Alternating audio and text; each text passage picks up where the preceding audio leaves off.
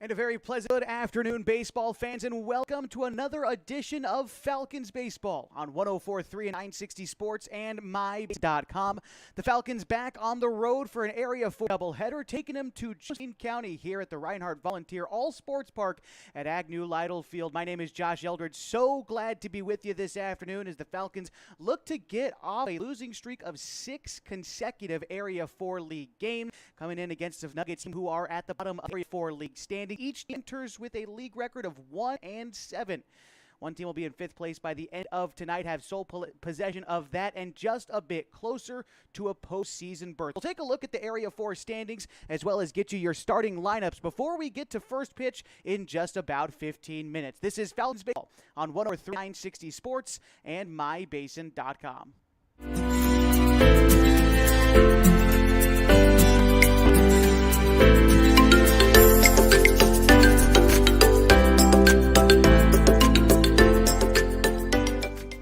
MyBasin.com, we bring you the power of local radio, the pace and reach of social media, and the excitement of local sports. We do this with a team of radio professionals that is second to none. We're proud to call Klamath Falls our home.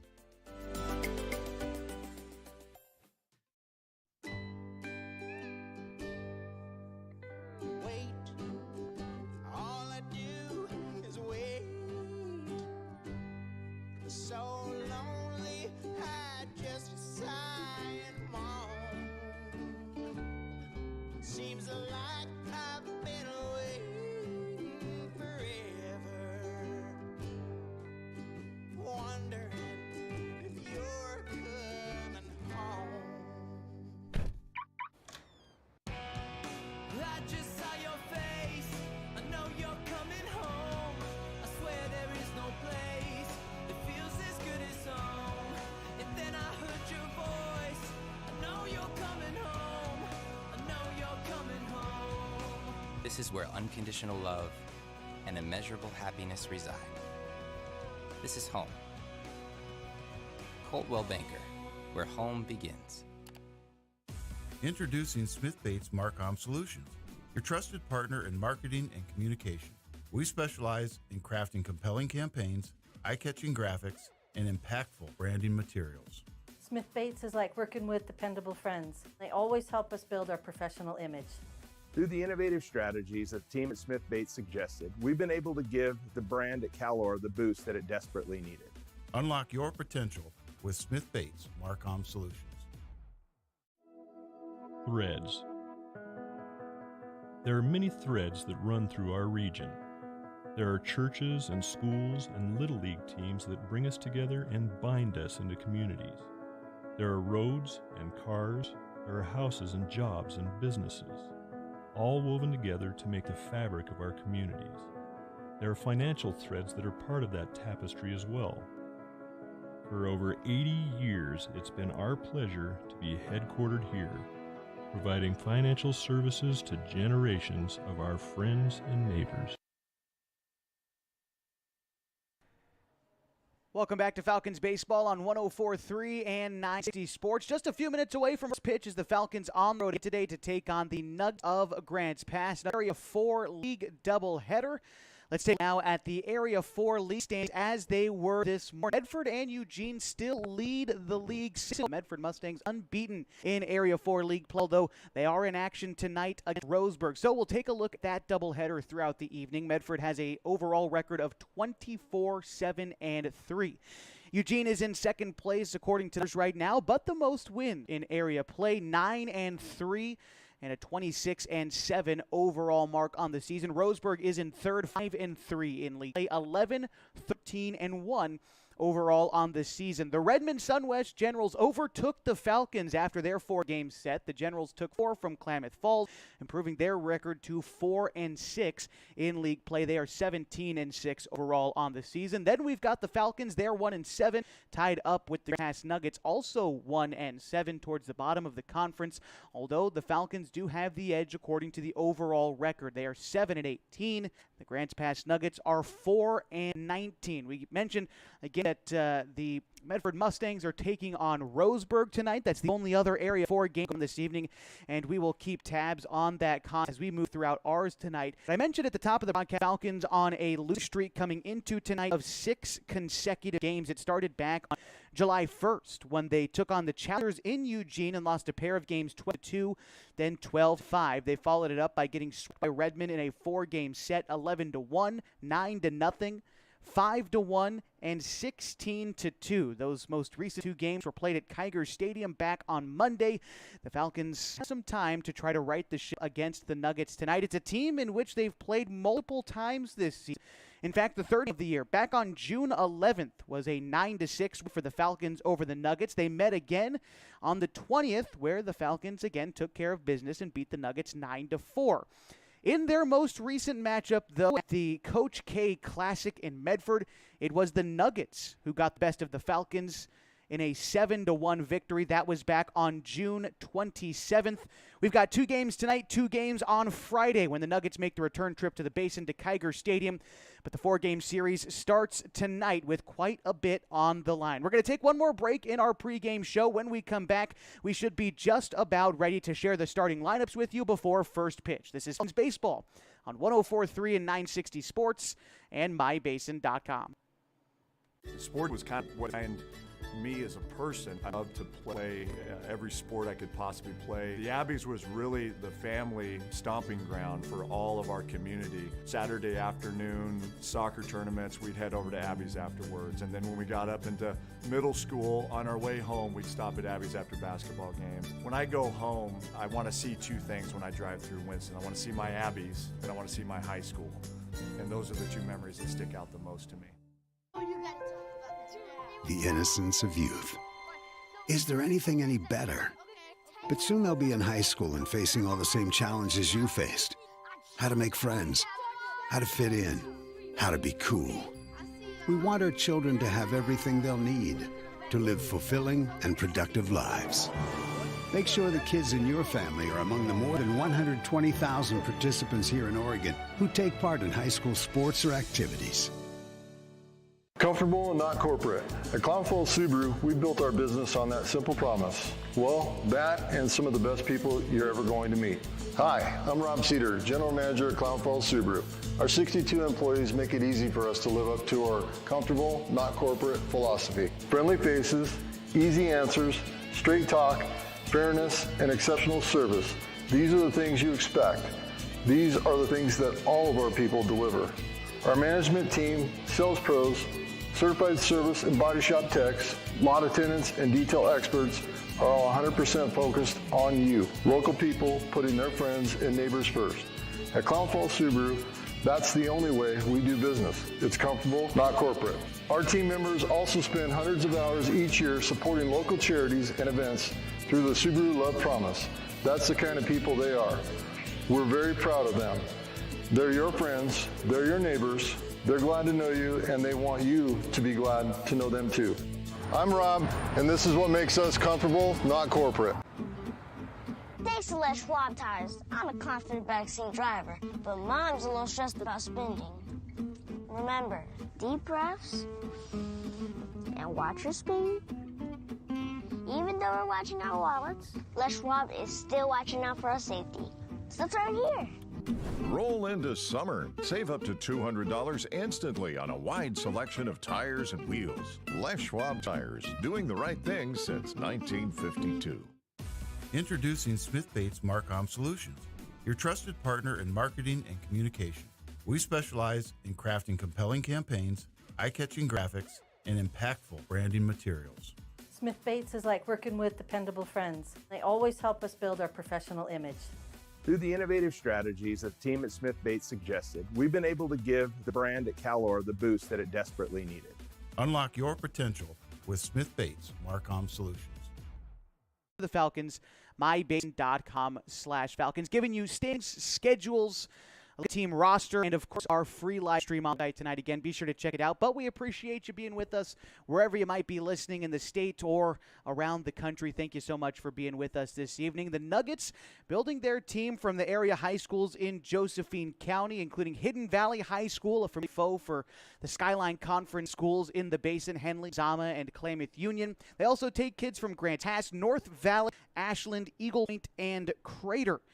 Guys to play college at the next level for the Grants Pass, who are coached by Kevin Olmsted, who you might recognize from the Oregon Tech Owls, and coach for Jacob Garcia in the springtime. But as a matter of fact, Coach Olmsted of the Grants Pass Nuggets played for these Nuggets before he moved on to coach at community college level and then at Oregon Tech. Played some professional ball as well overseas. Excited to see how his Nuggets perform now that they're about halfway through the season. They started on a little bit of a skid to start the year, but began to found their footing right around the Coach K tournament that took place in Medford in late June. And again, that is when the Nuggets got their first win off of the Falcons to the tune of 7-1. Again, Falcons coming in off of a 6-game losing streak. Their last win actually came at the Coach K tournament on June 30th against the Salem Dodgers. They won that game 4-1. Before that, it was June 26th where they beat the Eugene Challengers 4-2. That marks their only league win. Grass's only league win came in a 6-0 shutout of Roseburg. And again, the Doctors playing the Medford Mustangs in an Area 4 matchup. We'll keep tabs on that game as we move along. Now, it looks like our head coaches tonight, Coach Pete Whistler of the Falcons, and we mentioned Coach Kevin Olmsted of the Nuggets, are sharing their starting lineups. So we'll also give you the starting 9 for each team. Let's start with the visitors tonight, and that is our Klamath Falls Falcons. Leading off and at second base, it's Max Price. Colin Takini is pitching tonight, batting second. Marcos Ulloa Ford, the shortstop, is hitting third, followed by the cleanup hitter. Playing third base is Ian Meyer. P.J. Safford bats fifth and is catching. Jacoby Takini is at first base. He's batting sixth. Hitting seventh is Corbin Hamilton in right field. Carson Sims bats eighth in left. And Ryan Douglas rounds out the Falcons' order in center field. Mentioned Colin Takini on the mound for Klamath Falls. We'll take a look at numbers for Colin on the season. Once he takes the hill, he'll be going up against a Nuggets order that goes like this. Pitching for the Nuggets is Luke Morgan. Batting leadoff in center field is Cole Carnes. Keller Woodworth is hit second at shortstop. Morgan is in right field, batting third. Hitting cleanup is Jack Matthew, the first baseman. Catching and batting fifth is A.J. Elzy, followed by Dane Kissel, the third baseman, batting sixth. Elijah Zauer is the designated hitter, batting seventh, followed by Ty Ireland in left field, batting eighth. Rounding out the Grants Pass order is Jace Elzy at second base. A couple minutes away from pitch. We'll take one more pause, and when we come back, we'll probably catch the tail end of the anthem and be ready for first pitch. An Area 4 doubleheader on 104.3 and 960 Sports and MyBasin.com. This is Falcons Baseball, and we'll be right back.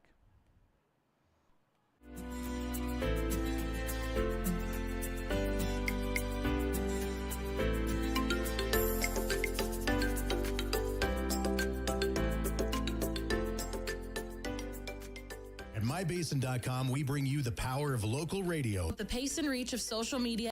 And the excitement of local sports. We do this with a team of radio professionals that is second to none. We're proud to call Klamath Falls our home.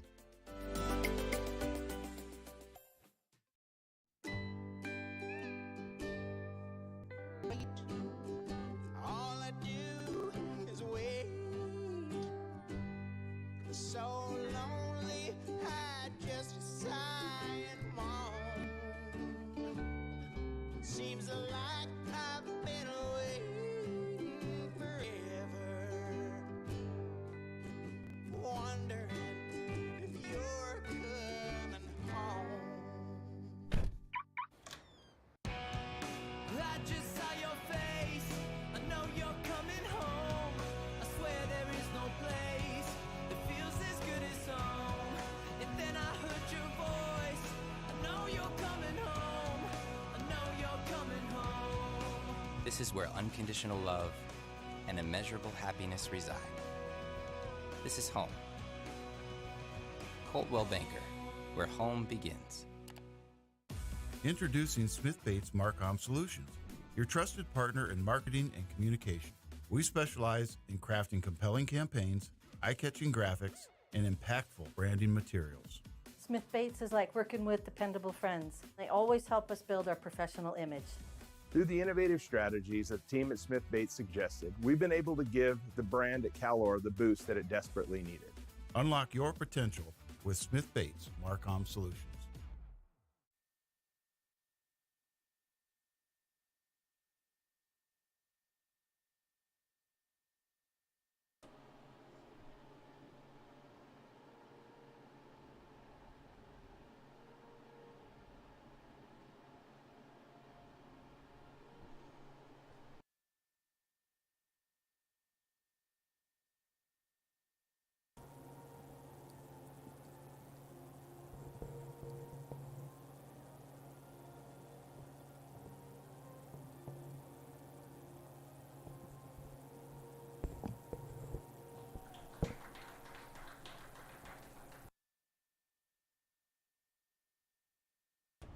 End of the national anthem means we are almost ready to play ball here in Grants Pass, one of the finest places to watch a baseball game in Area 4, a stadium which is steeped in history here in Grants Pass. Agnew Lytle Field at the All Sports Park just off of M Street here in Grants Pass, and I say steeped in history. A lot of great players and great coaches have come through and played here in Grants Pass, and you look at a handful of their coaches in years past. Most recently, I think of guys like Mike Reese, who played at Grants Pass High School in 1976. He coached the Hidden Valley Mustangs along with the Grants Pass Nuggets for many, many seasons, and coached them to 3 Area 4 titles over his span, including a runner-up finish at the state tournament in 2016.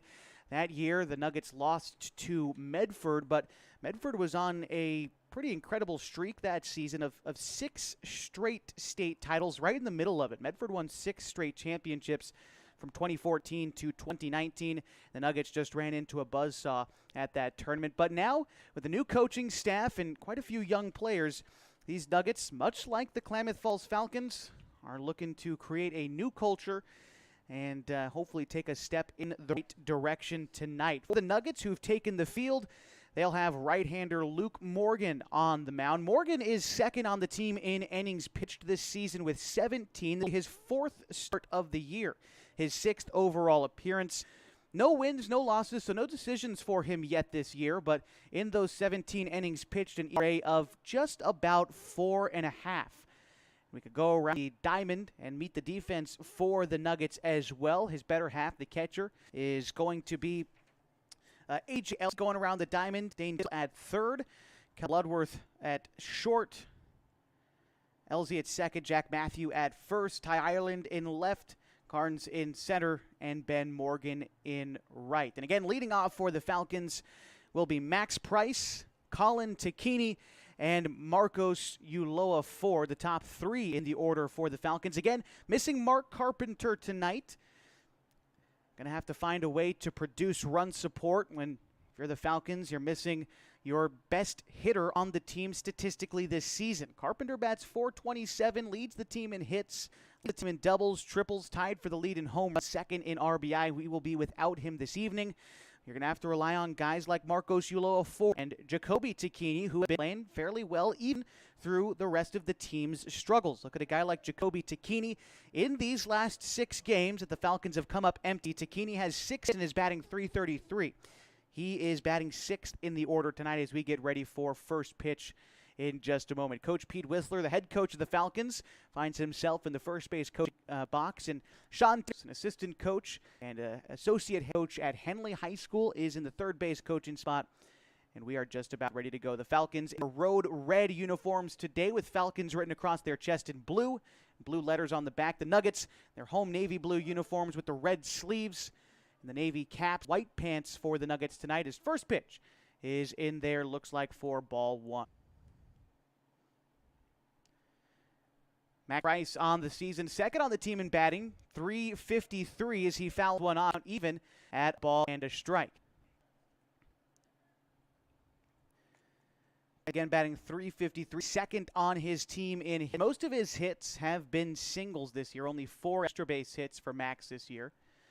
The 1-1 pitch on the way to him is in the dirt, and the count moves now to 2 balls and a strike. First of a doubleheader this evening, just getting started in Grants Pass. Thank you for being with us this evening. Decent crowd here at the All Sports Park. Quite a few Nuggets fans near their dugout down the third base side. The Falcons fans down by home plate, kind of right beneath where the scoreboard is if you're watching on mybasin.com. Price lifts one into foul territory behind the plate, which is made by Elzy for the first out in the first inning. This will bring up Colin Takini, who's batting .209 this year. He's seen his average surge a bit as late. 9 hits for Colin this year. 8 of them have been singles. He does have 1 double, and he's also starting on the mound for the Falcons.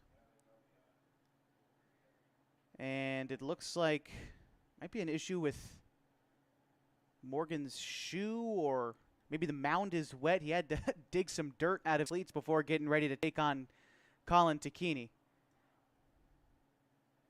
All right, looks like the right-hander is back and ready to go. Here's the delivery from Luke Morgan. The first pitch to Takini is fouled straight back, and the count now 0-1. For the Falcons is Marcos Ulloa Ford. Ian Meyer waits in the hole for Klamath Falls. Takini, a tall batting stance as the catcher Elzy sets up outside for the 0-1 pitch. Bounced out towards short. Bloodworth ranges over, makes the throw across the diamond in time for the second out in the first inning.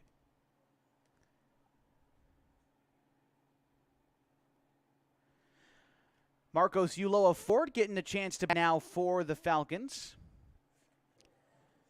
Marcos, a recent graduate of Mazama High School. No, he's ready to attend Oregon Tech in the springtime and join Coach Kevin Olmstead of the Nuggets back in the Basin with the Owls, who are coming off a postseason appearance in the Cascade Collegiate Conference for a second consecutive season.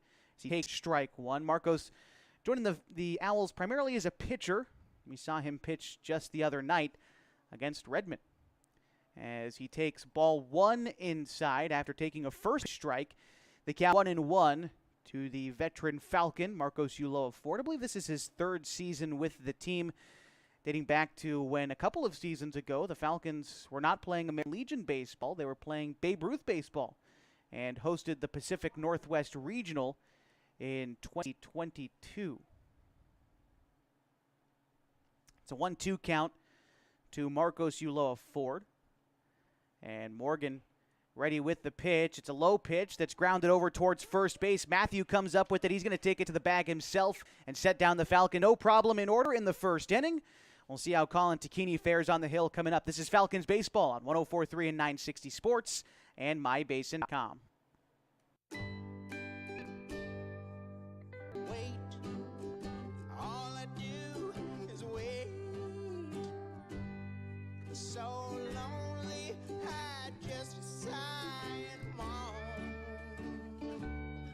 Seems like I've been away forever, wondering if you're coming home. I just saw your face, I know you're coming home. I swear there is no place that feels as good as home. And then I heard your voice, I know you're coming home. This is where unconditional love and immeasurable happiness reside. This is home. Coltwell Banker, where home begins.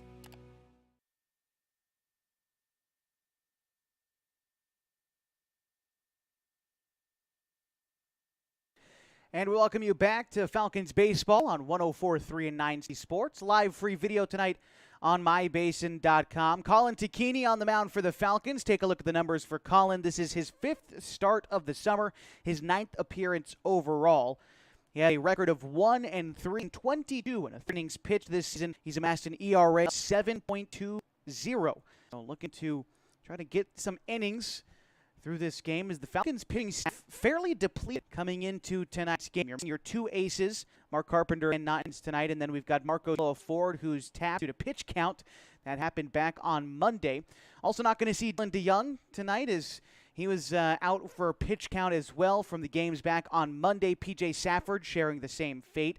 Corbin Hamilton pitched last night, actually. Even though the Falcons didn't have a game, he participated for the Henley Single-A team. Corbin's pitch count also tapped this evening.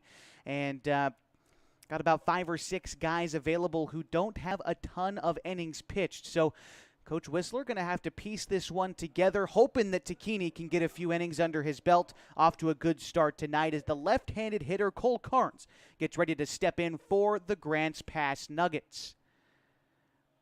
Take a look at Carnes on the season, batting .275 as he steps into the box. Here's the first pitch from Colin Takini. It's going to be called strike one. Takini comes with a good two-seam fastball, changeup. Doesn't have a hammer-breaking ball, but he does mix in the curveball here. Primarily trying to spot that fastball is the key to Colin's success. There he tried to break off the curveball, but sailed high on him. Count now even, a ball and a strike to Cole Carnes. On deck is Culler Bloodworth, and then Ben Morgan for the Nuggets, still in the bottom of the first inning, scoreless. And it looks like we've got time called. P.J. Safford coming out to have a conversation with his pitcher. It looks like also see Coach Craig Connor emerging from the dugout to have a conversation with the umpire. And now Colin is going to have to pick some dirt out of his cleats. The mound might be a bit wet, even with temperature as it is here in Grants Pass. A warm one, no doubt about it. 97 degrees at first pitch this afternoon. It'll cool down below 90 by the time the second game starts tonight, as it does cool down quickly here in the Rogue Valley, especially here at the All Sports Park. Got the trees surrounding us. You can start out here in shorts and wind up in a sweater by the end of the night in some cases. But it looks like Takini ready to go as Safford returns behind the dish and Coach Craig Connor returns to the dugout. All right, it's a 1-1 count to Carnes as Takini ready with the pitch. Here it comes. Line drive over the head of the shortstop and into left field. Rounding first and heading for two is Carnes as that ball rolled a bit past Sims, and a lead double for Cole Carnes as the Nuggets flirting with a run in the first inning. Let's go ahead and defense for the Klamath Falcons after that off double. Behind is P.J. Safford at third in Meyer. Marcos Ford is at short with Max Price at second. Jacoby Takini at first. Carson Sims in left. Ryan Douglas in center. And Corbin Hamilton in right. There's a runner at deck. Here's Keller Bloodworth. 377 on the season for the Nuggets. It's the first pitch, a ball. A nice fire for Takini. Started on his own, but then broke across the plate for strike one against Bloodworth. 9 guy on the season for Bloodworth. Attends Ashland High School, the lone Grizzly on this Nuggets ball up. Here's the 0-1. Take high, the two-seam fastball ran a bit high and in Bloodworth. The count even now. Nobody. And a runner aboard at second after Carnes hit the leadoff double in the bottom of the first inning. Takini, right-hander set, second Price trying to hold the runner. A long time coming set, a big off of second, and there Carnes, the pitch is going to be fouled on the left side. He stared down Carnes, who was about 5 or 6 steps off second base bag, decided not to step off or go over, and Carnes on the move. Luckily, just a foul ball. Count moves to a ball and 2 strikes to Bloodworth with Morgan waiting on deck. Still a big lead second. May move to get him to slide back, but no throw from Colin. Carnes, another considerable lead off second. Moves home, the runner not on the move, and lifted into shallow right field. Moving over the first baseman, Jacoby Takini. He'll catch behind first base. First out in the bottom of the first inning. It brings Ben Morgan. Ben Morgan, that's 365 for the Nugget this year. 5 RBIs, 6 runs scored. For attends North Medford High School. Opting not to play for the Mustangs or for the Rogues that are playing at Harry and David Field. A bunt or a swing laid down in front of Matt. Colin comes up with time, moves to third. Just a weak dribbler in front of the mound. But in the meantime, after he's made at first, Carnes advances third. So 90 feet away from scoring with outs, and here's Jack Matthew. Fans of the Skyline Conference certainly familiar with Jack Matthew, All-state athlete from Valley High School. Just wrapped up his junior season with the Mustangs.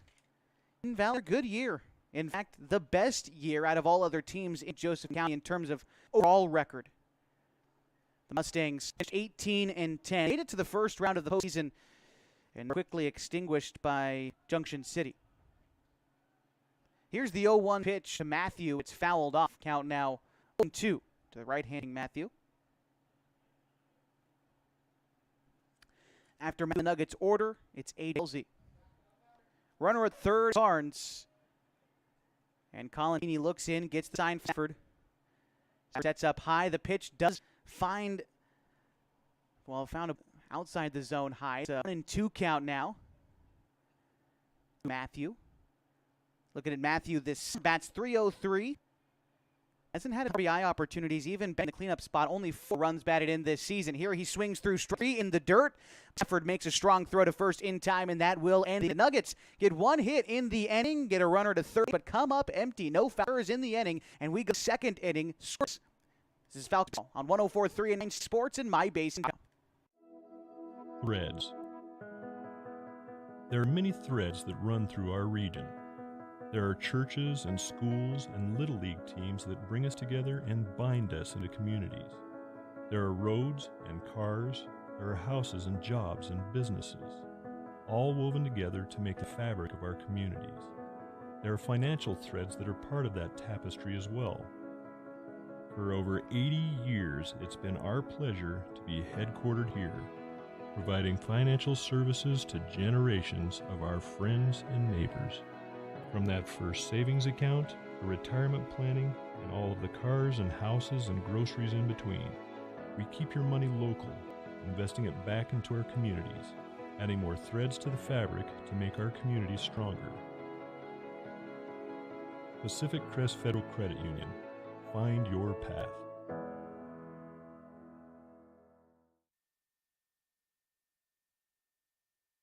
Getting ready for the top of the second inning, middle of the Falcons order. So we're still scoreless. It's Ian Meyer, P. Stafford, and Jacoby as Falcons look to our scoreless tie.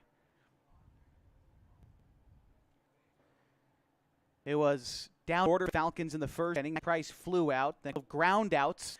Stopped the inning for the Falcons. But here's Ian Meyer, and look at a guy like Ian Meyer I've seen a few times, and I'll say it again, had an interesting role in the prep season for the Hornets. Here in the summer has really come to his own. And guys like Ian, the reason I enjoy watching some baseball even after the season, because Ian, again, is more of a bench reserve player for the Hornets during prep season, kind of off the bench, was first off bench, a lot of spots.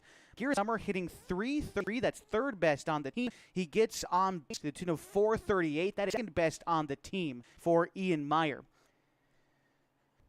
First pitch was a ball low. This one held off. The count now even to Meyer, 1-1. Dimensions here at Agnew Light Field looks like about 320 down either line and 380 to straightaway center field. Really symmetrical ballpark and a tall fence as well here at Bass. Would certainly call it a pitcher's ballpark. A lot of foul territory. Guys have lots of room to matches out there and try to get hitters out on weakly foul balls. Takini swung through the 1-1 pitch. Now the count 1-2 with P.J. Stafford on deck. Here's the pitch. That one's going to come in and hit Ian Meyer. And for Ian, boost the on-base percentage a little bit there. That is the third time he's been hit this season, and that is tied for most on the team. He's awarded first, and here's P.J. Stafford. Guy Delph, who's trying to break out of a little bit of a slump here in the midseason. He had a decent back on Monday as Stafford had an RBI single. Overall for the season, hitting 155. The right-hander from Plymouth Union steps in the box, shows bunt, and pops it up down the third base side. It is caught in foul territory by Kissel. Not the result that Stafford looking for is the first in the second inning. Bring up Kobe Takini. Takini, we talked about him a little bit in the 6-game skid for the Falcons. Takini has been one of the few bats in the order. 6 hits over the last games. He hits 3-3, and on the season for Jacoby, he is batting 200. So during stretches when he's begun to find hit, right here hits a line drive to right field, but it's right at Ben Morgan, and the catch is made for the second out. And you got to remember, for Jacoby, part of the process, you hit a hard line drive right field, but it's right at We'll see that average dip a bit, but here comes Corbin Hamilton trying to pick up Jacoby with 2 outs and a runner up first in the top of the second inning, still scoreless. Set is Morgan and moves home that one in the dirt. 1-0 to Corbin Hamilton. Hamilton was a Skyline Conference honorable mention in the prep season. Here during summer is batting 130. Corbin was mostly used as a pitcher during the prep season, but they starting in right field as he takes ball 2-0. Corbin, son of Jesse Hamilton, the principal at Henley High School. Saw Jesse sitting a couple rows in front of me down in the press area, right behind home plate in the nice shaded area behind home plate. Is our vantage point here at the All Sports Park looking southeast. I believe that would be back towards the Rogue River. The pitch is hit in the air, looks towards the right center field gap. On the move is Morgan, and he makes the catch to end the inning. 1 base hit in the inning for the Falcons, but no runs come across. We head to the bottom of the second, scoreless on 104.3 and 960 Sports and mybasin.com. Sports was kind of what defined me as a person. I loved to play every sport I could possibly play. The Abbeys was really the family stomping ground for all of our community. Saturday afternoon soccer tournaments, we'd head over to Abbeys afterwards. And then when we got up into middle school, on our way home, we'd stop at Abbeys after basketball games. When I go home, I want to see 2 things when I drive through Winston. I want to see my Abbeys, and I want to see my high school. And those are the 2 memories that stick out the most to me. Thanks to Les Schwab Tires, I'm a confident backseat driver, but Mom's a little stressed about spending. Remember, deep breaths and watch your speed. Even though we're watching our wallets, Les Schwab is still watching out for our safety. So let's right here. Roll into summer. Save up to $200 instantly on a wide selection of tires and wheels. Les Schwab Tires, doing the right thing since 1952. Getting ready for the bottom of the second inning on 104.3 and 960 Sports. Due up this half for the Nuggets is A.J. Elzy, Dane Kissel, and Elijah Zauer. As we get ready for things, and Falcons meeting around the mound, trying to make sure that their defense stays in a good spot this game. Part of the reason that the Falcons have had a bit of trouble this losing streak has been the effort on defense. And I think who's watched these games or even been a part of them would tell you that 13 runs during this 6 game for the Falcons. They've committed 15 errors in these last 6 games. Here's A.J. Elzy stepping into the right-handed hitter's box. First pitch, I believe, missed for a ball. Here's the one. That's a curveball that's grounded short. Uloa Ford picks it up. Close play at first, and safe is A.J. Elzy. Beats out the infield single. And this will bring up Dane Kissel. Second knock of the night for the Nuggets. And now Dane Kissel bats. Believe Dane is the 3rd Kissel brother to play for the Nuggets consecutively.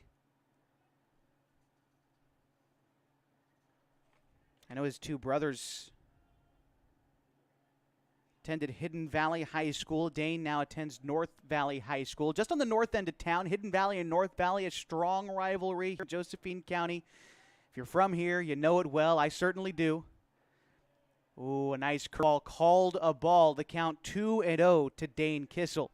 Looking at Dane this season, Dane Kissel is batting .255. And he is 3rd on the team in singles. Runner aboard at first is A.J. Elzy. The throw to try to pick him off. He's back safely. Dane Kissel, then Elijah Zauer waits on deck, the designated hitter for the Falcons, as Colin Tacchini comes set. A.J. on the move from first. The throw down from Safford is going to be high, and in safely at second with a stolen base is A.J. Elzy. The count 2 balls and a strike to Dane Kissel, as that one was called a strike.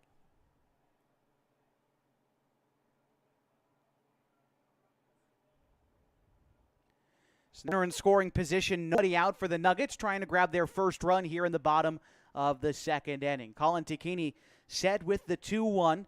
Small lead off of second for Elzy, and the pitch misses high. The count now moves 3-1 to Dane Kissel. Kissel on the season has 6 RBI. Bats with a runner in scoring position and a good hitter's count. The right-hander gets close to the plate, awaits the pitch, swings through what looked like a changeup from Tacchini, and the count is now full, 3 balls and 2 strikes. Talked about North Valley and Dane Kissel being a part of those Knights teams. The North Valley baseball program down for a few seasons before Coach Reese took over up there. They just finished off a season going 16-12. They made it to the quarterfinals where they lost to Brookings, but where that program had been and where it is now, a far cry. And nice to see North Valley and any baseball program be able to turn around the way that they have. A breaking pitch is popped up behind home plate. Safford is going to make the play, and that will be the first out in the second inning. Staying put at second is A.J. Elzy, and this brings up Elijah Zauer.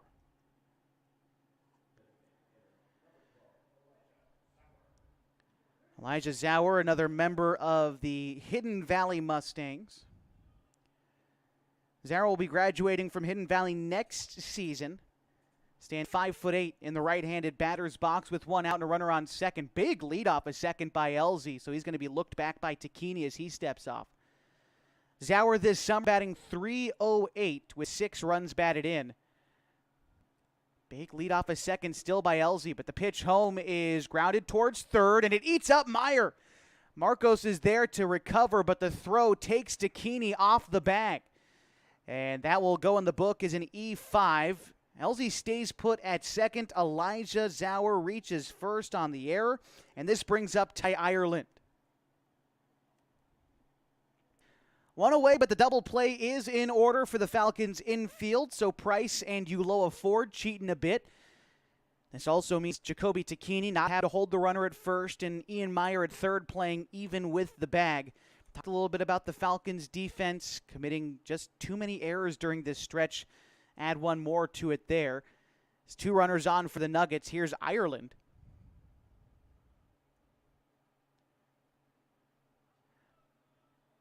And Tacchini set.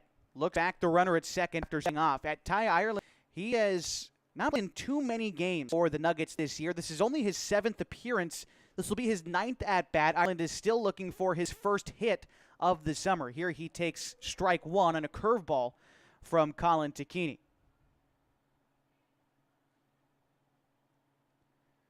Couple of guys for the Nuggets still looking for their first hit of the summer, as the Nuggets as a team batting .268 this year. The 0-1 coming up from Colin Tacchini. Nice job by P.J. Safford behind the plate to frame that up nicely. A pitch that truthfully might have been a little bit below the knees, but Safford made it look good, and it's called strike 2.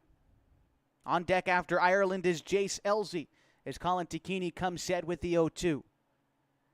Here it comes. Pitch sails high on him. A ball and 2 strikes now to Ireland. Now, Ireland has reached base a couple of times this season. He has walked 3 times. He's been hit by a pitch once. See how he works the count as Tacchini waves off Safford on the first sign. Big lead off a second again from Elzy, but Tacchini now set, delivers home. Another breaking pitch. That one misses high. The count now 2-2 to Ty Ireland. Outfield for the Falcons playing fairly straight away. But again, the infield trying to turn 2 and get out of this inning, keeping our scoreless tie intact. There's 1 out and 2 on. At second base, it's A.J. Elzy, and Elijah Zauer is at first for the Grants Pass Nuggets. Elzy continues to dance around out there at second. Tacchini really worried about him, and rightfully so. Here's the pitch home. Swung on and missed, and down goes Ireland for the second out inning. Big strike there for Tacchini, and that will bring up Jace Elzy. Jace Elzy this season, not having the summer I think he would have hoped, batting .043, 1 hit in 23 tries for Jace. steps in with 2 runners on and 2 outs in the bottom of the second inning. Still listen Grant's pass. Takini delivers home. A nice curveball. That missed. Ooh, must have been high. That was a fine pitch from Takini to fall behind in the count 1-0. Nuggets order turns over next with Cole Carnes on deck. Big out for Takini to get here. Don't want to go through the top of that order with anybody on base. Behind in the count 1-0. He'll step off and look the runner back to second.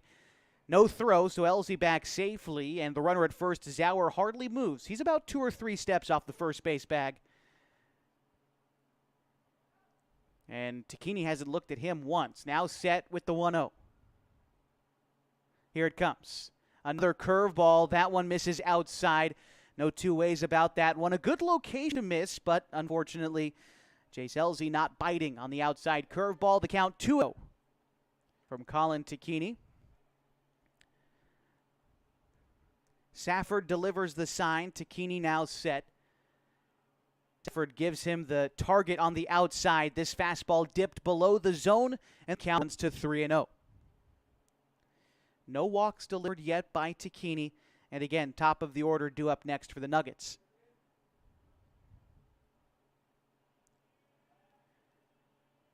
Takini's got to dig and make a pitch here. Probably looking for the fastball is Elsie. Here comes. That one will find the zone. Looked like inner third right around letters against Elsie. The count now 3-1. Still a hitter's count for Jace Elsie at the plate. Can afford to be a bit patient. But you don't want to let a good one go by you as Takini comes set with the 3-1. Here it is. The pitch fouled off and the count runs full. A fine job by Takini to work back into this at-bat. Keep his composure after falling behind 3-0. Now the count full. There's going to be a lot of movement in the infield. Elsie on second and Zauer at first. Both going to be on the move with a full count and 2 outs.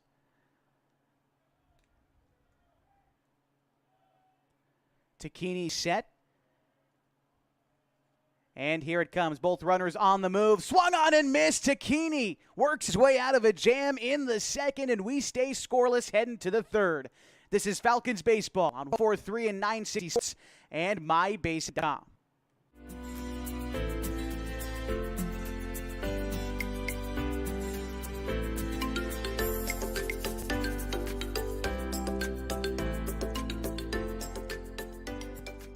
At MyBasin.com, we bring you the power of local radio. The pace and reach of social media. And the excitement of local sports. We do this with a team of radio professionals that is second to none. We're proud to call Klamath Falls our home.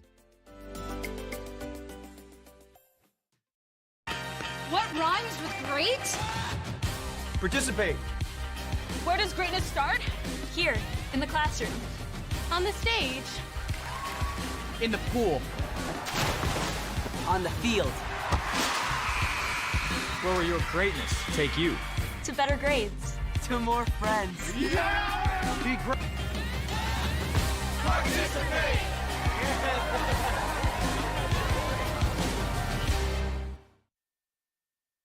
The third inning still scoreless as the Falcons take on the Grants Pass Nuggets in an area for doubleheader, still in game 1. With the night starting around 7 o'clock there on schedule, about 20-25 after the conclusion of this game. Here at the top of the third inning, Carson Sims, Ryan Douglas, and Max Price do up this half for the Falcons. A fine job by Colin Takini to work his way out of a jam in the bottom half of the second to keep things scoreless, give his team a chance here in the third. We look at Carson Sims, who will be leading things off for the Falcons. Sims, another one of the guys on this team who started out the season slow. Started out the summer not where he wanted to be, but recently Carson has started to see the ball a bit better. He's making solid contact, and in the last 5 games, Carson has 3 hits. And in that time, by the way, Carson only has about 7 at-bats, so his average has jumped up quite a bit in these last few games. They've all been singles. They've been ground balls, but they've gotten through, and that's all you can ask for the young Carson Sims, who's going to start his sophomore year at Henley next season. The first pitch is lifted foul behind first base. Sims falls behind 0-1.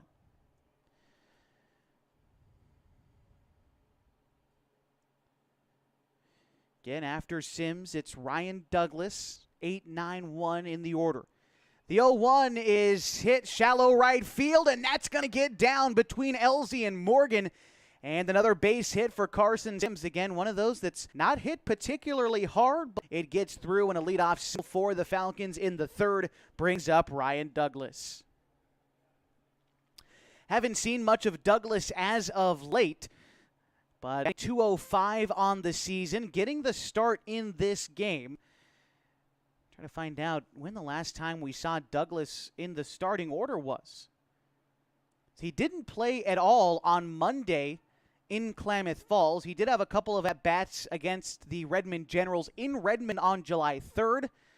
Played a couple of games against Eugene, but played every game of the Coach K tournament in Medford. That was in the last week of June. So we know he played quite a bit for the Henley single A team, as well as that pitch is going to be called strike as Douglas attempted a bunt but came up empty behind 0-1. They look like they're playing for a single every time they get a runner on base. They had a single to start off the second and attempted a bunt that was a pop-out here in the third. Same deal. Leadoff single, they attempted a bunt. Another pickoff move to get Sims at first, but he's safely. On deck, top of the order for the Falcons, Max Price. And again, Douglas showing bunt. He won't be able to lay down. It looks like it just was the outside of that, and he came up empty. The count now, no balls and 2 strikes against Douglas. Now with 2 strikes, likely swinging away in the Falcons center fielder. Another move over to first. Quick move by Luke Moore. Jumped off the rubber and to first. He's got a quick pickoff move, and something that these Falcons runners are going to have to be attentive to. The 0-2 pitch to Douglas looked at for strike 3, and that'll be the first out in the third inning.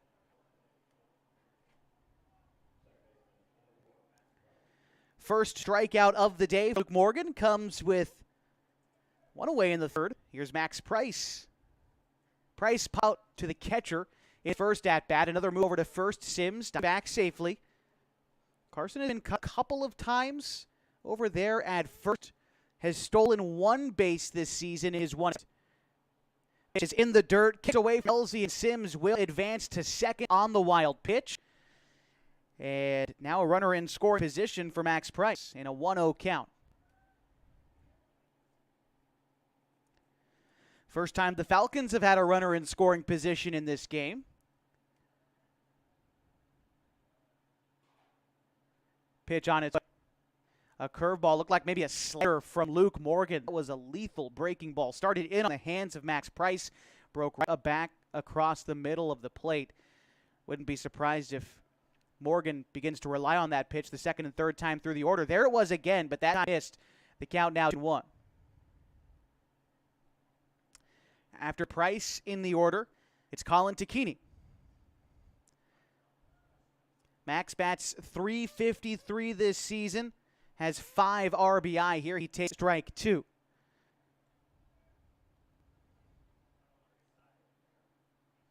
Price second on the team in at-bat this year with 68. Hits his swing. Yes, he does, and that is strike 3. Couple of big outs to get there for Luke Morgan. Back-to-back strikeouts with runner in scoring position. And here's Colin Tacchini looking to help out his own cause and get across the first run of the ball game here in the top of the third inning.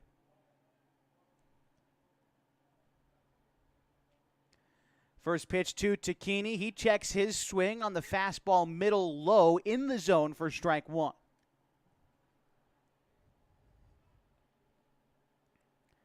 After Tacchini in the order is Marcos Ulloa Ford. The 0-1 on its way to Colin. There's that slider again. Same spot that froze up Max Price. The count now 0-2. Tight spin rate on that slider for Morgan. It doesn't look like it's going to slide until it gets about 3/4 of the way home and then dips away from right-handers. There's a fastball come on up empty as Tacchini. He's down on strikes, and that'll be more striking out the side to get a jam with a runner in scoring position and keep things scoreless in the top of the third inning. 1 run, no hits, 1 runner left for the Falcons on 104.3 960 Sports and mybasin.com.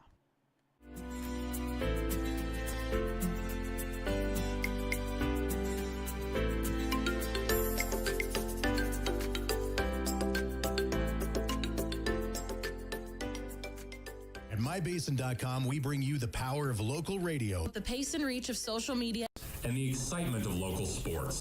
We do this with a team of radio professionals that is second to none. We're proud to call Klamath Falls our home.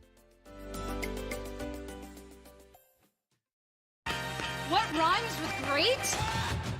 Participate. Where does greatness start? Here, in the classroom. On the stage. In the pool. On the field. Where will your greatness take you? To better grades. To more friends. Yeah! Be great. Participate!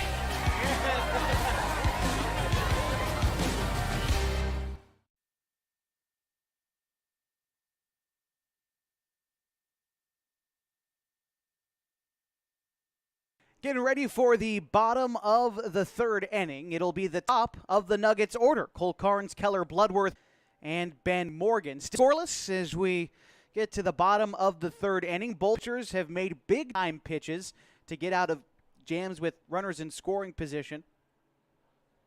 Now as we start to begin the second time through this order, see if they've got anything different for our starting pitchers tonight. Cole Carnes is 1 for 1 today. He doubled and was left stranded at third in the first inning.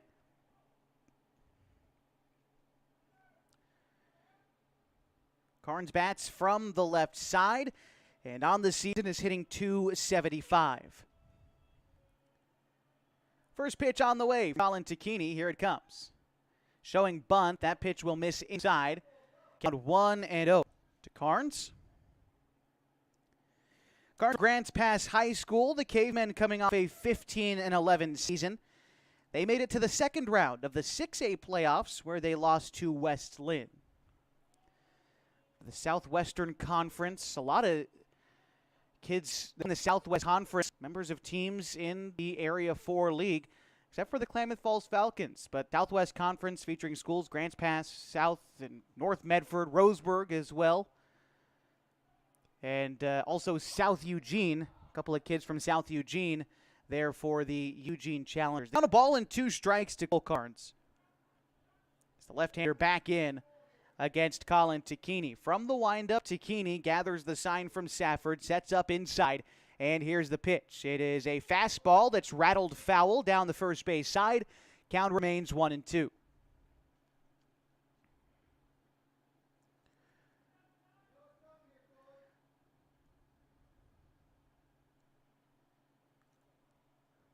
Pitch on its way from Tacchini. The 1-2 again is looked at dirt.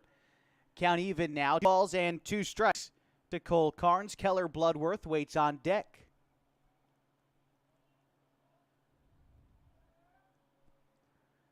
Here comes Tacchini. Breaking pitch, bounce towards second. Price plays it on a hop and makes the throw to first in time. 1 away in the third inning, and here comes Keller Bloodworth. Hit off the end of the bat. Price played it off the single hop. It almost gave him some trouble out there after it bounced off the hard dirt in the infield, but was able to make a play, and 1 away for Bloodworth, who's 0 for 1 in this contest. The pitch, breaking pitch from Colin Tacchini, found the outside part of the plate, and that's called strike 1. Ben Morgan waits on deck for the Nuggets. Is Tacchini ready for the 0-1? Home to Bloodworth. Another curveball. This one lifted foul. Count 0-2. Tacchini can go with either the fastball or go again with curveball here, but Bloodworth has hit twice now in a row. Might be ready to time it. Tacchini. Here he comes. 0-2 pitch. Fastball misses outside. Count now a ball and 2 strikes to Bloodworth. Hits .377, if my memory serves me correctly. A couple of extra base hits the last time the Nuggets visited Kiger Stadium earlier this summer. Here's the 1-2 home to Bloodworth. There's the curveball, and it's popped up in the infield. Looks playable for the second baseman, Max Price, who calls everybody off to make the catch for the second out, bringing up Ben Morgan.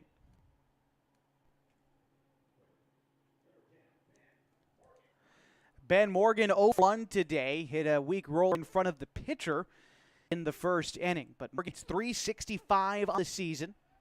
Here's the first pitch from Tacchini. Good fastball down the middle of the zone An 0-1 count now to Morgan. I mentioned other players in the Southwest Conference during the prep season. Ben is one of them, member of the Black Tornado at North Medford High School.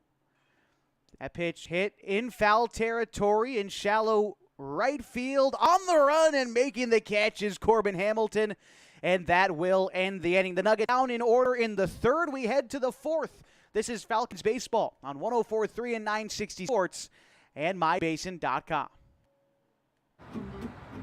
Thanks to Les Schwab Tires. I'm a confident backseat driver, but Mom's a little stressed about spending.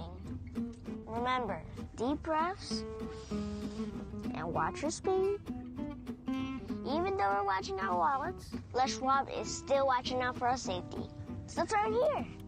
Roll into summer. Save up to $200 instantly on a wide selection of tires and wheels. Les Schwab Tires, doing the right thing since 1952.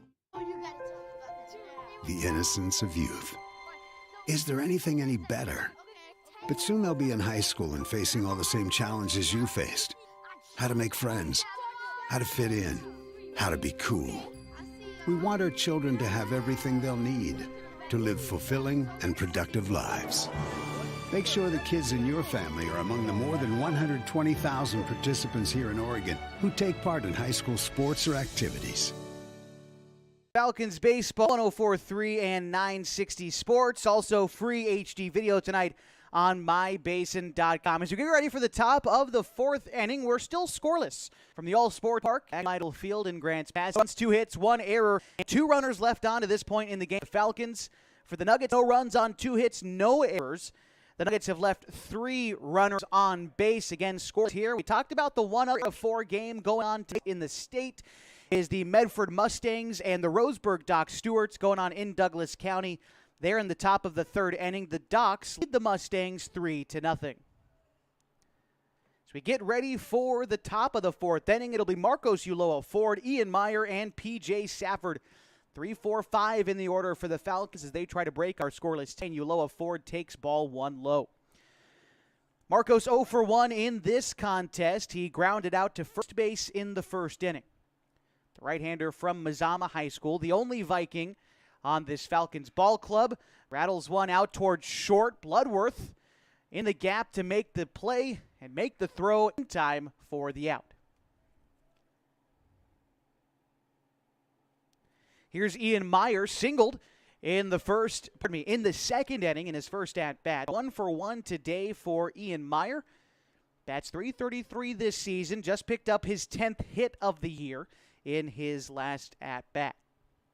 Right-hander from Finley awaits the first pitch, and it's taken for a strike against Luke Morgan.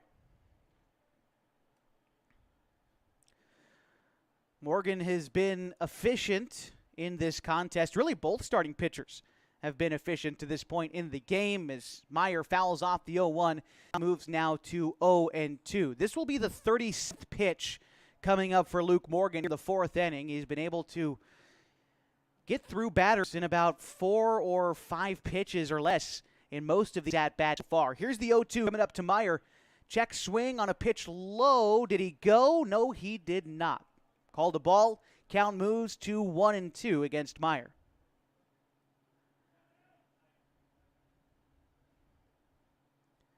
It'll be Morgan continuing to work out of the stretch, or out of the windup rather, as he sails the slider away. Count even now, 2 balls and 2 strikes with P.J. Safford waiting on deck.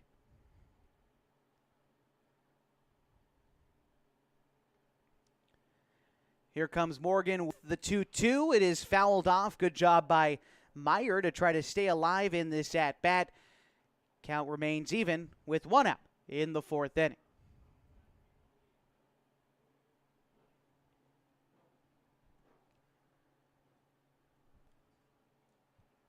Infield for Grants Pass, playing a few steps in, and time is called.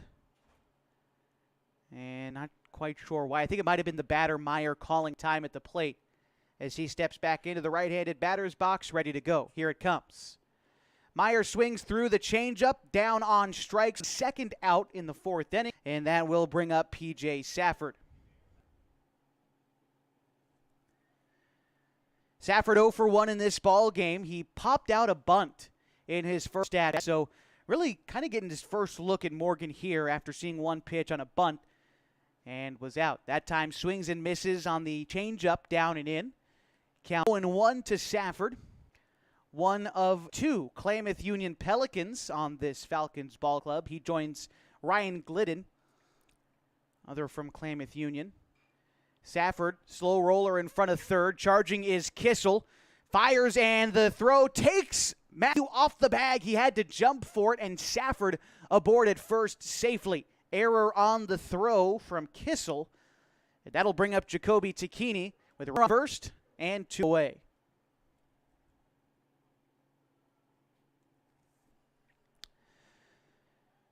Takini 0 for 1 in this game. He flew out to right field in the second inning. The pitch to Takini is called a strike. A fastball that was right around these, and a good job by LZ, the veteran catcher for the Nuggets, to frame that one. Called a strike against Jacoby as Corbin Hamilton waits on deck for the Falcons. Set now is Morgan. Move over to first. Sack safely. A couple things you could say about P.J. Safford at first. Look, he knows he might not be the fastest guy on the field, but I would say P.J. Safford has a high baseball IQ, knows how to run the bases, even if he doesn't do it particularly fast. He's going to be a hard guy to pick off or get out on the base paths, period.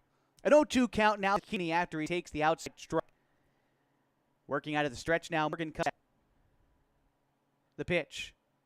Swung on and missed. Down goes Takini, and that will end the no runs, no hits, one Nuggets error. One runner left for the Falcons and go to the bottom of still scoreless in Grant's Pass. This is Falcons baseball, 103 and 960 Sports and MyBase.com.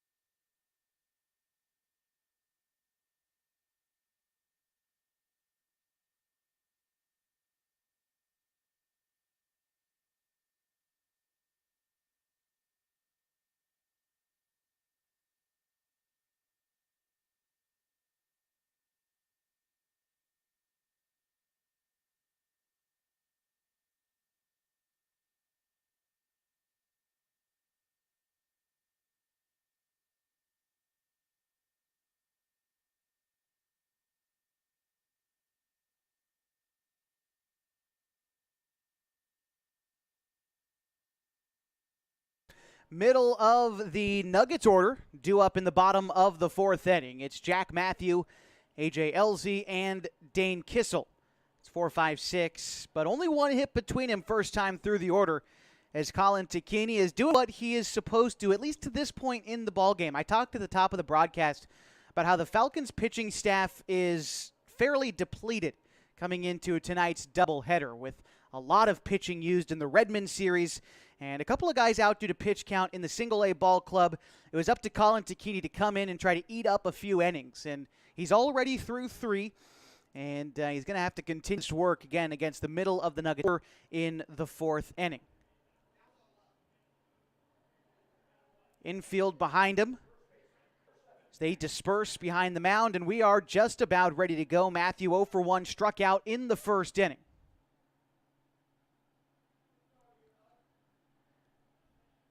Right-handed hitting first baseman for the Nuggets. Away first pitch from Takini. Here it comes. It is hit in the air into full territory behind first. The count 0-1.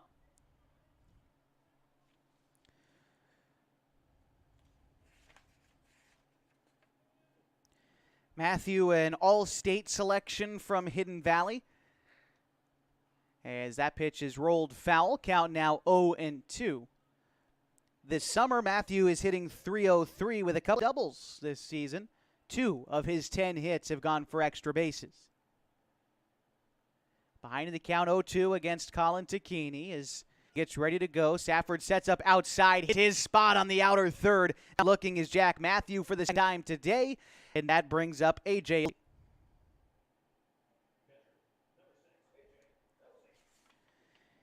A.J. Elzy also went to Hidden Valley High School, graduated last year the 6-foot-tall catcher, class of 2023 for the Mustangs. Here's the pitch on the way. It's in the dirt, skips away from Safford, although no harm done with nobody on base. The count 1-0 to LZ.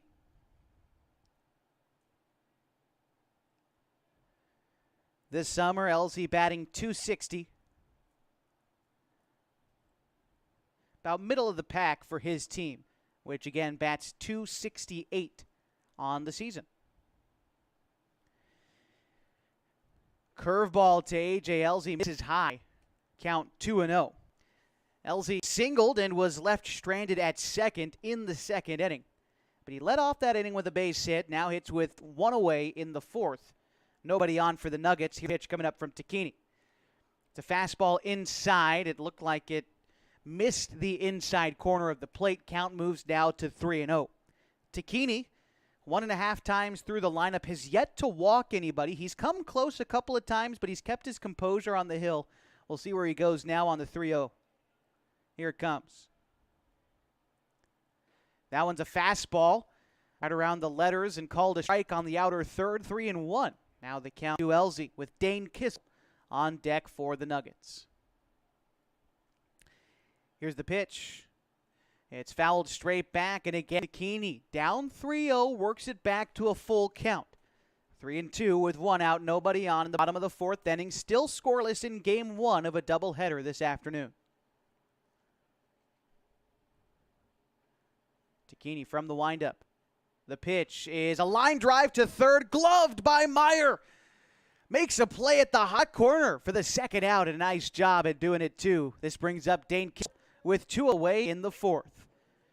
That's a hard play to make for Meyer. Wound up on his knees making the catch. He'll deserve some fives heading back to the dugout for that one. Here's Dane Kissel with 2 outs.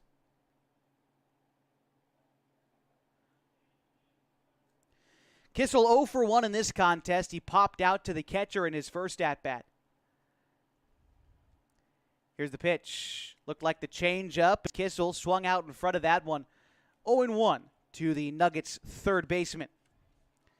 Kissel hitting .255 this season for the Nuggets. Here's the 0-1 pitch from Takini. That's a two-seamer in the dirt. Count 1-1. Takini, his two-seam fastball has quite a bit of run back towards the right-handed hitters for the Nuggets. He's placed it on the outside quite a bit too, so it looks like it might be outside, and it just runs back into the zone in the very last minute. Here he goes here on the 1-1. Looked like the curveball, that one in the dirt. Count 2-1 from Takini. Dane Kissel ahead with Elijah Zauer waiting on deck for the Nuggets.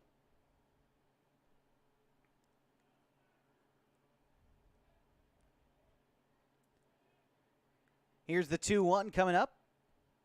Swung on and missed. That looked like the changeup again. Had Kissel out in front once more. That's how Takini got the first strike on him. Now the count even. 2 balls, 2 strikes, 2 outs, nobody on in a scoreless ball game in the bottom of the fourth inning. Takini with the pitch. Curveball, grounded foul down the third base side. Coach in the third base box making a play at the hot corner. He's doing his best Ian Meyer impression on that play. Count remains 2 balls and 2 strikes. Takini back on the rubber. Has had his way working out of the windup this inning. 2-2 again. Curveball just missed outside. Might have been a touch high as well, and the count's full.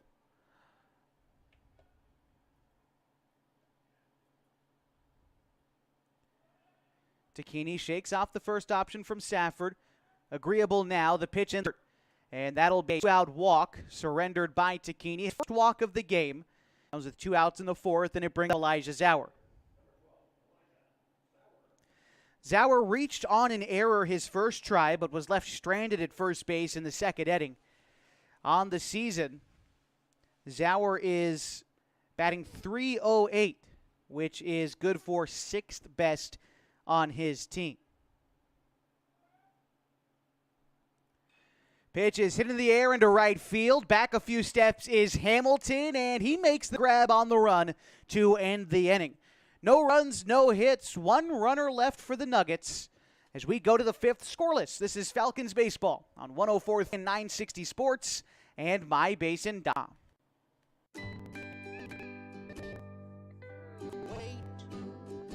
All I do is wait. So lonely, I just sigh and moan. Seems like I've been waiting forever. Wondering if you're coming home. I just saw your face. I know you're coming home. I swear there is no place that feels as good as home. And then I heard your voice. I know you're coming home. I know you're coming home. This is where unconditional love and immeasurable happiness reside. This is home.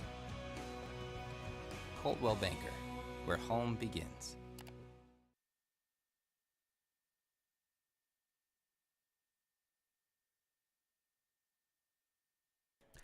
Getting ready for the fifth inning as we continue coverage of Falcons baseball on a warm Wednesday night in Grants Pass. As we're scoreless, and it'll be the bottom of the order for the Falcons due up in the fifth. That's Corbin Hamilton, Carson Sims, and Ryan Douglas. And just as I mentioned, Colin Tacchini doing a fine job on the mound for the Falcons.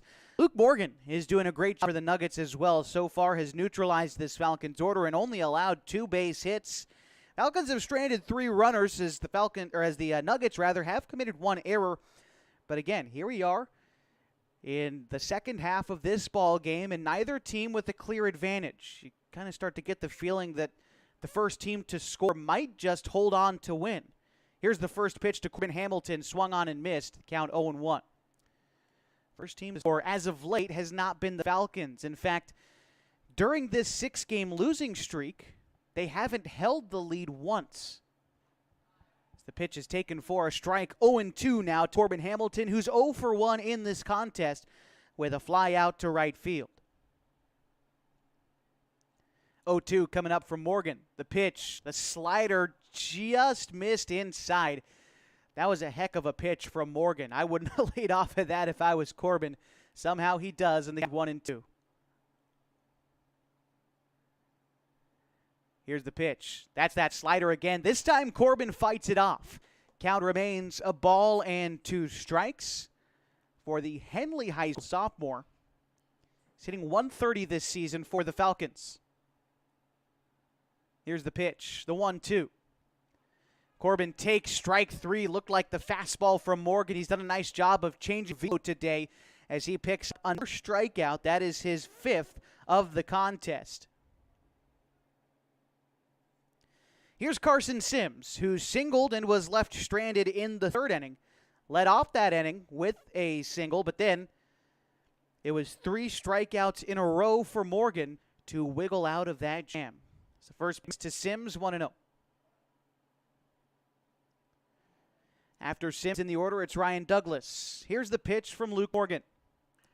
Hit in the air into the left center field gap. Could cause some trouble, and that's going to get down. Could be extra bases for Sims. Rounding first, headed for second. The throw is not in time, and a 1-out double for Carson Sims, and the Falcons in business in the 5th.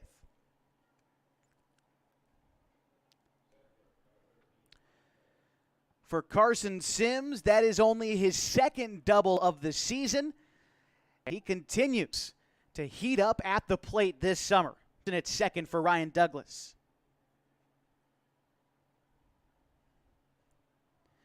Decent lead off a 2nd for Sims. The pitch to Douglas is swung through for strike, 0-1. After Douglas, the Falcons lineup turns over for Max Price. Then Colin Tacchini, if this rally comes to fruition for the Falcons, 1 away and a runner in scoring position. The pitch coming up from Morgan. That one in dirt, kicks away from the catcher. Elsie Sims breaking for 3rd. He's in there on the wild pitch. 90 feet away from scoring. Carson Sims as the Falcons flirt with the lead in the top of the 5th. Douglas is 0 for 1 himself today. Struck out in the 3rd inning.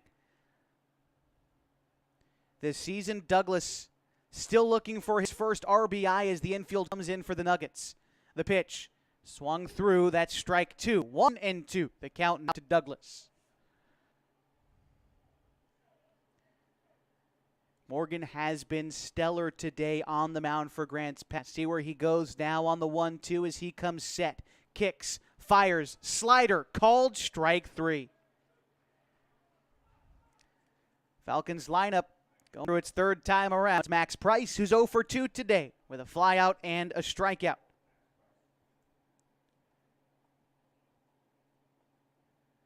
Seven strikeouts on the afternoon now for Luke Morgan after that most recent. Here's the, looked like a changeup. Might have been a curveball. Off speed for sure. Regardless, it was called a ball. Missed high to Max Price and they went 1-0. What a time for Price to come through here. He's got 5 RBI on the season, set on the team in batting .353. Pitch sails outside, the count 2-0 to Max Price as Colin Tacchini waits on deck.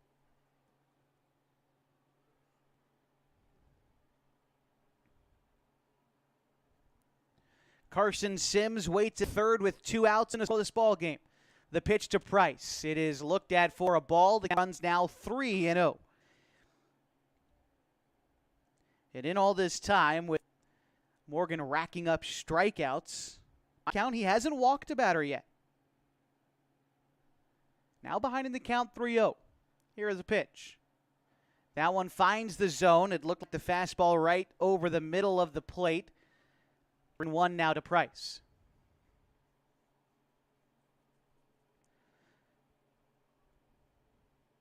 Set is Morgan. The catcher, Elzy, sets up outside. The pitch is bouncing over the middle. Charging is the baseman, Elzy. The throw to first, not in time. And that will score Sims. The Falcons strike first in the top of the 5th inning. They're up 1 after the infield single from Max Price. Big time clutch bat there for Price. And this brings up Colin Tacchini. Tacchini's 0 for 2 today with a ground out and a strikeout. Move over to first. Price back safely. Colin would love to help out his own cause here. Big gap on the right side of the infield with the first baseman Matthew holding. And Max Price caught in a rundown, but the first baseman Matthew can't glove it. Price into second safely. Morgan went to go move to first. It froze up Price. He was dead to rights, but Matthew, the first baseman, didn't squeeze it. The ball trickled away from him, and Price advanced to second.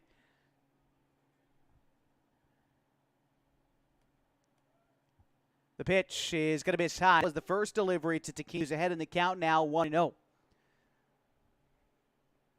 See if Morgan can keep his composure after surrendering a lead to the Falcons.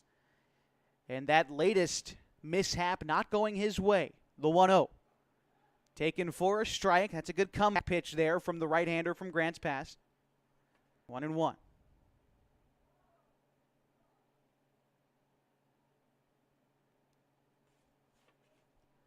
The pitch. Swung through, the count, a ball and 2 strikes now.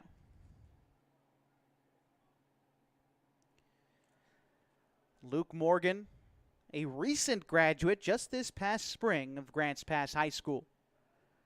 Ahead in the count of Colin Tacchini, 1-2. Set, looks at the runner, now moves home. Runner on the move, third. Pitch called, strike 3, and that'll end the inning. 1 run on 2 base hits in the inning for the Falcons. They take the lead, 1-0 as we go bottom of the 5th inning. This is Falcons baseball on 104.3 and 960 Sports and MyBasin.com. Threads. There are many threads that run through our region. There are churches and schools and Little League teams that bring us together and bind us into communities. There are roads and cars. There are houses and jobs and businesses, all woven together to make the fabric of our communities. There are financial threads that are part of that tapestry as well. For over 80 years, it's been our pleasure to be headquartered here, providing financial services to generations of our friends and neighbors. From that first savings account to retirement planning and all of the cars and houses and groceries in between, we keep your money local, investing it back into our communities, adding more threads to the fabric to make our communities stronger. Pacific Crest Federal Credit Union. Find your path.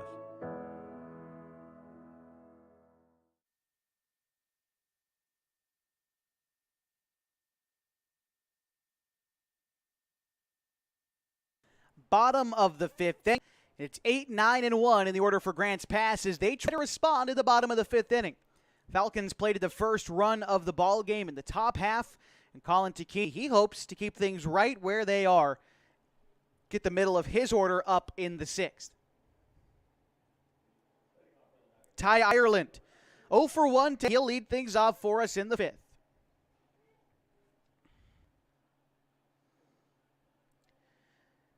He struck out in the second inning, did Ireland. Takei working. Here's the first pitch. Two-seamer inside. 1-0. Good location to miss with team fastball for Colin. He's got to come back, find the zone in a 1-0. Here it comes. Safford sets up outside. The pitch fouled straight back. Count even now. Ball and a strike to Ireland. Ireland also attended Grants Pass High School. Graduated this past spring.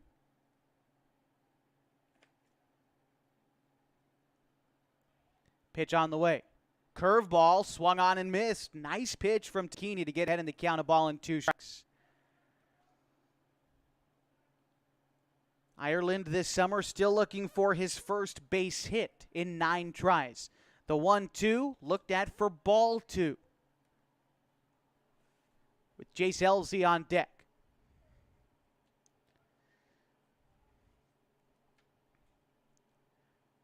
Here's the pitch. Rounded towards the middle. In the gap is Max Price to make a quick throw to first, and he does. A nice play by the second baseman Price to get the first out in the fifth inning.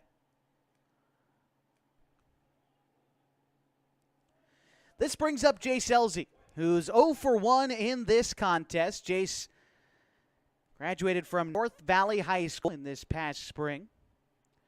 Jace will continue his playing career in the Klamath Basin, and he'll join Coach Kevin Olmstead of the Nuggets with the Oregon Tech Owls, just as Marcos Ulloa Ford, who's out at shortstop right now for the Falcons. He will also become an Owl in the fall. First pitch missed. Here's the 1-0, and it's fouled off. Safford hit the deck. That must have caught him on a ricochet or something. Going to take a moment to walk that one off. And in the meantime, we'll remind you that tonight's broadcast is brought to you by Les Schwab Tires. Having the right set of tires and wheels in your vehicle is just part of an essential checklist. That's why Les Schwab does more than install just tires and wheels. Come on in for a free trip safety check. They're going to make sure that everything is in working order at Les Schwab Tires. If you plan on making any more trips with the Falcons during this Area 4 League season, check them out on South 6th Street or on Washburn Way. Les Schwab Tires has been doing the right thing since 1952. A 1-1 count to Jace Elsey. Right-hander steps back in, and we're ready to go. The delivery from Takei's a curveball hit in the air, shallow left. Looks playable for Ian Meyer. Fights the sun and makes the catch in foul territory for the Skedaddle.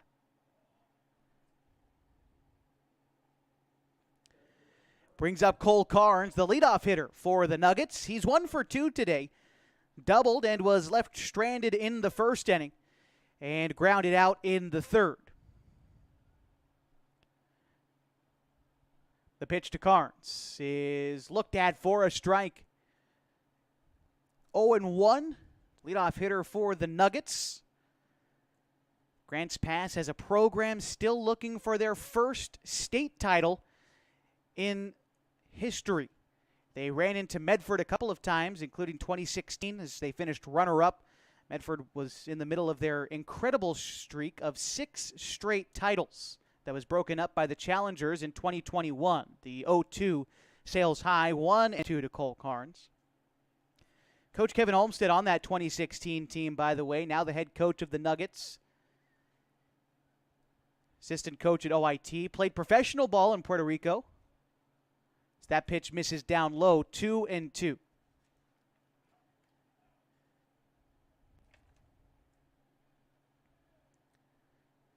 After Carnes in the order is Kel Bloodworth.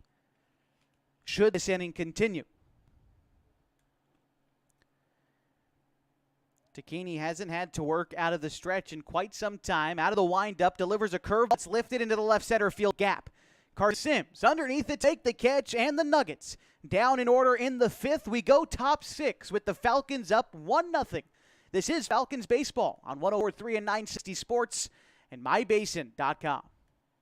Sports was kind of what defined me as a person. I loved to play every sport I could possibly play. The Abbeys was really the family stomping ground for all of our community. Saturday afternoon soccer tournaments, we'd head over to Abbeys afterwards. And then when we got up into middle school, on our way home, we'd stop at Abbeys after basketball games. When I go home, I want to see two things when I drive through Winston. I want to see my Abbeys, and I want to see my high school. And those are the two memories that stick out the most to me. Thanks to Les Schwab Tires, I'm a confident backseat driver, but Mom's a little stressed about spending. Remember, deep breaths and watch your speed. Even though we're watching our wallets, Les Schwab is still watching out for our safety. So turn here.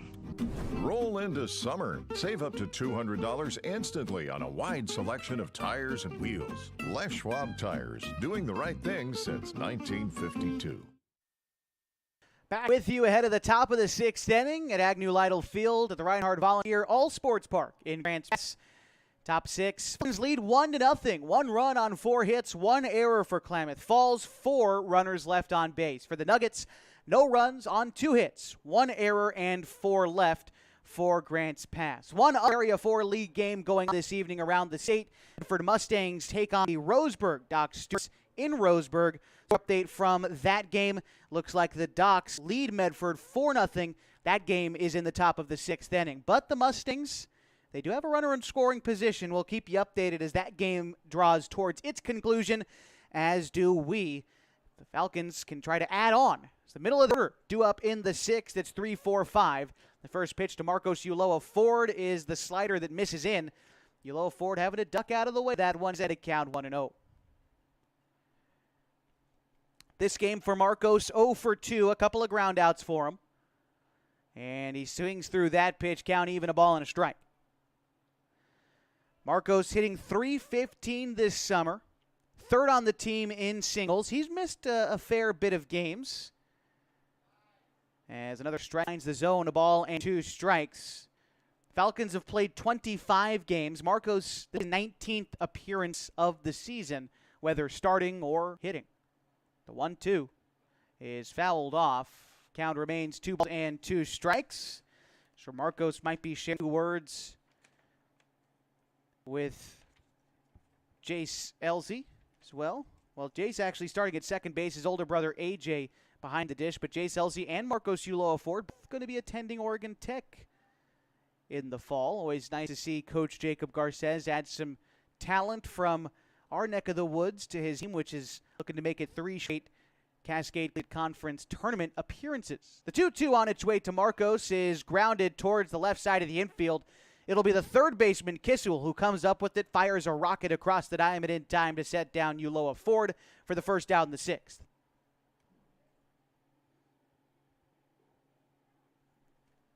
Here's Ian Meyer, who singled in the 2nd inning. He struck out in the 4th.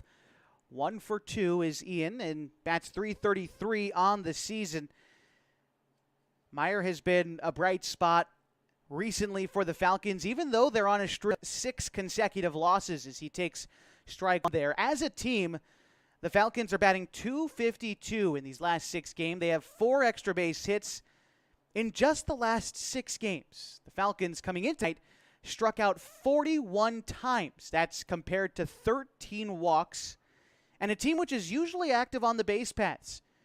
22 stolen bases outside of these past 6 games. In these past 6 games, just 2 stolen bags. It's the count, I believe 2-1 to Meyer. I believe that's the count. Our scoreboard off here at the All-Sports Park, so trying to keep track of it myself as that pitch misses outside. I believe that's ball 3 to Meyer. Falcons during this stretch of 6 games outscored 53-11. Right now, though, at the top of the 6th inning, Grants Pass, they're up 0, and Meyer earns a walk. And at this point in the game, that's the first walk that either team has earned. And it comes with 1 out in the top of the 6th. Here's P.J. Stafford.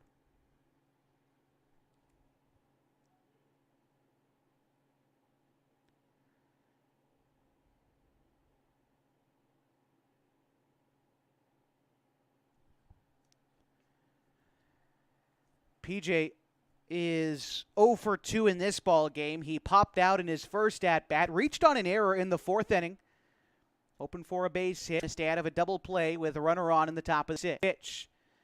That was a nice changeup from Morgan, floated over the middle of the plate, 0-1. No action in the Grants Pass bullpen, not that I would anticipate there would be, even though the Nuggets trail. Luke Morgan has been very good on the mound for Grants Pass. The 0-1 home to Safford. Foul count moves now 0-2. After Safford in the order, it's Jacoby Tacchini as he makes his way out to the foul ball. And Safford ready to step back into the box in an 0-2 count. Safford has a good two-strike approach. As of late, though, as with the rest of his team, strikeouts have come aplenty. The pitch on the way to Safford. He'll look at that pitch in the dirt that bounces away from Elzy. And staying at first is Ian Meyer. Don't expect a guy like Meyer to try to stretch that and get second there, but staying at first, the right decision, no doubt. Safford settles back in. The count, a ball and 2 strikes to Pete. Coming set is Morgan and the delivery. No, a move over to first. Back safely is Ian Meyer. 1 out, top 6. Runner on first is Meyer. Safford batting. The Falcons lead the Grants Pass Nuggets. See a couple little leaguers rolling into the ballpark. It's nice. That pitch is bounced up the middle. Bloodworth is going to take it and field it, throw to first in time. Decided not to turn 2, although he might have had the option. Was close to second base, didn't touch it. Instead, takes the thing, getting Safford at first. But Meyer advances scoring position. So it brings up Jacoby Tacchini.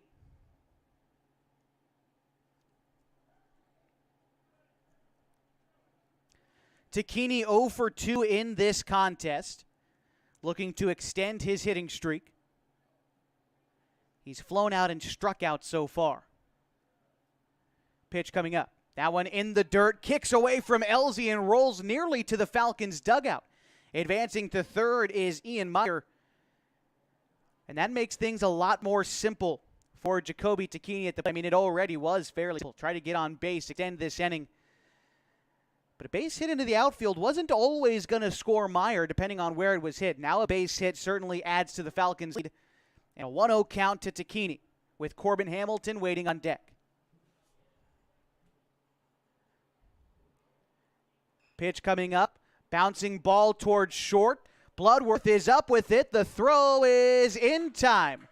And a nice job by the Nuggets to get out of this inning without allowing a run. But they do trail the Falcons 1-0 as we go bottom 6 on 104.3 and 960 Sports and mybasin.com.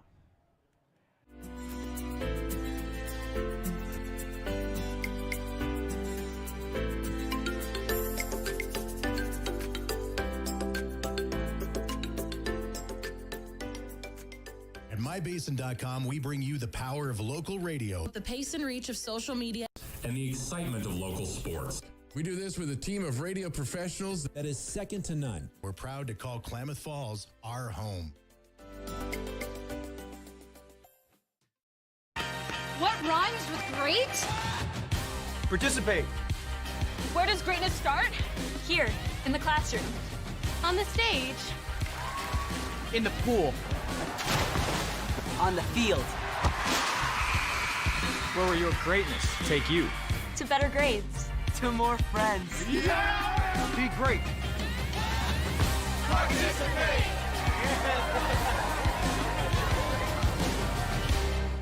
Bottom of the 6th down, 104.3 and 960 Sports. The Falcons leading the Grants Pass Nuggets 1-0 as we get ready to go. Coming up this half for the Nuggets, it's going to be Keller Bloodworth, Ben Morgan, and Jack Matthew.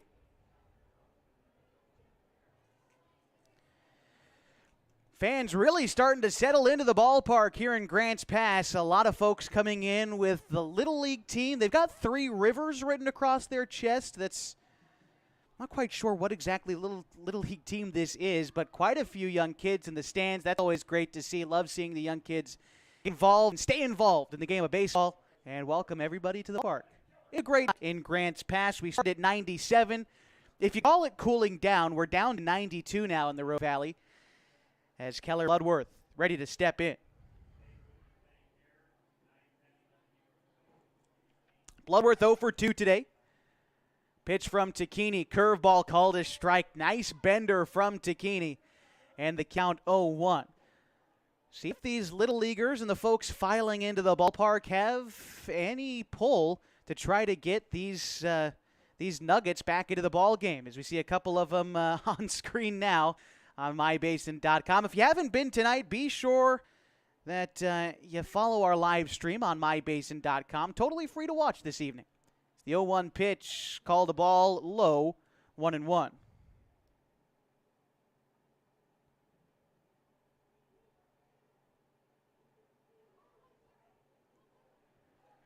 So Bloodworth, Morgan, and Matthew do up this half. That is hit up the middle and into center field. That's the first base hit for the Nuggets since the second inning. They've got the tying run on base with nobody out for the middle of there when it starts with the third batter, Ben Morgan, who's 0 for 2. Third hit of the night for the Nuggets. And here we go. Ben Morgan grounded out and flown out in the first and third innings. First time Takini has had to work out of the stretch in some time as the corner infielder Meyer at third comes in protecting bunt. Showing bunt on a high pitch. Morgan pulls back in time. The count 1-0.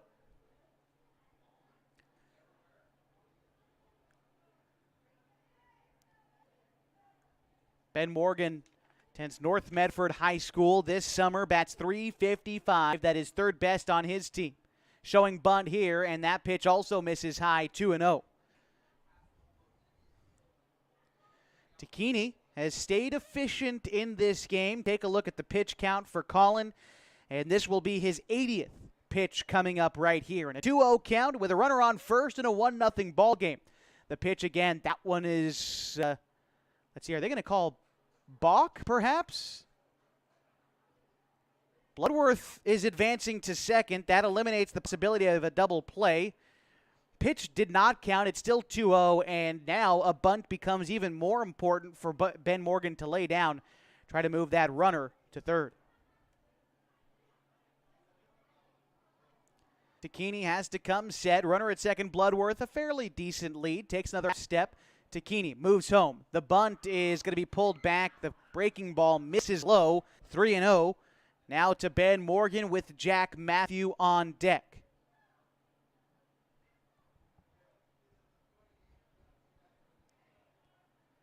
The right-hander Takini back on the hill, looks in, gets the sign from Safford, looks at the runner at set before coming set. Another half step off the lead for Bloodworth.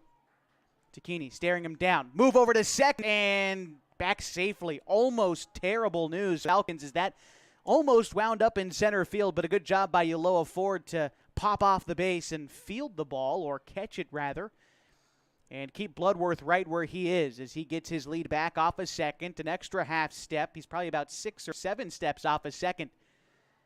The move home. And that pitch will miss high. And 4-pitch walk delivered to Morgan. No out, 2 runners on, and this prompt P.J. Safford. Although just finishing his sophomore year at Klamath Union, veteran catcher, no doubt, goes out to have a discussion with Colin Takini. Tells, look, you're in control of this ball game. You're throwing well. Let's get back to it. Get this guy played. It'll be Jack Matthew.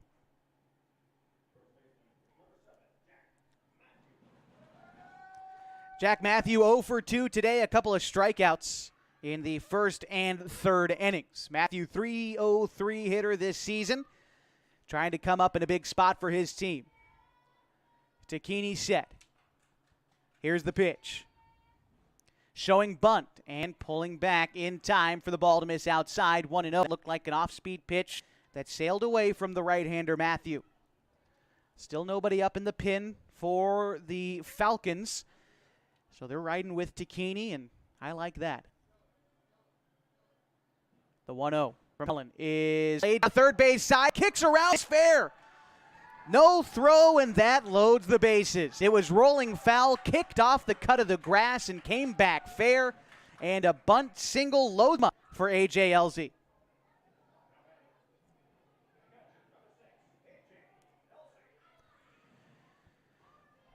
AJLZ bats .260 this season, has 5 runs batted in. He's 1 for 2 in this contest with a single and a lineout. Although that lineout, he got a hold of it.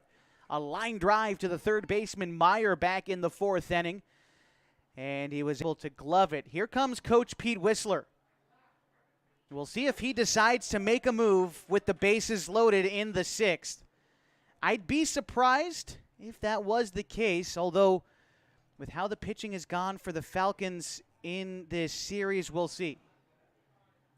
While the conference continues on the mound, we'll remind you that this evening's broadcast is brought to you by Abby's Legendary Pizza. If you're looking for a great place to eat, head to one of Abby's legendary pizza locations for the best pizza in the Klamath Basin at 1919 Austin Street or 2226 Shalleck Street near OIT. Abby's Legendary Pizza is a proud supporter of Falcons baseball and high school sports in the Klamath Basin. Home plate umpire is going to have to come out and break up the party on the mound as Coach Whistler sticking with Colin. And big spot. Bases loaded, nobody out, and a 1-run ball game in the bottom of the 6th. Started with a single from Keller Bloodworth, a walk from Ben Morgan, and a bunt single from Jack Matthew. Brings up AJLZ. Working from the windup is Alan Tacchini. Here he comes with the first pitch to LZ. Corners in for the Falcons. First pitch in the dirt. Safford blocks it, keeps it in front of him. The count 1. Important for Tacchini to just throw strikes here. Got to let your defense make a play, although I guess what you'd really like is a strikeout and a double play to end the inning. A pop-out wouldn't hurt either. The 1-0 on its way to LZ. That one's hit in the air, right field. Tagging from third is Bloodworth. The catch made by Hamilton. Throw to the plate is going to take Safford up the line, and we have a tie ball game. A sacrifice fly and an RBI ties us up at 1 in the bottom of the 6th inning. Also tagging up from second to third is Ben Morgan. And here's Dane Kissel. Kissel 0 for 1 in this contest. Popped out to the catcher in the 2nd inning. Otherwise, he walked. That was in the 4th. Tied up at 1 with 1 out in the bottom of the 6th inning, and the Nuggets trying to take their first lead of the contest. We got time. And it looks like it's called by the Nuggets coaching staff. They decide to come out and hash things over behind first base. And we'll remind you again that tonight's broadcast is brought to you by Klamath Falls Subaru. Through the Subaru Love Promise and Subaru Share the Love events, Klamath Falls Subaru has donated thousands of dollars to dozens of hometown charities. Comfortable and not corporate at Klamath Falls Subaru. Stop on by and say hi. Dealerships located on Washburn Way in Klamath Falls. Coach Connor coming out, have a conversation with our home plate umpire. And P.J. Safford there to listen in. Not entirely sure what the question was, but rarely do see the offense call timeout to discuss it over and be awarded that amount of time, but I think it's not unfair, particularly. As we're ready to go with more baseball. Dane Kissel steps in now for the Nuggets. They've got runners at the corners and 1 out. It's Morgan at third, Matthew at first in a tie ball game, bottom 6.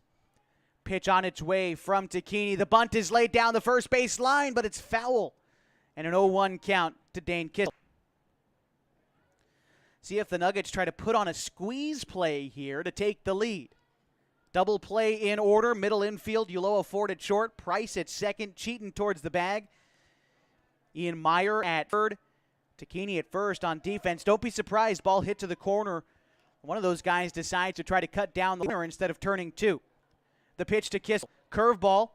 And it's called a ball. Stealing second on the play is Jack Matthew. No throw from Safford, so won't be officially a steal. As now, with no double play in order, the Falcons infield comes in. They're coming home on a ball hit in the infield. Trying to keep this thing tied at 1 in the league going. On the way from Takini. A curveball called, missed high, didn't have enough bend to it. Balls and a strike to Dane Kittle. Elijah Zauer waiting on deck. Dane bats .255 this season with 6 runs batted in. Takini set. Safford set up outside, awaits the pitch. The 2-1 is called a strike. Nice job there by Safford to frame it up. He's done a couple of those tonight on pitches that probably missed strike zone or borderline. Frames him up nicely, helping out his pitch. Takini evens up the count at 2. Pitch coming up. Swung on and missed. Huge out for Takini to set down Kissel. 2 away in the 6th. And here comes Elijah Zauer with the biggest at-bat of the night so far.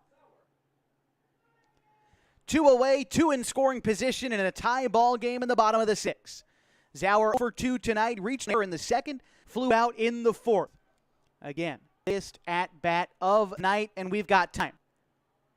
This is the 2nd timeout of the for the Falcons. I believe they're going to have to make change.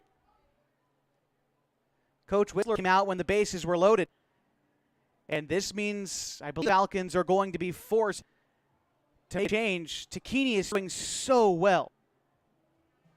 No, Hunter's going back to the caught himself time. Whew. Almost a mishap. You don't calling out now. He pitched at the point in the ball game. If he wins at bat, the Falcons keep the lead. A base hit. Or they keep the tie, rather, a base hit. The Nuggets take the lead. You live or die calling at this point in the game. That's what the Falcons are doing. Zauer steps in. And walk him. Up the bases for Ireland. And I like this strategy for the Falcons. As you work your way to Ireland, who's still searching for his first base hit of the season. 0 for 2 in this ball game. What a time for Ireland. If he could come through for his team. Recent graduate of Grants Pass High School. Trying to do it for his Nuggets. The first pitch. Ground ball towards Marcos Ulloa. 4 bobbles it and a run scores. And an E6 is going to give the Nuggets the lead in the late game. Second error of the night. The Falcons comes at the worst possible time. Matthew to third. Zauer to second. Ireland first. Here's Jace LZ. 1. Nuggets lead. The first pitch, a curl called a strike. Routine ground ball booted by the Oregon Tech baseball commit Ulloa for short. Here's the 0-1. Swung on and dribbled out in ground. Colin Takini up with it. Throw to first in time. And that will end the inning, but the Nuggets take the lead 2-1. After 2 bases in the inning and 3 left on. We top 7. The Falcons will try to respond. Do for them. It's the bottom of the order, starting with Corbin Hamilton. We'll be back as we continue your coverage of Falcons baseball on 143 and 960 Sports.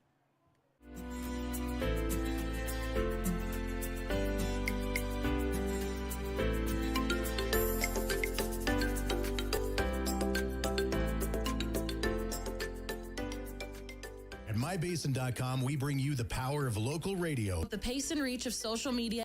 And the excitement of local sports. We do this with a team of radio professionals that is second to none. We're proud to call Klamath Falls our home. What rhymes with great? Participate. Where does greatness start? Here, in the classroom. On the stage. In the pool. On the field. Where will your greatness take you? To better grades. To more friends. Yeah! Be great. Participate!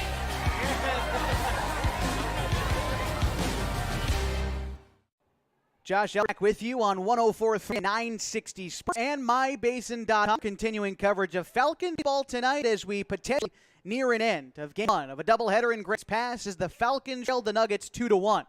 The Nuggets scored each of their 2 runs in the bottom half of inning number 6. And now it's up to the bottom of the Falcons order. It's Corbin Hamilton, Carson Sims, and Ryan Douglas. First pitch to Hamilton. It's called a ball inside. Luke Morgan looking for the complete game on the mound for the Nuggets. He's thrown well. Just 4 base hits for Klamath Falls in this contest. Corbin Hamilton lifts one foul behind first, out of play. Count even now. A ball and a strike to Corbin, who's 0 for 2 in tonight's contest with a flyout and a strikeout in the 2nd and 5th innings. Pitch to Corbin. The 1-1 called a strike, a ball, and 2 strikes. Now to Corbin Hamilton, as he's had opportunities, maybe the most opportunity in the last handful of games to make a difference for the Falcons. He's only been able to come through a couple of times. This would be a great spot to get a leadoff base runner. 2 balls and 2 strikes now to Corbin after the is inside.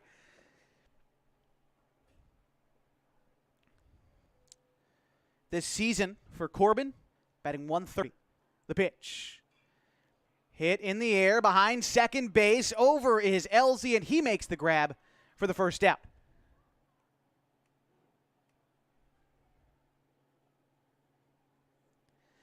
Here's Carson Sims, 2 for 2 tonight with a single and a double. Sims also scored the only run of the ball game for the Falcons so far on a RBI single off the bat of Max Price in the 5th. Hoping to get a rally started just like he did back in that inning for the Falcons. Takes a pitch high and in, 1-0. On deck, the number 9 hitter in the order is Ryan Douglas. Here's the pitch to Carson Sims, fouls it off, the count 1-1. There you see Douglas on your screen on mybasin.com if you're watching our live feed. As he comes in from the on-deck circle to get the foul ball before heading back. Shares some words with third base coach Sean Teeters on his way back. The pitch to Sims, checks his swing in time, takes the slider outside, count moves down to 2 balls and a strike. Sims starting in left field today. Singled in the 3rd, doubled in the 5th. The pitch. Sims hits one in the air to right field. Moving over is the right fielder Morgan. That one is caught on the run. And a nice job by Ben Morgan in right field to range over and make the catch for the second out in the 7th inning. The Falcons down to their final out of the ball game. They trail 2-1. And it's Ryan Douglas, the last hope for the Falcons as they try to get a rally started and try to tie this ball game in the last of the 7th. He bats .205 this season, but today he's 0 for 2 with a pair of strikeouts. First pitch from Morgan. Swung through 0-1. The 2-seamer inside. And Douglas a bit late on it. Count 0-1. Max Price on deck should this inning continue, and Falcons fans everywhere certainly hope it does. Falcons in danger of stretching their losing streak to 7 games as Douglas comes up empty on the 1. Now the Falcons down to their final strike of the ball game. Here's the pitch from Luke Morgan. It is looked at for strike 3. And the Falcons' misery continues to 7 games. And the Nuggets take one by a score of 2-1. We'll be back to recap this area before getting ready for the nightcap from Agnew Lytle Field at the All Sports Park in Pass, Oregon. This Falcons ball on 143 and 960 Sports and mybasin.com. Sports was kind of what defined me as a person. I loved to play every sport I could possibly play. The Abbeys was really the family stomping ground for all of our community. Saturday afternoon soccer tournaments, we'd head over to Abbeys afterwards. And then when we got up into middle school, on our way home, we'd stop at Abbeys after basketball games. When I go home, I want to see 2 things when I drive through Winston. I want to see my Abbeys, and I want to see my high school. And those are the 2 memories that stick out the most to me. The innocence of youth. Is there anything any better? But soon they'll be in high school and facing all the same challenges you faced. How to make friends, how to fit in, how to be cool. We want our children to have everything they'll need to live fulfilling and productive lives. Make sure the kids in your family are among the more than 120,000 participants here in Oregon who take part in high school sports or activities. Comfortable and not corporate. At Klamath Subaru, we built our business on that simple promise. Well, that and some of the best people you're ever going to meet. Hi, I'm Rob Cedar, General Manager at Klamath Subaru. Our 62 employees make it easy for us to live up to our comfortable, not corporate philosophy. Friendly faces, easy answers, straight talk, fairness, and exceptional service. These are the things you expect. These are the things that all of our people deliver. Our management team, sales pros, certified service and body shop techs, lot attendants, and detail experts are all 100% focused on you. Local people putting their friends and neighbors first. At Klamath Subaru, that's the only way we do business. It's comfortable, not corporate. Our team members also spend hundreds of hours each year supporting local charities and events through the Subaru Love Promise. That's the kind of people they are. We're very proud of them. They're your friends, they're your neighbors, they're glad to know you, and they want you to be glad to know them too. I'm Rob, and this is what makes us comfortable, not corporate. Thanks to Les Schwab Tires, I'm a confident backseat driver, but Mom's a little stressed about spending. Remember, deep breaths and watch your speed.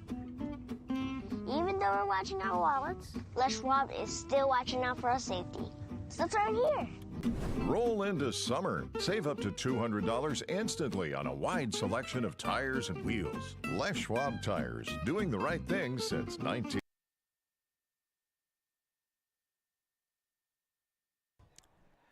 We've got a fight in Game 1 tonight in Grants Pass as the Falcons drop their 7th consecutive contest to a score of 2-1 against the Grants Nuggets. 2 runs on 4 hits, 1 error for Grants Pass, and they left 7 runners on base this game. For the Falcons, 1 run, 4 hits, 2 errors, and they left also 5 runners on base. We'll start with winning. A fantastic outing. It's due Luke Morgan. Working the game, 4 hits, 1 run. He struck out 9 in the contest. The loss goes to Colin Tini, who also did very well tonight. 6 innings pitched, 4 hits, 2 runs, only 1 earned. He struck out 5. Go down some notables for the game. Let's start first with the Nuggets. They pieced together 2 runs, 1 hit for Carnes, Bloodworth, Matthew, and LZ. The 1 RBI goes to Bloodworth, 1 for 3. It was LZ who got the RBI in his 3 outing. It was Bloodworth who scored the run. It was for the Falcons, a 2 for 3 with Carson Sims. He's a run. 1 for 3 Dave Price. He had an RBI. 1 base also for PJ Safford. 2 at-bats. 1 run for the Falcons in the 5th inning. The Nuggets responded with 2 in the 6th. And that is how we wrap up this game this evening. The Nuggets overtake 5th place in Area 4 as the Falcons slide to last in the standings. Updated records for both of these teams. The Falcons are now 1-8 in league play. They are now 7-19 overall. For the Grants Pass Nuggets, they are now 2-7 in league play, and they are also 5-19 overall on the season. We've got the nightcap, Game 2 of a doubleheader in about 20 minutes. We'll be back on the air in about 15. If you're listening on the radio on 104.3 and 960 Sports, we'll return you to Fox Sports Radio programming. And if you're watching on the live stream, stay right here on mybasin.com. We'll be back live at this link again in about 15 minutes. My name is Josh Eldridge. Thank you so much for being with us tonight with Falcons Baseball. We'll be back from the All Sports Park in Grants Pass in just a bit.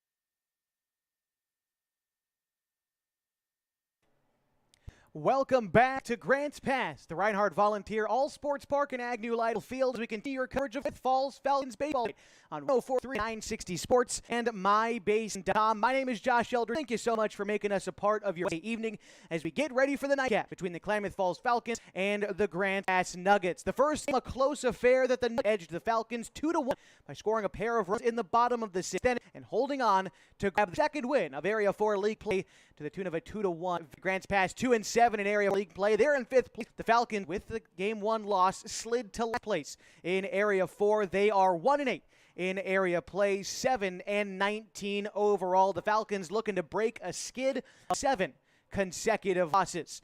Chase Connect will be on them to do it, and we'll meet the starting lineups for both teams as the coaches meet at home plate. Coach Whistler of the Klamath Falls Falcons meets with head coach Kevin Olmstead of Grants Pass Nuggets. They'll change starting lineups. We'll introduce to you coming up on the other side. This is Falcons baseball on 104.3 960 Sports and MyBase.com.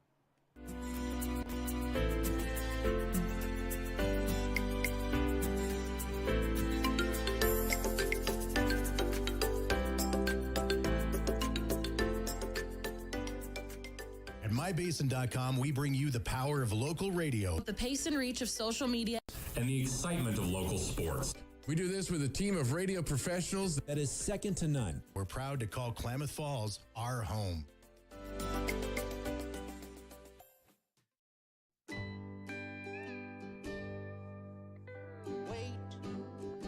All I do is wait. So lonely, I just sigh and moan. Seems like I've been waiting forever. Wondering if you're coming home. I just saw your face. I know you're coming home. I swear there is no place that feels as good as home. And then I heard your voice. I know you're coming home.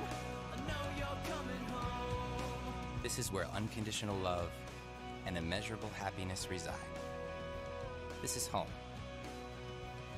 Coldwell Banker, where home begins.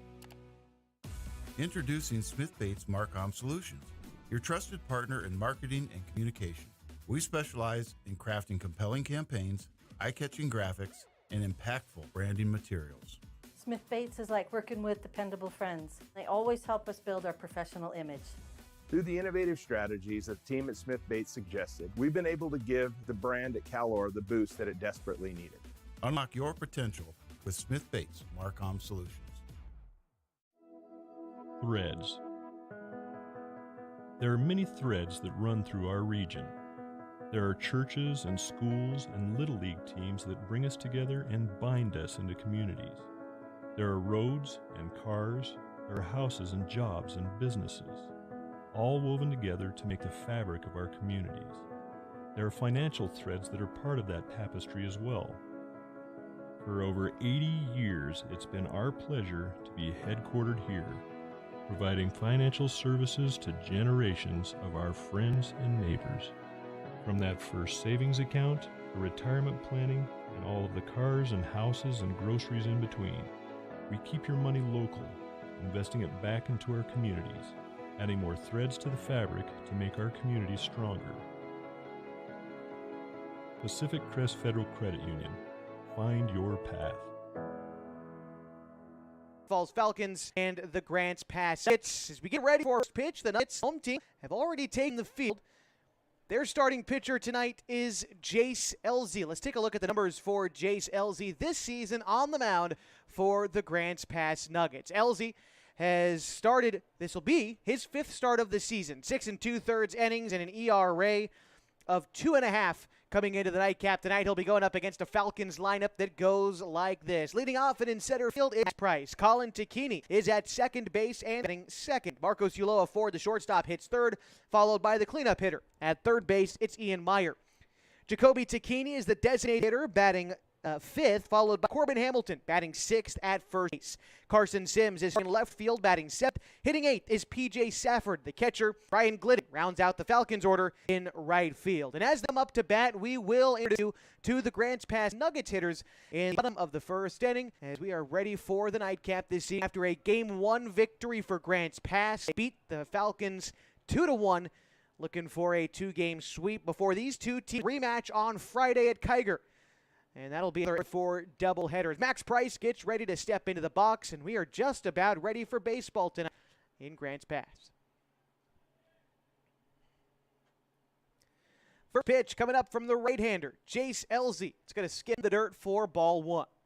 First pitch, 7:31 tonight. Started the day 97 degrees in Grants Pass. Now cooling down to 8 degrees at first pitch. No wind on the field as ball two finds the dirt as well. 2-0. Price in the first game today also hit leadoff for the Falcons. He was 1 for 3 with an RBI and knocked in the Falcons' lone run of that contest in the fifth inning. This misses outside. The count now 3-1. The Falcons try a leadoff base runner in this ball game. Again, Keeney is on deck for Klamath Falls. Pitch coming up to Price. That one misses outside, and a 4-pitch walk. Price gives the Falcons a leadoff walk in the first. Colin Takini batting now for the Falcons. Colin on the season batting 196. He got the start on the mound in Game 1, and we've got a conference already. Coach Olmstead for the Nuggets out of the dugout, and could be a field issue. Again, during the first game, mound got a little wet, and could be trying to work on that, but it looks to me like Coach Olmstead trying to help out LZ a little bit. Delivering a pitch walk might have come out of his mechanics a little bit. Contikini will bat as Coach Olmstead returns to the Nuggets dugout. Coach Olmstead, member of the Oregon Tech Hustlin' Owls coach staff with Coach Garces. And still trying to see if this mound is maybe a bit too wet to pitch on, but the umpire is hovering around the pitching mound.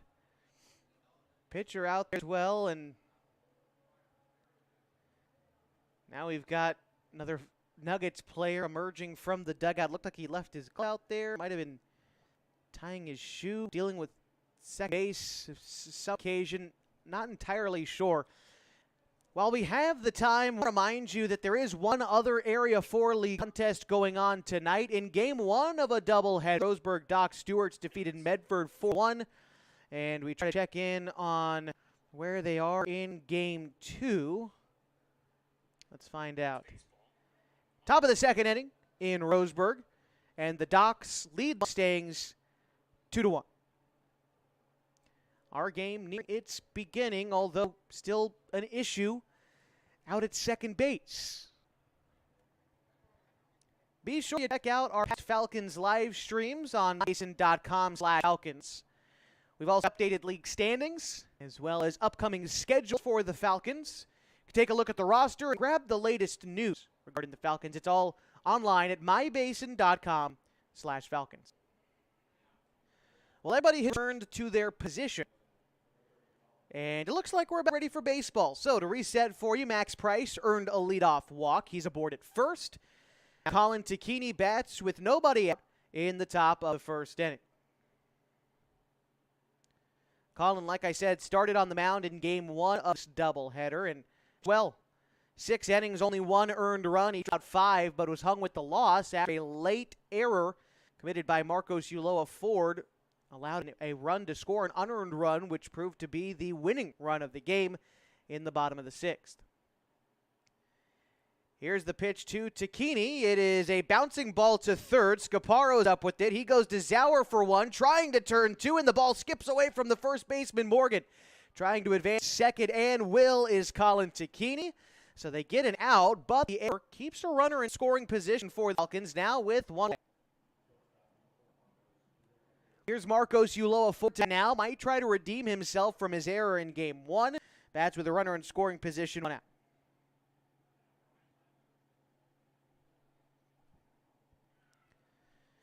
Ulloa Ford in the first game was 0 for 3 with 2 groundouts and a flyout.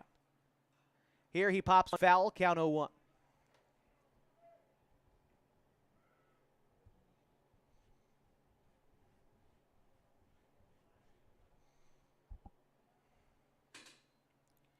After Ulloa Ford in the order, it's Ian Meyer. Big lead off a second by Takini, who advanced on the air. Ulloa Ford lifts one into the outfield. Carnes trying to battle the sun, coming to make the catch for second out.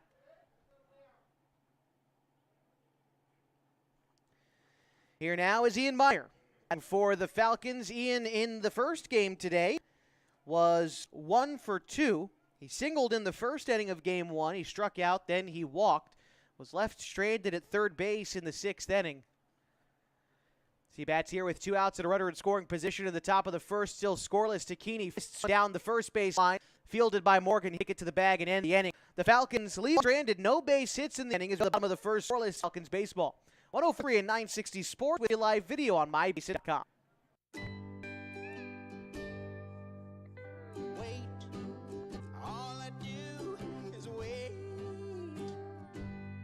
So lonely, I just sigh and moan. Seems like I've been waiting forever, wondering if you're coming home. I just saw your face, I know you're coming home. I swear there is no place that feels as good as home. And then I heard your voice, I know you're coming home. I know you're coming home. This is where unconditional love and immeasurable happiness reside. This is home. Coldwell Banker, where home begins.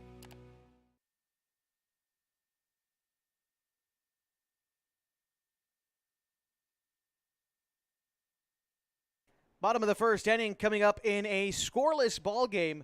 Grants Pass Nuggets and the Klamath Falls Falcons. Let's go ahead and meet the starters for Grants Pass Nuggets before we take a look at Chase Connect on the mound for Klamath Falls. Leading off for Grants Pass in center field is Cole Carnes. Luke Morgan bats second at first base. Hitting third is Keller Bloodworth, the shortstop. A.J. Elsie, the catcher, bats fourth. Hitting fifth is Jack Matthew in left field. The right fielder Morgan hits sixth. Seventh, the designated hitter, Jordan Nadine. Elijah Zauer, the second base, is eighth. And rounding out the order is Caden Scaparo at third base. They'll go up against Chase Connect, who is making his first start of the summer. This will be his 12th overall appearance. He's pitched 15 innings, 0-1 on the season, an ERA of 4.2.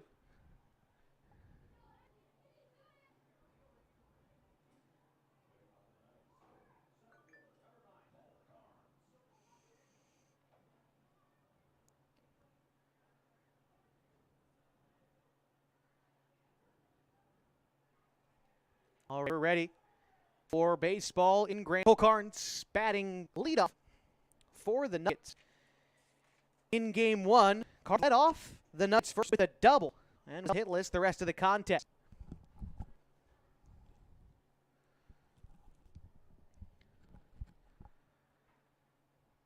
Chase Connect, the right-hander from Klamath Union, is in ball one. Big thing for Chase, he's not a big velocity guy. And he will tell you that, I'm sure, as well. But the key is throwing strikes, trying to let your defense work behind you. They need a big start from him as he finds them on the breaking ball, 1-1.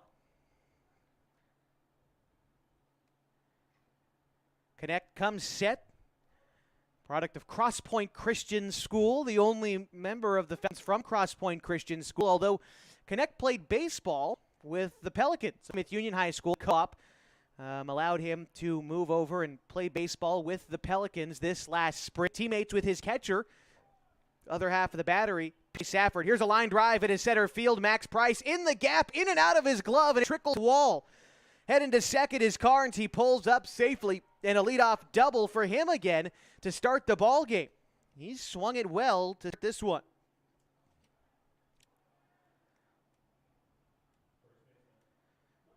There's a leaping try for Price, so no error. Out in center field, a tough ball to get to. Gave an effort, just came up empty. Brings up Luke Morgan. Getting his first taste of action against Chase Connect. Morgan did not bat in the first game, and he was the starting pitcher who threw very well. Moved to second, and out at second is Cole Carnes, getting a big lead off, and Chase Connect with a good move killed the leadoff rally in the bottom of the first inning away to Luke Morgan. Morgan pitched a complete game in Game 1, struck out 9 batters. At the plate this season, he's batting .286, and he gets hit by a pitch here.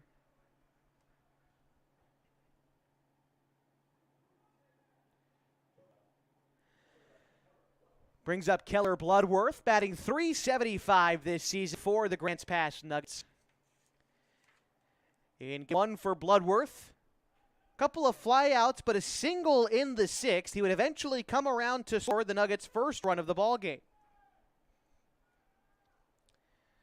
With a runner on first and 1 out, Connect, the pitcher, steps off. After Bloodworth in the order, it's A.J. Elzy. Pitch coming up. That one winds up behind the batter, Bloodworth, and advancing to second is Morgan on the wild pitch. No count as well to Bloodworth. Bloodworth is third on his team RBI. He's got 9 this year. He's also second team in runs scored 11. RBI opportunity in the early going, and the pitch coming up from Chase Connect. That one comes in and also hits Bloodworth. So runners on and 1 out for A.J. Elzy. And we've got Coach Whistler coming out of the dugout. And Coach telling P.J. Safford to go out and have a conversation with Chase. Been a little bit wild to start this ball game, trying to rein it in what I would consider a must-win for the Falcons. You drop the game, you end up 2 games behind Grants Pass for 5th place in league. Now, as the standings go, it's Eugene plus 3 who make it into the state tournament out of our league. Eugene is the host. The state tournament is going to be played at Sweet Johnson Stadium. Eugene gets an automatic bid. First pitch is ripped into left and over the head of Carson Sims. No, he makes a catch by the foul line. Racing to make a fantastic play in left field. Carson Sims, have yourself a day, young man. Couple of hits in Game 1. Some fantastic defense here in Game 2. Big second out, bringing out Jack Matthew.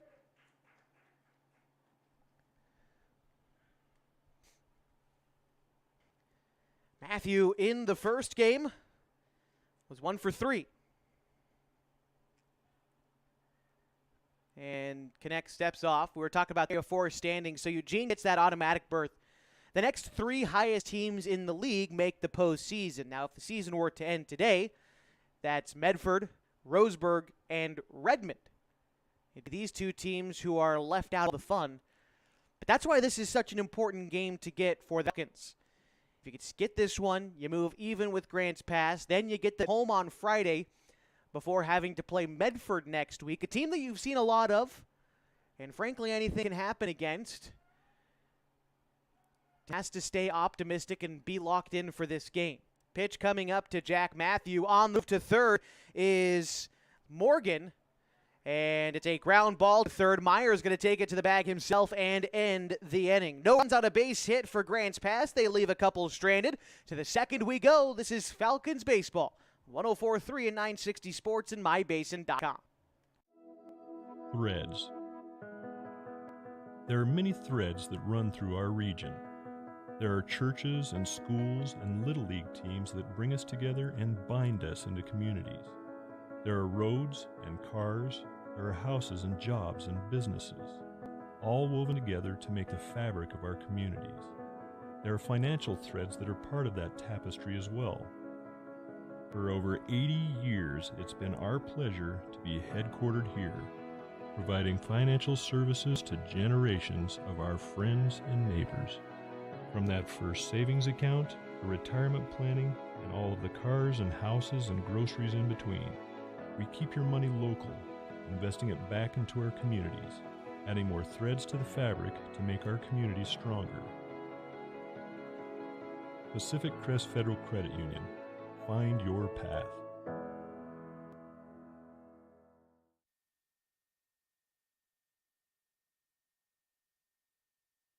Top of the second inning, Jacoby Takini will lead off for the Klamath Falls Falcons. Still scoreless as we move into the second.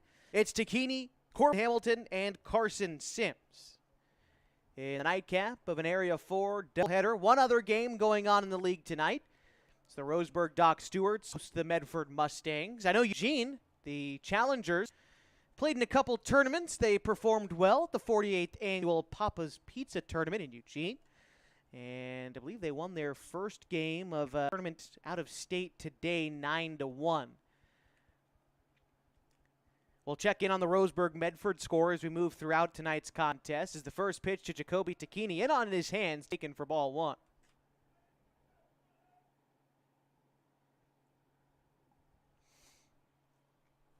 Seen quite a few Little Leaguers in the stands tonight in Grants Pass. It's not exactly Little League. I talked to one of the coaches in between games tonight. It's Three Rivers Cal Ripken. It's a program sort of recent to the Junior Falcons, where you've got 9U all the way to, I believe, 14U, and I believe it went up to 14U. Regardless, great turnout for the young boys and girls participating in Three Rivers Cal Ripken.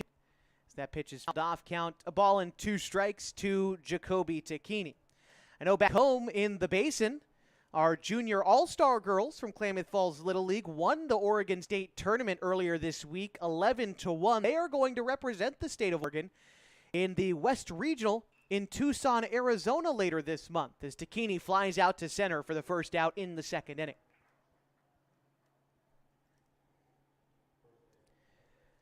Good summer for baseball and softball in the Basin. I believe a couple of Little League teams were playing in the district tournament as well. I'm unsure how they finished up, but congratulations to the softball junior girls in Klamath Falls for winning the Oregon State Championship.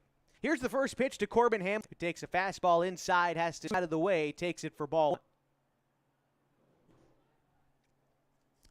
Hamilton in the opener tonight was hitless, a couple of flyouts and a strikeout as well.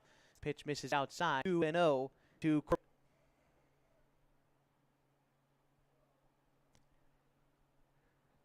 Here's the 2-0 to Hamilton. That's ripped into left field, and that's going to get down for a single. First knock of the game for the Falcons comes with 1 out in the second, and the Falcons runner on base. And here comes Carson Sims. Talked about the kind of game he had in game 1, a single and a double. He also flew out to right field on a hard hit ball, and this game already flashing the leather in left field. Made a fantastic catch on the run to save a run in the first inning. Now a chance to try to get on base and start with his team. Move over to first, back safely is Corbin Hamilton.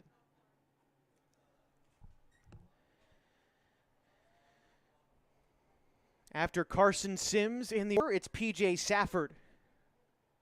First pitch is taken outside, looked like a breaking pitch. 1-0 to Sims.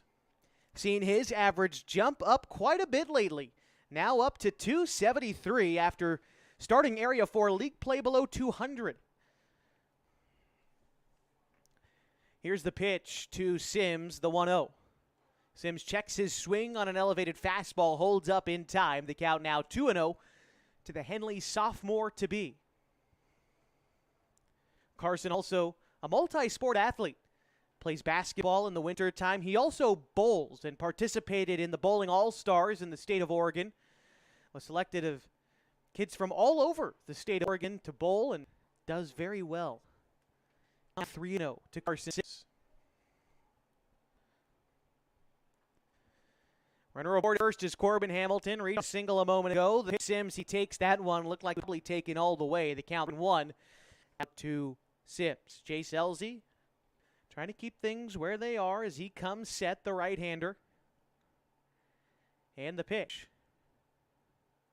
Curveball missed outside. Might have been a slider regardless. Ball 4. The Falcons now have our scoring position as Hamilton up. Sims aboard at first. And here's P.J. Safford. Safford was 0 for 3 in game 1. He flew out twice and reached on an error. An RBI opportunity for PJ. First pitch to him. Takes the inside pitch for a strike, 0-1. Fastball down around PJ's knees, but over the inner third of the plate. Safford's got a tall stance, so he gets ready for the pitch. Takes that one low, 1-1. PJ's dad, Mike Safford, sports information director at Oregon Tech. He's also the former voice, the radio voice of the Boise Hawks, a minor league affiliate, I believe, of the Chicago Cubs, or at least it was when Mike was working for him. PJ spent a lot of time at the ball field in those summer months when he was just a young buck as he takes ball 2-1. Seen lots of pictures of PJ taking batting practice with former big leaguers. Kyle Schwarber comes to mind. So we've got a meeting on the mound for the Nuggets. Coach Olmstead out of the dugout as he goes to visit with Jace Elsey. Second time he's talked with Jace this game, and he doesn't look like he's ready to make a move yet. But we'll remind you that tonight's broadcast is brought to you by Pacific Crest Federal Credit Union.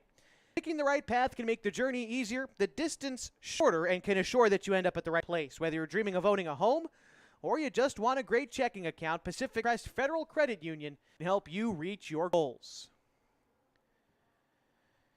Coach Olmstead headed back to the Nuggets dugout.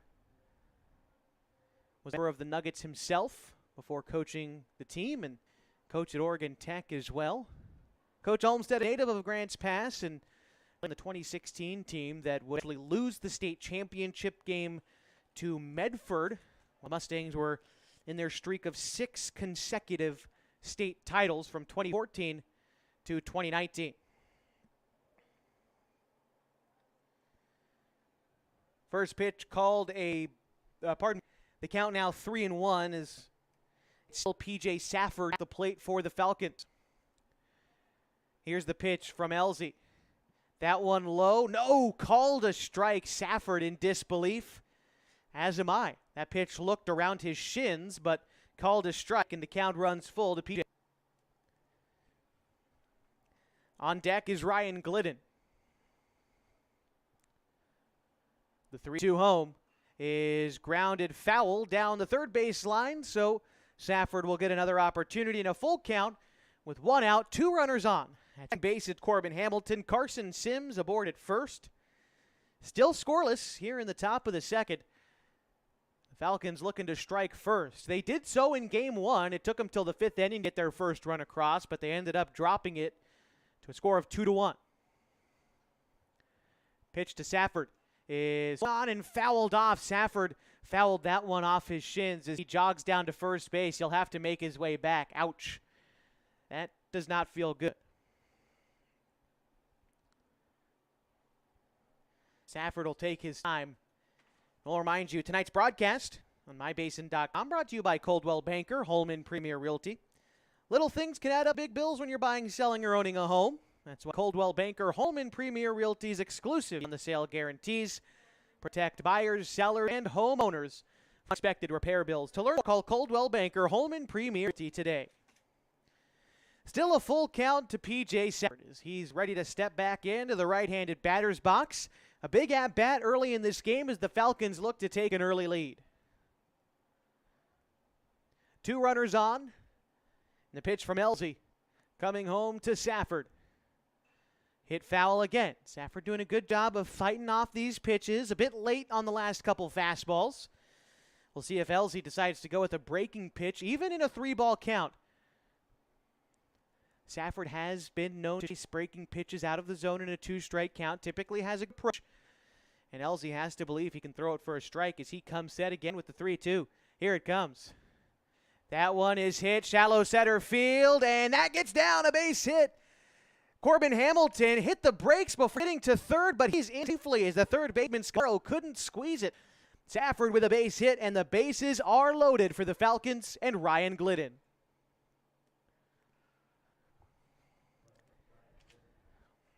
Hamilton to third, Sims to second, Safford aboard at first, and here's Glidden. Didn't make an appearance in game 1, but for the season, Glidden bat .250 and has 5 runs batted in. The right-handed bat from Klamath Union High School looking to follow up what his teammate did in the previous at-bat, but here he takes strike one across the inner third. Still only one inning as the lineup turns next for the Falcons with Max Price on deck. Here's the pitch coming up from Elsie. Glidden takes a pitch in a similar location to strike one, strike two. Now Glidden's going to have to be defensive. Glidden third on the team in strikeouts. He's got 13 this season. Now in an 0-2 count, here's the pitch. Lines it right back up the middle, and it's gloved by the pitcher, Elsie. Move back over to third. It's a double play to the inning. The base hits, 2 runners left. Falcons, no runs come across. We go to the bottom of the second scoreless on 104.360 Sports and Basin.com. Sports was kind of what defined me as a person. I loved to play every sport I could possibly play. The Abbeys was really the family stomping ground for all of our community. Saturday afternoon soccer tournaments, we'd head over to Abbeys afterwards. And then when we got up into middle school, on our way home, we'd stop at Abbeys after basketball games. When I go home, I want to see 2 things when I drive through Winston. I want to see my Abbeys, and I want to see my high school. And those are the 2 memories that stick out the most to me. Thanks to Les Schwab Tires, I'm a confident backseat driver, but Mom's a little stressed about spending. Remember, deep breaths and watch your speed. Even though we're watching our wallets, Les Schwab is still watching out for our safety. So turn here. Roll into summer. Save up to $200 instantly on a wide selection of tires and wheels. Les Schwab Tires, doing the right thing since 1952. And MyBase.com as we continue your coverage of Falcons baseball this evening from Josephine County in Grants Pass, just a hop, skip it away from the Raging Rover in Grants Pass. We're here at the Ryan Hart Volunteer Sports Park at Agnew Lytle Field, a complex with lots of history around it, and it certainly looks like it too. And I don't think this is a knock of the situation here in Grants Pass, but you see signs of Sears as a sponsor of the team down in right field. Sears no longer in here in Grants Pass, but their sign's still out there. Dairy Queen's got a small sign out there. Handful of other businesses that no longer around here in Grants Pass. This stadium is full of history. As we get ready for the bottom of the second inning, still scoreless as Chase Connect fires in a curveball. Almost came in to hit Ben Morgan, but he ducks out of the way, and that's ball 1. Morgan in the first game tonight was 0 for 2. He grounded out a couple of times and reached on a walk. He would come around and score the game's winning run. So he takes right here, 1-1. The pitch. Hit in the air to first. Easy play for Hamilton to make for the first out. This brings up Jordan Nadine. And much like Colin Tacchini did in the first game, and again, so back, a fantastic job by Colin to eat up innings. In fact, pitched a complete game in the loss for the Falcons. The staff is depleted. Don't have a lot of guys who are able to throw tonight due to counts and other things. But Chase Connect, one of the last lines of defense of this Falcons pitching staff, a guy who doesn't typically eat a lot of innings, he's going to have to tonight, as he's got 1 out in the second inning. Started out Nadine with strike 1. Here he comes set as Safford sets up outside. The pitch Connect, a breaking ball, strike 2.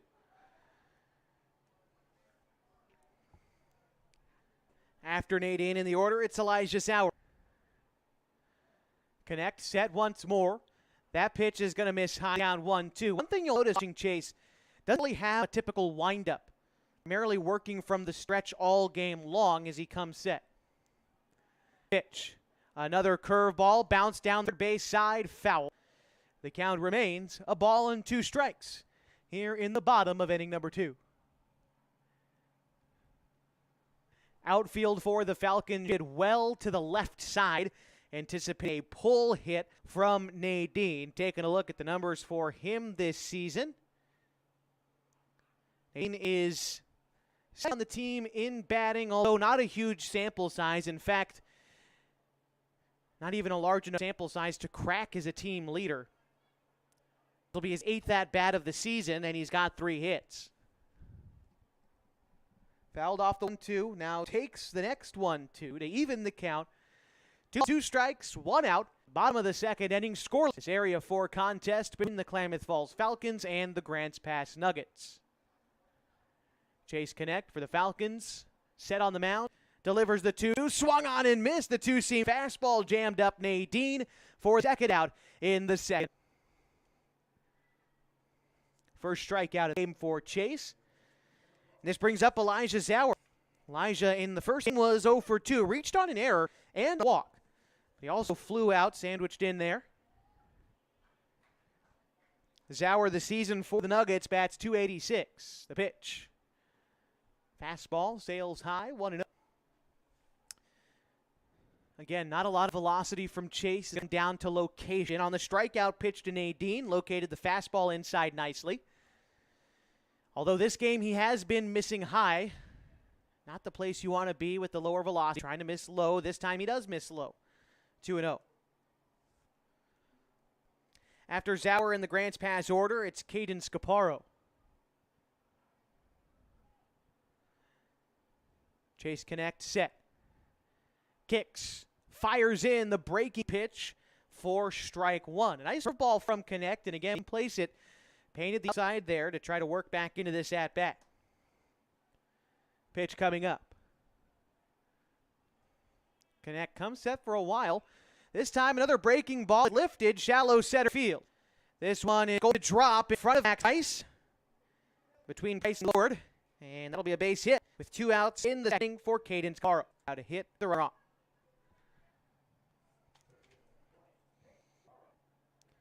Scaro, we didn't see him in the first game tonight, but on the season, that's 263 for the Nuggets, who has a team at 264. The right-hand bat from Crater High School. Scaro, after graduating this past spring, plans to continue his education at Grays Harbor Community College. Also continue his baseball playing career there as well. As a move over to first, try to get Zauer. He's back safely. Now the first pitch home from Connect is going to miss inside. Safford tried to frame that one and bring it back over the plate. Home plate umpire having it, and it's a 1-0 count to Scaparo with Carnes on deck. Pitch on the way from Connect, and that one misses low. 2-0. Safford behind the plate. The starting defense for the Falcons. Meyer at third, Uloa Ford at short. Colin Tacchini at second with Corbin Hamilton at first. Williams in left, Price in center, Glidden in right. 2 out on first. Here's the 2-0 pitch home from Connect. That one misses high, out of the glove of Safford. Rolling to second is Zauer. The throw on the money, just late. That'll be a pass ball, and advancing to second is Zauer. Now a 3-0 count. The scoring position for Scaparo. Wait for the pitch he wants to see from Connect.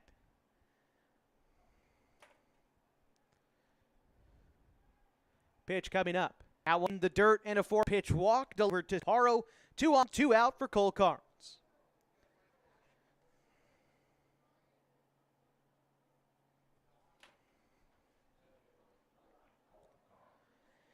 Carnes 1 for 1 in this contest. He doubled in the first inning, but then was picked off on a good move from Chase Connect. Chase just one more out to get out of this inning. 2 on, 2 out. At second base, it's Zauer. At first base, it's Scaparo. Here's the pitch home to Carnes. A nice pitch. Finds the inner third of the plate. Connect at 0-1. Sun beginning to set here at the All Sports Park in Grants Pass. As the lights come on at Agnew Lytle Field. Pitch from Connect as he's set for a long time. Still set. Still set. Now moves home. The pitch is low. Connect controls the pace on the mound when he allows himself to. Sometimes can begin a bit fast, get a bit ahead of himself, but in situations like that, Chase likes to slow down the game as he throws a bit slower, so it tries to get in the head of those batters. Here he misses outside. Count 2-1. After Carr in the order, if he gets on base with 2 outs, it's Luke Morgan. Connect steps off. And he'll get back on the rubber. The count remains 2 balls and a strike with 2 outs and 2 on for the Nuggets. The bottom of the second of a scoreless ball game. Pitch on the way from Connect. Curveball, beautifully done, but it misses just inside. A good pitch to miss with for Chase, but he falls behind in the count. Now 3-1.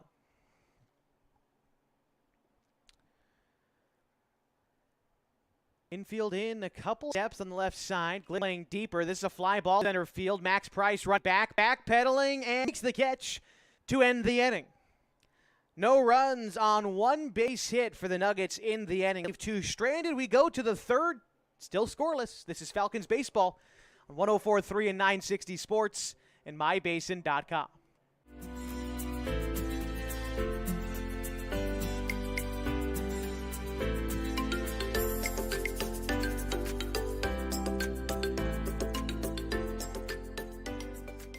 At mybasin.com, we bring you the power of local radio. The pace and reach of social media and the excitement of local sports.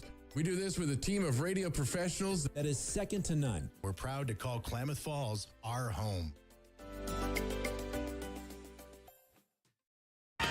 What rhymes with great? Participate. Where does greatness start? Here, in the classroom. On the stage. In the pool.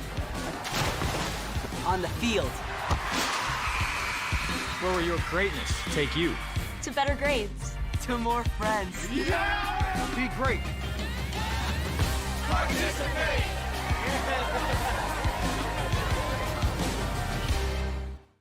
It's got to be the Falcons order. Max Price, Colin Tacchini, Marcos Ulloa Ford due up his half. Still scoreless, ready for the top of the third.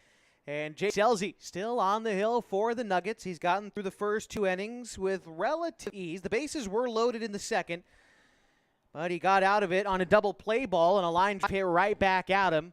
Turned and threw to third to get Corbin Hamilton. And that ended the inning. See how he fares the second time through this Falcons order as Max Price steps in. He reached a walk and was out on a fielder's choice. Here he sends one in the air to left field. That to get down and bounce off the wall. Price rounding second, and he'll stop there.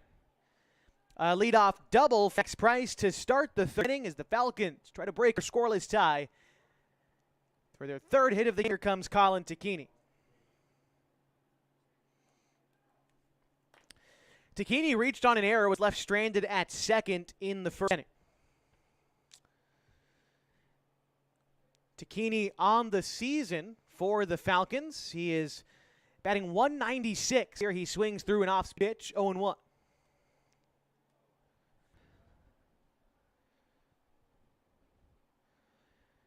Tacchini starting at second base in this game after getting the start on the mound in game one. With the loss, I believe that's his second of the season as he takes ball one side. After Tacchini in the Falcons order, it's Marcos Ulloa Ford, then Ian Meyer.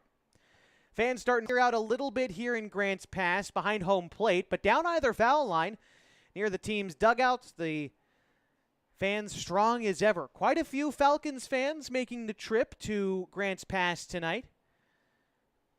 Always nice to see a good crowd travel, and the Falcons and Klamath Falls fans in general, no matter what school you go to or what team you're rooting for, generally travel pretty well.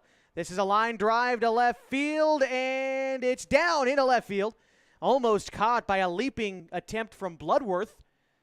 But back-to-back base hits as Price advances to third. Tacchini on board. And that puts runners at the corners for Marcos Ulloa Ford.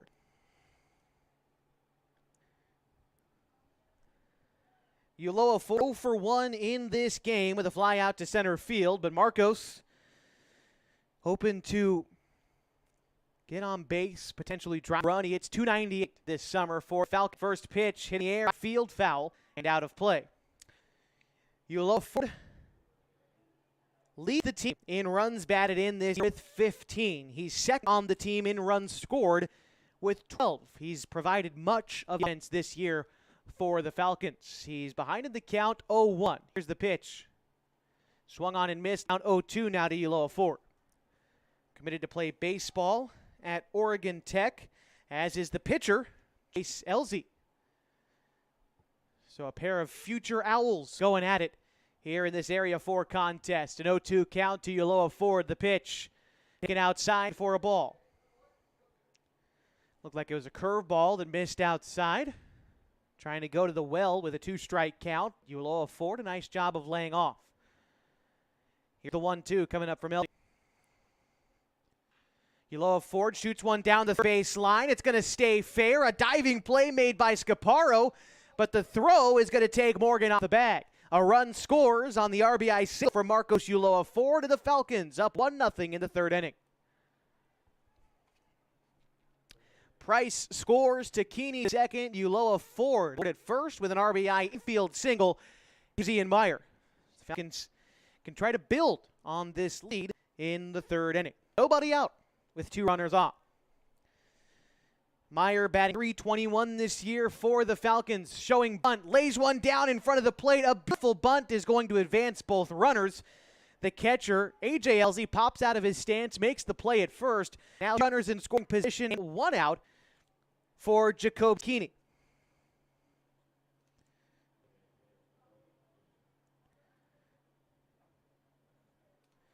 Keeney flew out to center field in the second inning. Has a great RBI chance here to help his team. Pitch on the way. Hit in the air, shallow center. Someone's going to have to call it. Ranging back into center field and making the catch was Howard. Nobody tagging on the play. So 2 outs, runners in scoring position for Corbin Hamilton. Hamilton has had lots of RBI opportunities, especially in this 7-game skid the Falcons find themselves in, but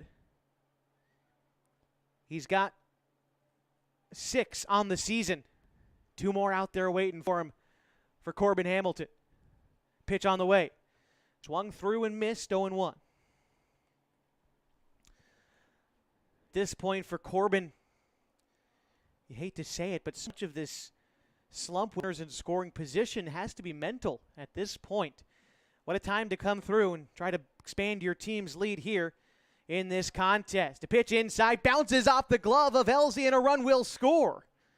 As Keeney comes in, Uloa Ford advances to third, and the Falcons lead 2-0.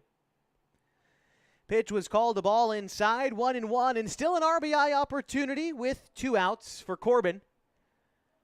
Got to shoot a base hit somewhere and knocking that runner 90 feet away, and Uloa Ford. Corbin swung and missed, count a ball and 2 strikes. 2 outs in the end. As Elzy comes set. The pitch. Looked at for ball 2. A breaking ball that Elzy missed with away. Good location with 2 strikes. Hamilton wasn't having it, and the count even at 2. Elzy ready to fire. Here it comes. Hamilton lifts one. Might be playable behind first base in foul territory. And it is, as Morgan gets with it to make the catch and end the inning. 2 runs, 3 base hits for the Falcons as they take control in the top of the third inning and lead 2-0. We go to the bottom half next. This is Falcons baseball on 104.3 and 60 Sports.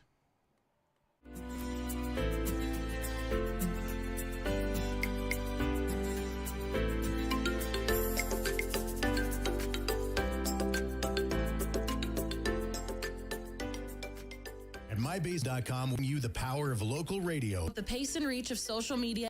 And the excitement of local sports. We do this with a team of radio professionals that is second to none. We're proud to call Klamath Falls our home. Introducing Smith Bates Marcom Solutions, your trusted partner in marketing and communication. We specialize in crafting compelling campaigns, eye-catching graphics, and impactful branding materials.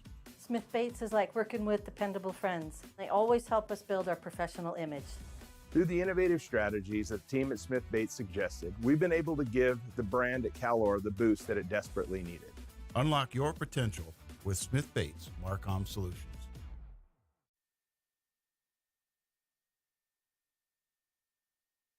Bottom third inning in a 2-0 game as the Falcons lead Branch Pass Nugget in the nightcap of an Area 4 double. 2 up this half for the Nuggets. It's Luke Morgan, Keller Bloodworth, and A.J. Elzy.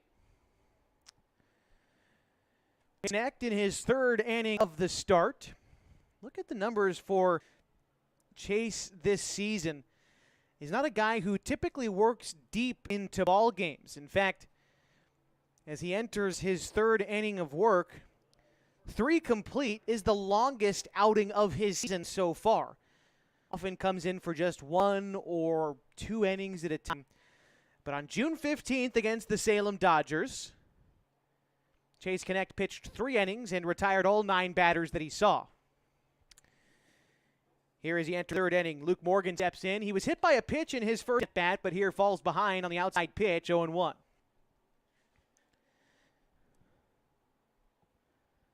Set is in it with the 0-1. It's swung on and missed. Might have been fouled. Regardless, in an 0-2 count, it's going to be up to Morgan to get defensive.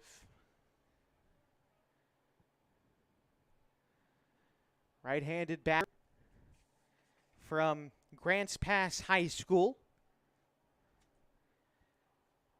Curveball swung on and missed. Connect up the hammer on him for the first out in the third inning. Here's Keller Bloodworth. Bloodworth was also hit by a pitch in the first inning. Bloodworth bats .375 this season. Bloodworth from Ashland High School, the lone Ashland Grizzly on the team. Graduated from Ashland High School this past spring. He takes ball 1. Bloodworth stands 6'2", 190-pound, second tallest player listed on the roster here. He hits one a ton to left field. Going back is Carson Sims, and that one drifts foul. And a 1-1 count as Bloodworth just underneath that one and pulled it just a bit much. That was a hanging off speed pitch from Connect. I'm sure he's glad to have that one back.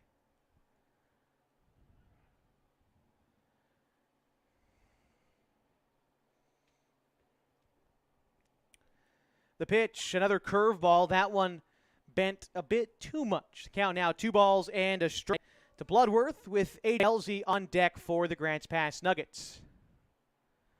Pitch on the way. Slider called a strike. Nice location from Connect. Started in on the hands of Bloodworth. Broke back across the inside part of even the count at 2. Here it comes, and that one's in the counts full.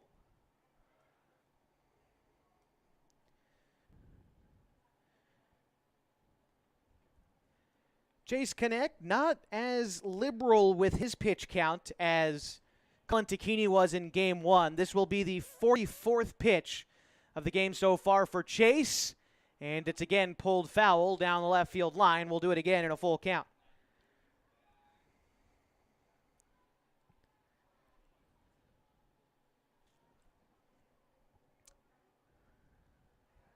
Seeing a lot more pitches this time through the order, as this is a walk delivered to Bloodworth with 1 out. And it brings A.J. Elsie.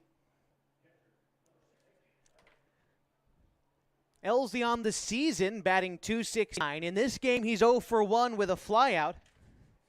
In Game 1, he singled in the second and had a sacrifice fly with an RBI in the 6th inning, in which the Nuggets rallied for a pair of runs that wound up winning them a 2-1 decision against the Falcons. After Elsie in the order, it's Jack Matthew. There was a move over to first, but Bloodworth was back safely. Now Connect comes set for a while, and delivers home. Pitch grounded to third, foul. And an 0-1 out now to A.J. Elsie. A.J. Elsie graduated last year in 2023 from Hidden Valley High School. Another season where last year the Mustangs and the Henley Hornets battled for the top of the Skyline Conference. Henley got the wins that they needed to claim that conference last season. This year, same story. Decisive games at Henley High School allowed the Hornets to take another Skyline Conference title, but the Mustangs made the playoffs, but lost in the first round. Here's a shallow fly ball center field. Could be trouble behind second base, but Colin Tacchini takes command and makes the grab for the second out. Now it's Jack Matthew with 2 away and 1 on in the bottom of the third inning, a game that the Klamath Falls Falcons lead 2-0. Matthew grounded to third base in his previous at-bat. there was 2 runners on, and so it was an unassisted put out Meyer as he just touched the third base bag. Here he bats with 1 out, or pardon me, 2 on. Bloodworth first and Bloodworth, but back safely.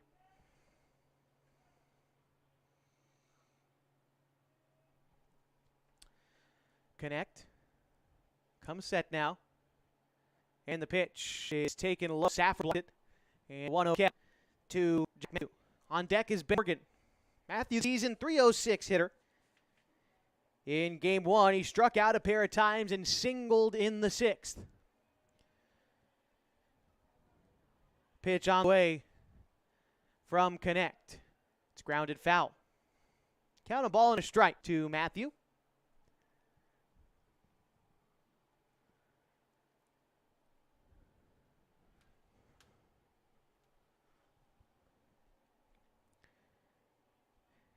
After tonight's doubleheader between these two teams, rematch in the Basin on Friday at historic Kiger Stadium. Encourage you to come on out and support the Falcons. First pitch at 5 of a doubleheader on Friday night. Then next week, 3 dates with 6 games next week. They've got a date with the Medford Mustangs on Monday and Wednesday. They'll play Roseburg at Roseburg on Saturday before returning home and finishing out the Legion series with a home doubleheader against Roseburg the following week. It's a 2-1 count to Matthew after that pitch missed in the dirt. And Connect comes set in. Here's pitch. Hit in the air, left field.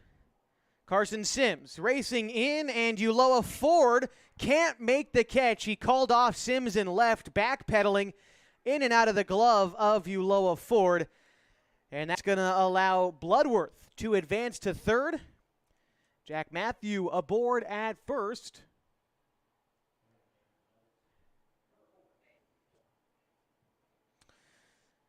And it looks like it'll be Dane Kissel batting in place of Ben Morgan with 2 on and 2 out. Exits the game after going 0 for 1 plate.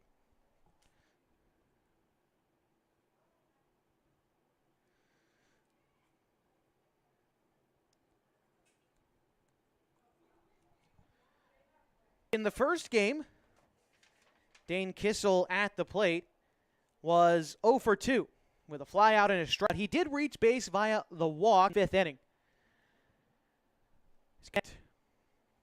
With the tying run on base first in the person of Jack Matthew. An important out to get here against Dane Kissel. On deck is 18. P.J. Safford heading out, as is Coach Reed Whistler from the dugout. See if he winds up making a move with Chase here. For his part, has pitched well through 2 2/3 innings. We'll see. While we discuss, we'll remind you that the Klamath Fall Umpires Association and the Oregon Schools Activities Association are always looking for new officials. Whether it's baseball, softball, or basketball, or football. I know they're always looking for wrestling and volleyball soccer referees. Any sport you think of, the OSAA and the Klamath Falls Umpire and Klamath Falls Referees Associations are always looking for new folks, and this isn't a volunteer position. You get paid for your time, so if you want to stay in shape and be involved in a sport that you love, and you can earn some money in the process, become an athletic official. No matter the sport you want to join, visit osaa.org/officials for more information on how you can get started. Chase Connect stays in the ball game as it's a fresh count against Dane Kissel. Runners and corners, 2 outs in a 2-run ball game. And Connect comes set for a while. He'll do this from time to time, and time is called.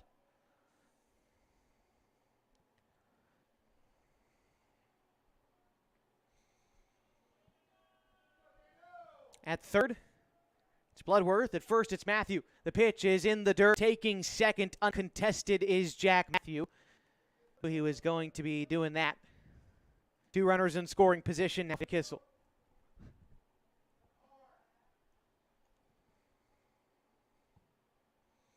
The pitch from Connect. Off speed in the dirt. Stafford keeps it in front of him.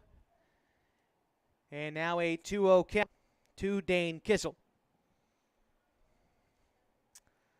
Again, on deck is Jordan Nadine.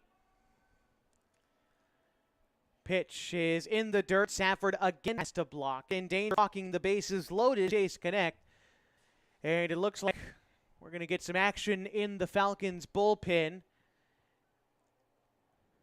Believe it's Jacoby Takini out there. Well, I know Takini and Pimley walked out there. It looks like Pimley's the one getting warmed up on the hill. Pitch from Kent is sail high, and the bases are loaded with 2 outs for Jordan Nadine. It was a walk for Worth, a single for Matthew, and now a walk to Kissel to load the bases with outs. Nadine 0 for 1 today, struck out in the second inning. Pitch from Connect, a curveball. Ooh. Must have missed high. It was right over the middle of the plate and just below the letters. I can only assume that our home plate umpire thought it missed high. That one's going to miss high, and it's actually behind the hit. No doubt about that one. It's 2-0.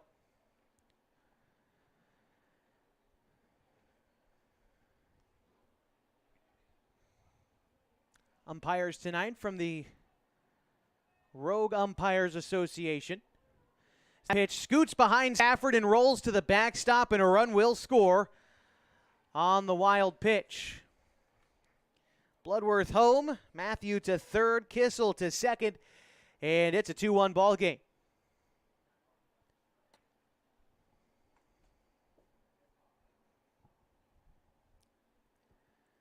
Connect back on the hill, and it's a 3-0 count to Nadine. Pitch coming up, and that one's going to find another walk from Connect. Loads the bases again. And it looks like we're going to be seeing a move to the bullpen as Coach Whistler emerges from the dugout. And we'll step aside with the bases loaded and a 2-1 ball game. P. Whistler's making a move. This is Falcons Baseball on 104.3 and 960 Sports and mybasin.com. Thanks to Les Schwab Tires. I'm a confident backseat driver, but Mom's a little stressed about spending. Remember, deep breaths and watch your speed. Even though we're watching our wallets, Les Schwab is still watching out for our safety. So turn here. Roll into summer. Save up to $200 instantly on a wide selection of tires and wheels. Les Schwab Tires, doing the right thing since 1952. The innocence of youth. Is there anything any better? But soon they'll be in high school and facing all the same challenges you faced. How to make friends, how to fit in, how to be cool.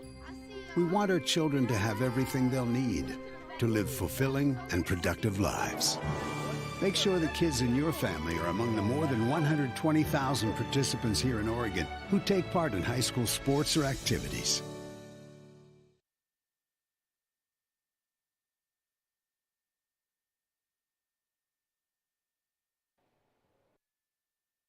New pitcher in for the Klamath Falls Falcons. It'll be the right-hander from high school, Carson Pimley, taking over for Chase Connect in a less than ideal spot.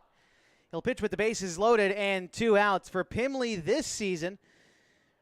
This will be his 5th overall appearance. He's got an 0-1 record in 8 1/3 innings pitched this summer, an ERA of just about 8.5. So Pimley tasked with getting out of this game in a 2-1 ball game with the bases loaded and trying to eat up a few more innings, although I do see the right-hander Jacoby Takini getting warm in Falcons bullpen. I believe that's Takini out there. He is available to pitch tonight for the Falcons and a pitching staff which is missing 5 of its top 6 pitchers. Well, missing, I guess, wouldn't be the right term, but they're unavailable due to pitch counts or not traveling with the team to Grants Pass or whatever the case might be. Unavailable to pitch. It's doubleheader. 5 top 6 guys on the Falcons staff. They're going to have to rely on guys like Carson Pimley to get the job done. Try to get out of Grants Pass with a split. They're up 2-1.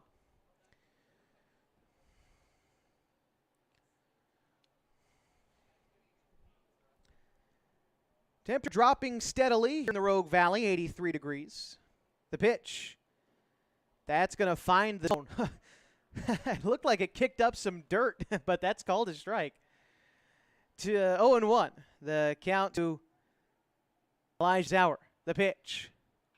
That one's hit to left field. That's going to get down. Score a couple of runs. Matthew scores.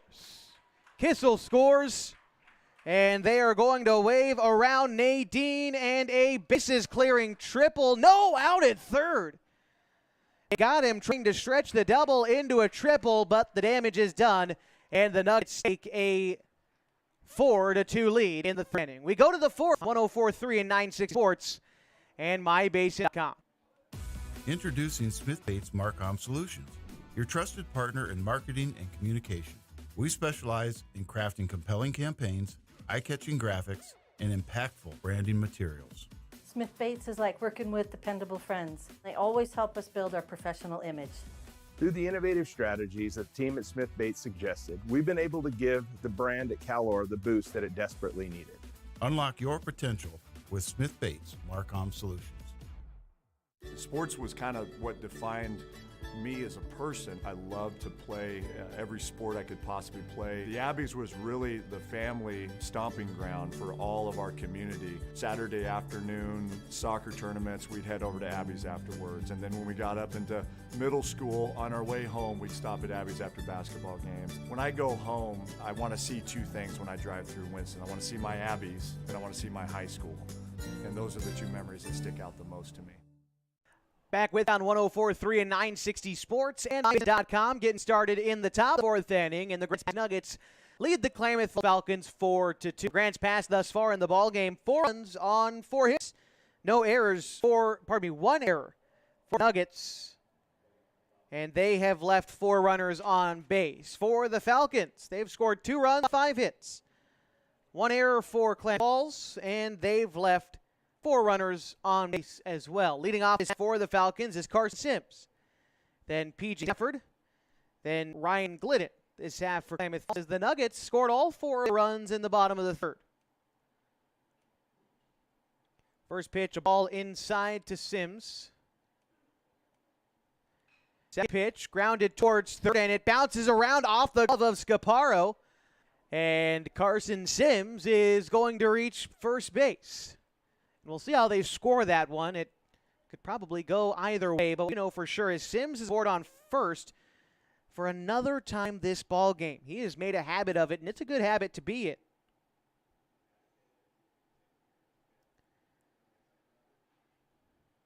So they're going to mark it an error for Sims, reaching on an E5.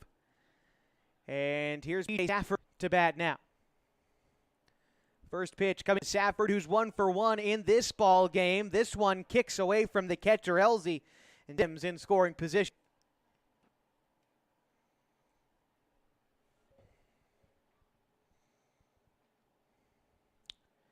After Safford in the order, Ryan Glidden waits. Safford 1 for 1 today, or at least in this contest. He represents the tying run in this game as his team trails by 2. The pitch is going to miss inside. Count 2-0.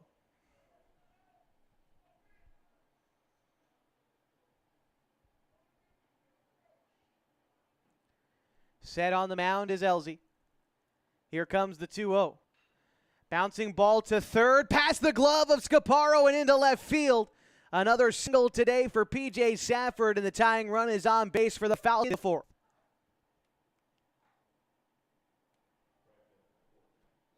Brings up Glidden, who hit into a double play in the second inning when he hit a line drive back to the pitcher, who turned around and threw it to third to get the double play. Glidden this season batting just below 250. And pitch. High.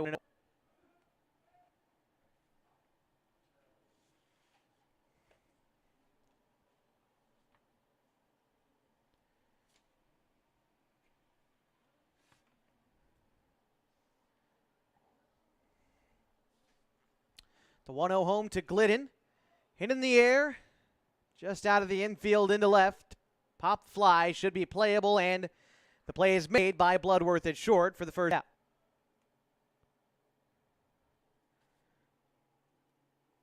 Top of the order now for the Falcons as they try to convert on the tying run aboard at first base. That's P.J. Safford. Carson Sims at third, and Max Price to bat now for Klamath Falls. 1 for 1 in this game.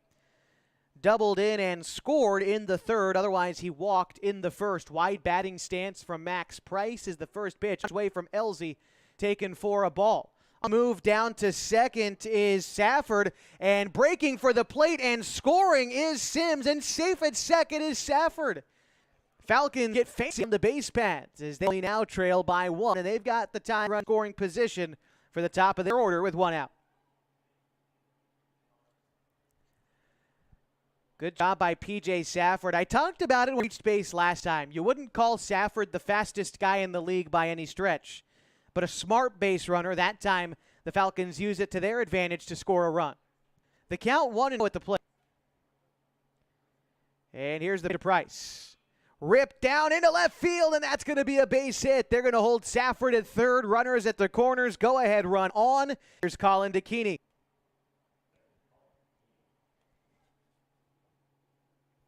Falcons trying to piece together a rally here in the fourth. And it looks like we're going to see a pitching change for Nuggets in this inning. We'll step aside with the Falcons at runners at the corners. And 1 out. They trail by a run. 4-3. We'll be back on 104.3 and 960 Sports and mybasin.com. Comfortable and not corporate. At Klamath Subaru, we built our business on that simple promise. Well, that and some of the best people you're ever going to meet. Hi, I'm Rob Cedar, General Manager at Klamath Subaru. Our 62 employees make it easy for us to live up to our comfortable, not corporate philosophy. Friendly faces, easy answers, straight talk, fairness, and exceptional service. These are the things you expect. These are the things that all of our people deliver. Our management team, sales pros, certified service and body shop techs, lot attendants, and detail experts are all 100% focused on you. Local people putting their friends and neighbors first. At Klamath Subaru, that's the only way we do business. It's comfortable, not corporate. Our team members also spend hundreds of hours each year supporting local charities and events through the Subaru Love Promise. That's the kind of people they are. We're very proud of them. They're your friends, they're your neighbors, they're glad to know you, and they want you to be glad to know them too. I'm Rob, and this is what makes us comfortable, not corporate.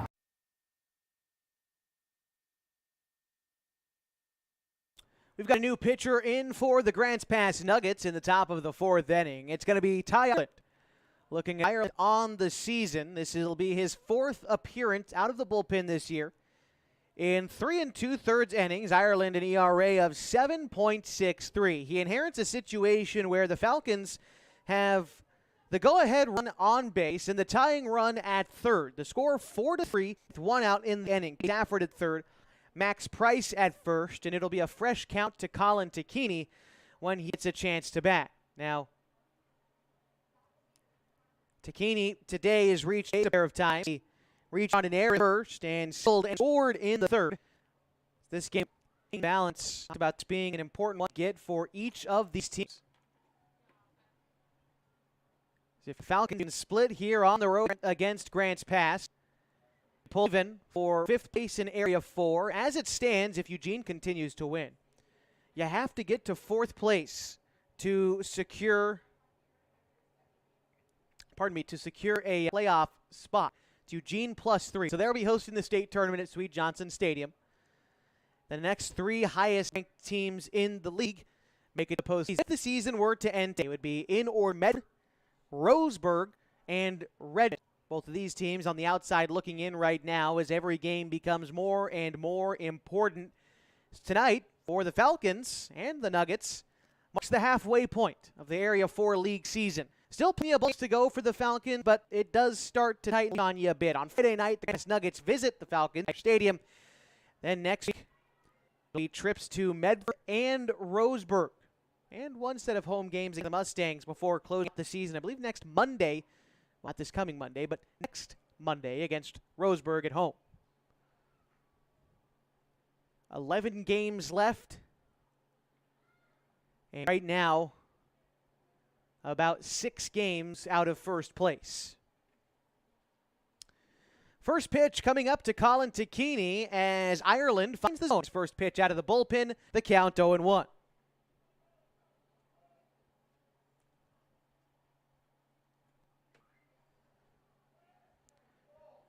And move over to first. Actually, just barely is Mac Price. He's aboard at first. PJ Efford on third. And still an 0-1 count to Colin Tacchini.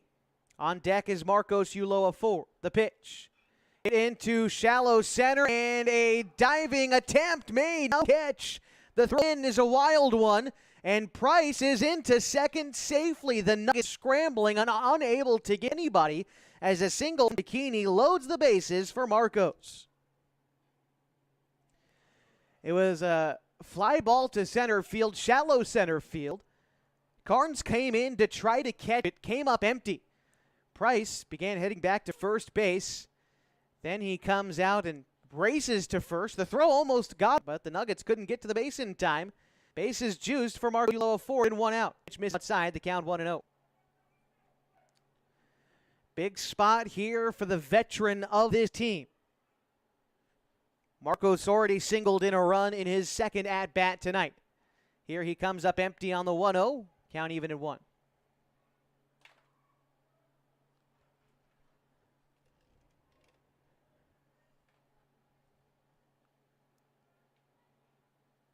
Here's the pitch. It is in the dirt. 2-1 to Marcos.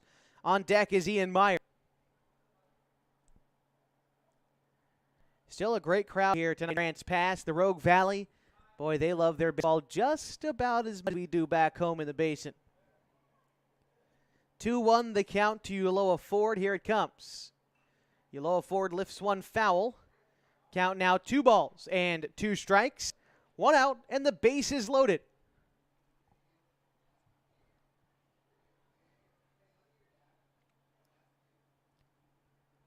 Set is Ireland, trying to get out of this jam. The 2-1 to Ford is bounced back to Ireland. He's going to go home for 1. The catcher throws to first, and a 1-2-3 double play to escape the jam. The Nuggets hold on to a 4-3 lead as we go bottom 4 on 104.3 and 960 Sports and MyBasin.com.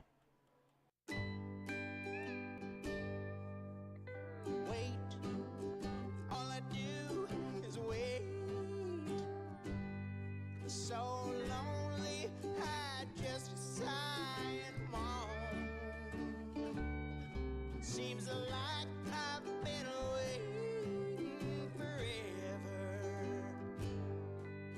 wondering if you're coming home. I just saw your face, I know you're coming home. I swear there is no place that feels as good as home. And then I heard your voice, I know you're coming home. This is where unconditional love and immeasurable happiness reside. This is home. Coldwell Banker, where home begins.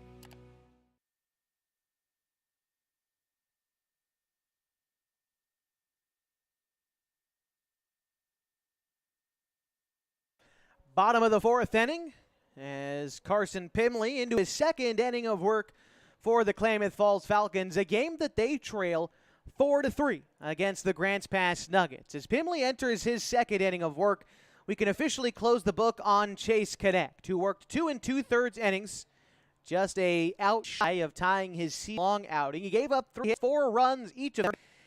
He gave up 4 free passes and struck out 2. See the innings Carson Pimley can go as he gets a fresh slate here, trying to find out the previous outings for Carson Pimley. So we pull up the old stat sheet for Carson. He last pitched on Monday when he worked 2 1/3 innings, giving up 3 hits and a run against Redmond. He also pitched against Redmond on July 3rd. Pitched an inning there, pitched 3 innings against these Nuggets back on June 27th. Worked 3 and gave up 6 hits and 4 runs in the contest. Hoping for a more relaxed outing when we can eat up some innings for these Falcons as he starts out with a ball to Caden Scaparo. This pitch hit to third. Meyer plays it and throws to first in time, and 1 quick out. Pitches here in the bottom of the 4th inning. Top of the now for the Nuggets, it's Cole Carnes. Carnes is 1 for 2 in this contest. He doubled in the first and flew out in the second. Here's the pitch. It's taken low for a ball, 1-0. Carnes, 278 hitter on the season. Carnes is also a recent graduate of Grants Pass High School. The Cavemen coming off a productive season.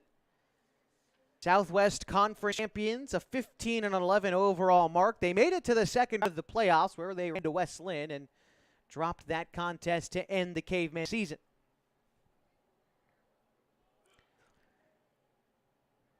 The pitch misses outside. The count now 2 balls and a strike to Cade Carnes with Luke Morgan waiting on deck for Grand Pass. Here comes the 2-1. Taken outside, 3-1. P.J. Safford catching his second game tonight for the Falcons. Falcons have 3 guys who can catch well. Jacoby Takini does a good job. Connor Shively was an all-state catcher out of Henley High School. And then P.J. Safford. Usually they cycle these guys in and out, but tonight Safford working 2 games as a fly ball to center field off the bat of Carnes is caught. And Luke Morgan comes up with 2 quick outs in the bottom of the 4th inning. Morgan 0 for 1 in this contest. He was hit by a pitch in the first, and he struck out in the third. Pitch to Morgan. There's 2 outs, but Corbin Hamilton's on second base. He reached on an error and advanced when the ball went out of play. Here's Carson Sims, who has reached base twice today, but is without a base hit. He reached on a walk and then an error in the 2nd and 4th innings. As he waves and misses at strike 1 with P.J. Safford on deck.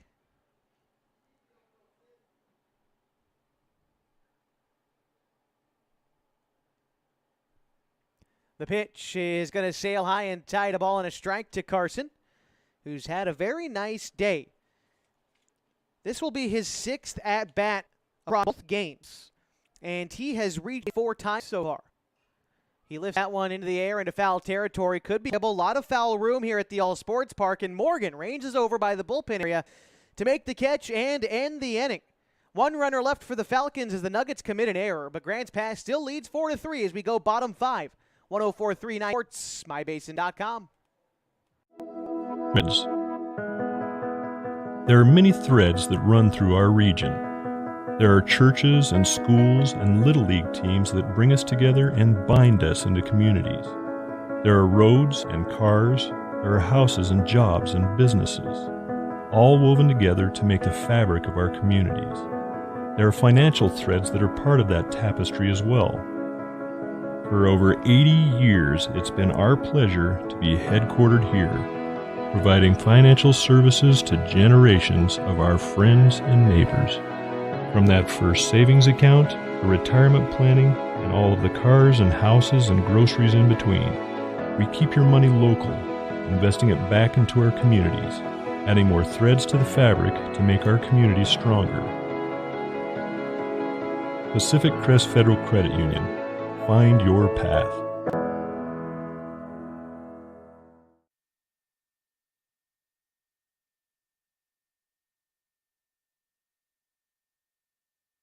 Middle of the Nuggets order due up this half inning. It's A.J. Elzy, Jack Matthew, then Dane Kissel as the Nuggets lead the Klamath Falls Falcons 4-3 in the bottom of the 5th inning. Carson Pimley still working out there for the Falcons.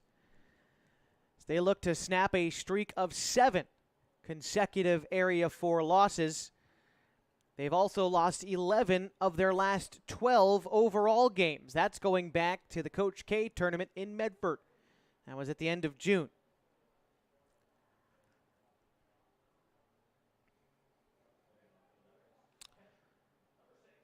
In fact, the Falcons have yet to win a ball game in the month of July.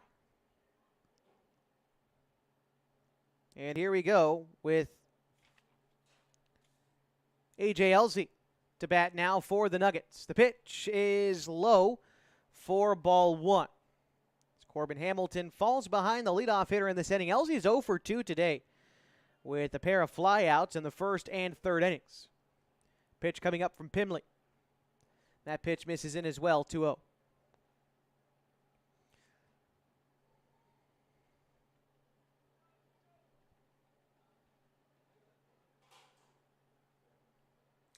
After Elzey, it's Matthew in the order. It's Pimley working out of the windup. Got through the fourth unscathed, but here a leadoff single into center field from Elzey. He got a hold of that one, and a leadoff base runner for the Nuggets in the fifth.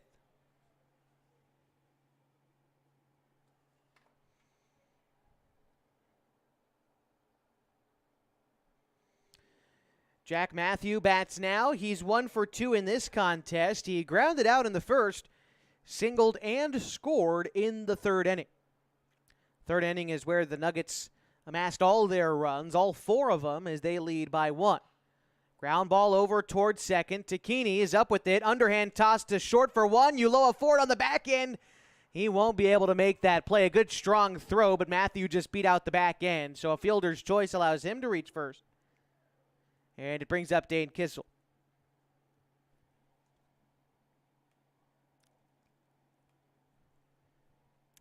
That last base hit, by the way, that was credit to Elzey, gives the Nuggets their 5th base hit of the night. Kissel is without an at-bat tonight. Although he did make one plate appearance, he walked and scored in the third inning. Pitch on the way from Pimley as he comes set. Safford delivers the sign. In fact, he'll move over to first, but safely back is Jack Matthew. Kissel in the opener tonight was without a hit in 3 tries. Pitch home. It will miss in. And a 1-0 count to Dane Kissel. Jordan Nadine waits on deck for the Nuggets. Pitch on the way. And it's called a strike. Count even now, 1-1.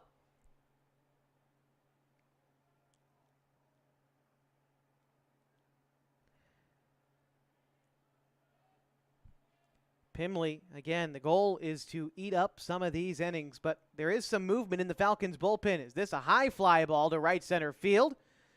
Underneath it is the center fielder, Max Price, making the grab for the second out in the bottom of the 5th inning. You get to Friday this week.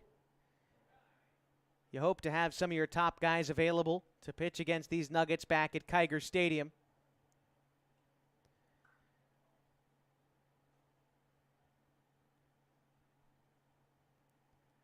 And here's the first pitch into Jordan Nadine. That's called a ball, 1-0. 2 away in the inning. Runner aboard at first is Jack Matthew.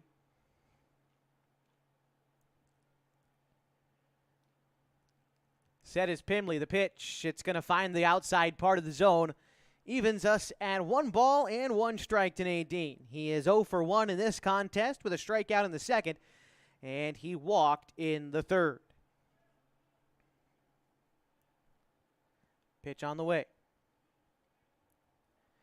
That one finds the zone as well, down around the knees and maybe a touch inside against Nadine, but called a strike for a 1-2 count.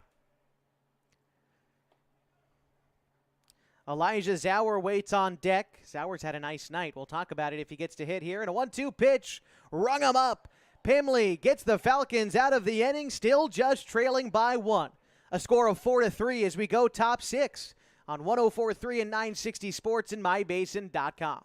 Sports was kind of what defined me as a person. I loved to play every sport I could possibly play. The Abbeys was really the family stomping ground for all of our community. Saturday afternoon soccer tournaments, we'd head over to Abbeys afterwards. And then when we got up into middle school, on our way home, we'd stop at Abbeys after basketball games. When I go home, I want to see 2 things when I drive through Winston. I want to see my Abbeys and I want to see my high school. And those are the 2 memories that stick out the most to me. Thanks to Les Schwab Tires, I'm a confident backseat driver, but Mom's a little stressed about spending. Remember, deep breaths and watch your speed. Even though we're watching our wallets, Les Schwab is still watching out for our safety.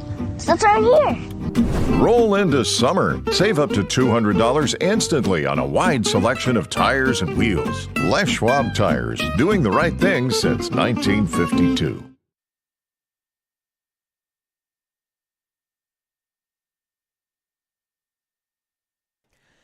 Getting ready for the top of the sixth inning, a game in which the Grants Pass Nuggets lead the Klamath Falls Falcons 4-3. 4 runs on 5 hits for Grants Pass. They have committed 3 errors, and they have left 6 runners on base. For the Falcons tonight, 3 runs on 8 hits, 1 error, and they have left 7 runners on base in this contest. As we get ready for top 6, it'll be P.J. Safford, Ryan Glidden, and Max Price. Ireland still on the mound for the Nuggets. That means we can take a look at Jace Elsey, who exited the game not too long ago. Let's find out the final line score for the young man for the Grants Pass Nuggets.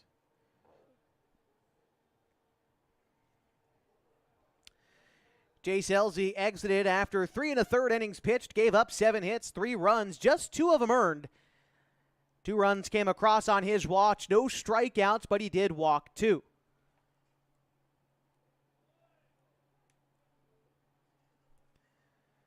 First pitch, and we're still waiting for the first pitch to Safford, who's 2 for 2 in this contest. Oh, pardon me, an 0-1 count to Safford. I missed a pitch there. 0-1 to PJ. He is still 2 for 2. That doesn't change much. Swings through the off-speed pitch. 0-2 in the count is PJ. Trying to break out of a slump. 3 for 3 day would certainly do it, I think. Here he goes back in the right-handed batter's box. Safford awaits the 0-2. The pitch. Taken, strike 3 called, rung up Safford. He's upset about it on a pitch that was outside off the plate, but called strike 3. And this will bring up Ryan Glidden.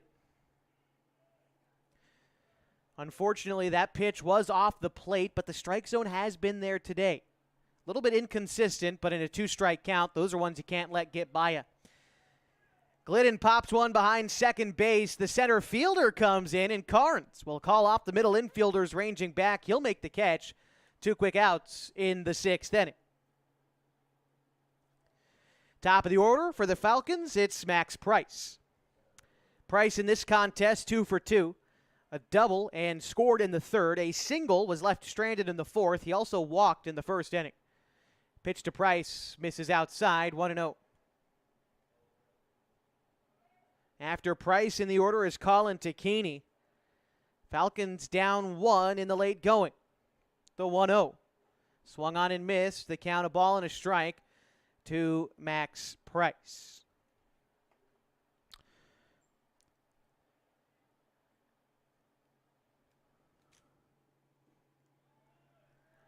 Max Price over this slump for the Falcons is batting over 300. But here he finds himself a strike away from ending the 6th inning. The 1-2, curveball in, misses. 2-2. Price has done well in this stretch in which the Falcons as a team haven't been up to par.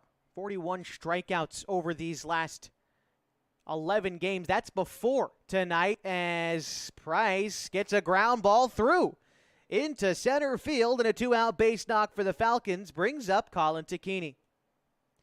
9th hit of the night for the Falcons. They try to turn it into a tying run with Price aboard at first. Takini's hit the ball well tonight. He's got 2 base hits. He's reached base all 3 times, and the 1st inning was aboard on an error.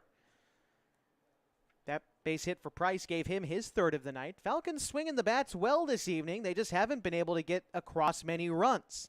They've left 7 runners on base tonight. First pitch missed outside, 1-0.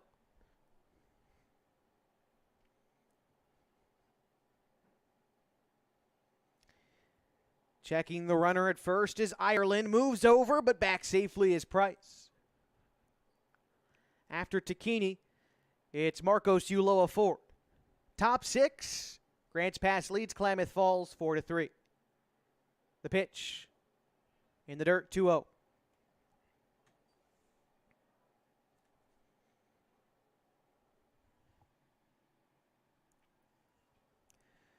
We've got time called as Coach Olmsted comes out of the Grants Pass dugout. It's a 2-0 count. We'll see if he ends up making a change off of Ireland. As he visits out there, we'll remind you that tonight's broadcast brought to you by Abby's Legendary Pizza. If you're looking for a great place to eat, head to one of Abby's Legendary Pizza locations for some of the best pizza in the Klamath Basin at 1919 Austin Street or 2226 Shallock Street near OIT. Abby's Legendary Pizza is a proud supporter of Falcons baseball and high school sports in the Klamath Basin. No pitching change for Grants Pass as Ty Ireland stays in the ballgame. It's a 2-0 count to Colin Tacchini.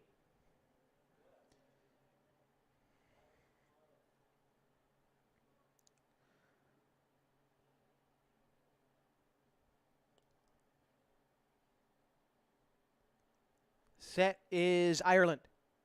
The 2-0. On its way home, Price going for second. The pitch in the dirt and scoots away from Elsie right around his feet. Tying run in scoring position for the Falcons. It's a 3-0 count at the plate. 2 outs, top of the 6th inning. As the Falcons try to mount up a rally and end the misery. Losers of 7 straight games and a win here would go a long way. That pitch misses in. Now the go-ahead run on base for Marcos Ulloa Ford, the kind of guy you want to bat in this situation. And Coach Olmsted is making a change. This will spell the end of the night for Ty Ireland. We'll get you the changes after this. This is 104.3 and 960 Sports and MyBasin.com.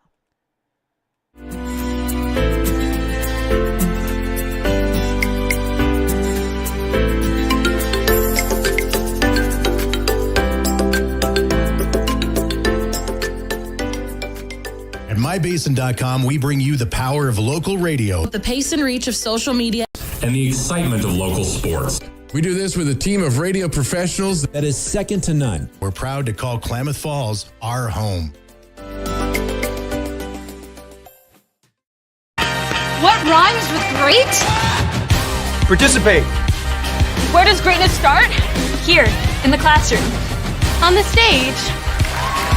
In the pool. On the field. Where will your greatness take you? To better grades. To more friends. Yeah! Be great. Participate!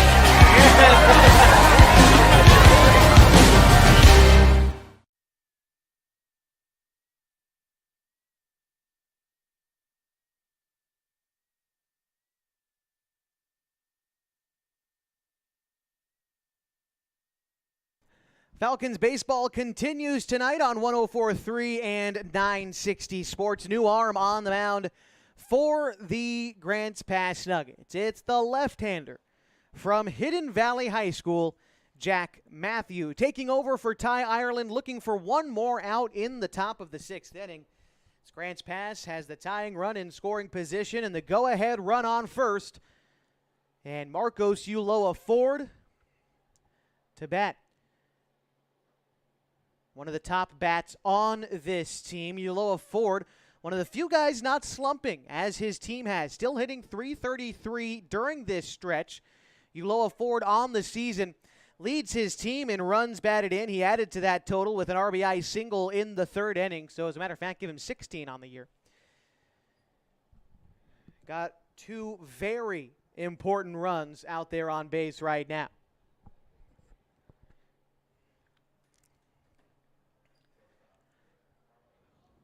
On deck, should this rally continue for the Falcons, is Ian Meyer.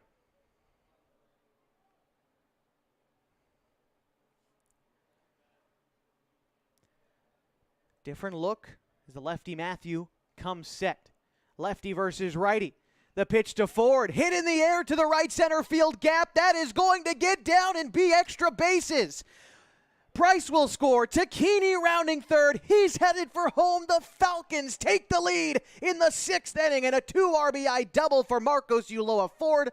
Falcons up 5-4. It only took one pitch for Ulloa Ford to take advantage.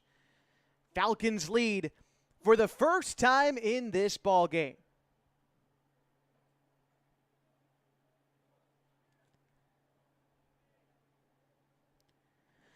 3 RBIs on the night for Uloa Ford. Here's the first pitch to Ian Meyer. Gets away from LZ, rolls to the backstop. Uloa Ford to third base. 90 feet away from extending this 5-4 lead. Jacoby Tacchini waits on deck, and Ian Meyer ahead in a 1-0 count.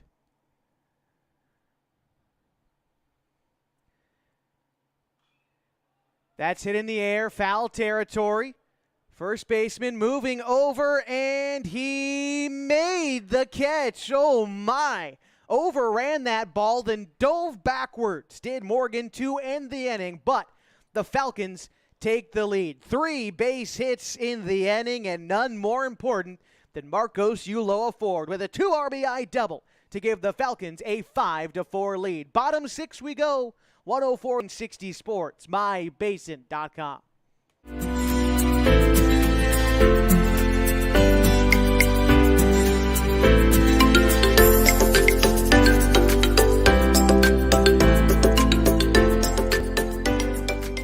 At mybasin.com, we bring you the power of local radio, The pace and reach of social media, and the excitement of local sports. We do this with a team of radio professionals that is second to none. We're proud to call Klamath Falls our home. Introducing Smith Bates Marcom Solutions, your trusted partner in marketing and communication. We specialize in crafting compelling campaigns, eye-catching graphics, and impactful branding materials. Smith Bates is like working with dependable friends. They always help us build our professional image. Through the innovative strategies the team at Smith Bates suggested, we've been able to give the brand at Calor the boost that it desperately needed. Unlock your potential with Smith Bates Marcom Solutions.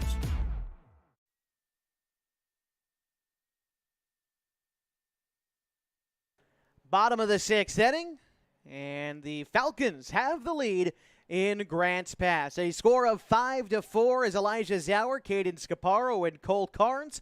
We'll see if they have anything to say about it, as Carson Pimley continues to work out of the bullpen for the Falcons. Look at Elijah Zauer, though. What an evening he's had in the nightcap. Singled in the first, but the 3 RBI double in the third inning, which at the time helped give his team a lead.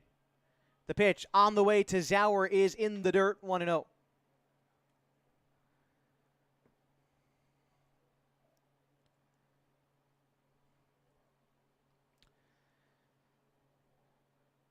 Home plate umpire giving Safford some time behind the plate. PJ has worked hard tonight behind the dish in both games. Got the quick opportunity to talk with PJ between games tonight. I told him, nice job. Did well behind the plate. He's with a big smile on his face. He said, get ready for more of it. And I like watching him catch. I like watching all these Falcons. They got a couple, like I said, 3 good catchers on this team. You've got Safford, who's worked hard tonight. Connor Shively, who we have not seen in the order tonight, but an all-state catcher from Henley High School. As the 2-0 comes home, and it's a roller out to short. Uloa Ford knocks it down, makes a strong throw to first. It's in time, and that's the first out in the 6th.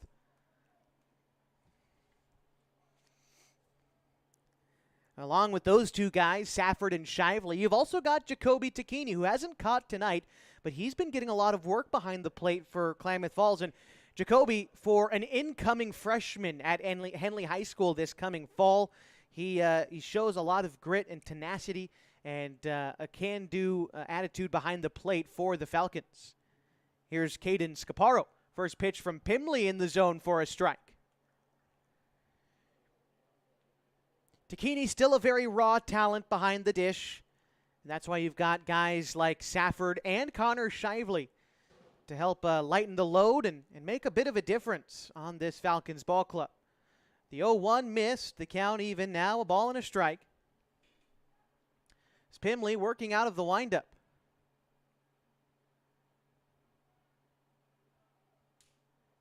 That pitch is going to miss wide, 2-1.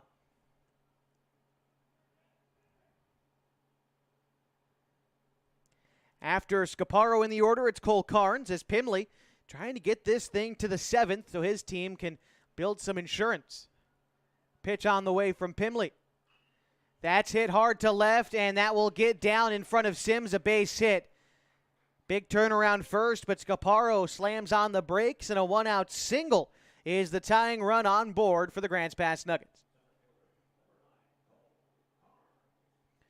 Cole Carnes bats now, 1 for 3 tonight with a double in the first and a pair of flyouts since. The left-handed bat here with one out, tying run at first. The Falcons lead the Nuggets 5-4. Pitch shows bunt. Safford picks it up in foul territory in an 0-1 count to Cole Carnes with Luke Morgan waiting on deck. Looking at Carnes' season stats, with runners in scoring position, has clearly done well for himself. Second on the team in RBIs with 12 runs batted in this season. That's 278 overall for the year as Pimley gathers the sign from Safford and is ready to go. The pitch is taken high for a ball, 1-1.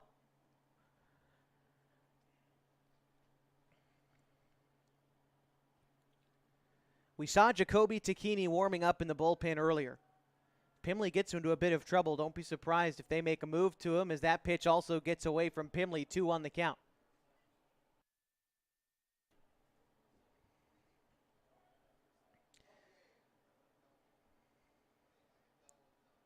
Set now is Carson Pimley. And the pitch. That one misses away as well. 3-1. Move to first. Safford actually just trying to pump fake to get Scaparo back to first. Does his job. And there's a 3-1 count at the plate to Carnes. 1 out, tying run on first. Nightcap here in Grants Pass. Tomorrow these two teams re-meet on Friday. Not tomorrow rather, but on Friday. Pitch hit in the air in the infield. Catch is made by the third baseman Meyer. That's the second out in the 6th inning.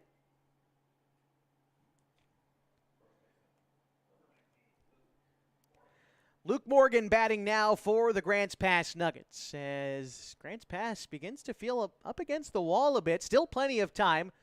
4 outs remain, but you're down by 1 in the late going. Base hit into the gap could score Scaparo, but strike 1 in the zone for Pimley as he gets ahead of Morgan. Big gap on the right side of the infield as Colin Tacchini plays towards second, and Hamilton holds the runner at first. Foul ball on the 0-1 pitch, and it's 0-2.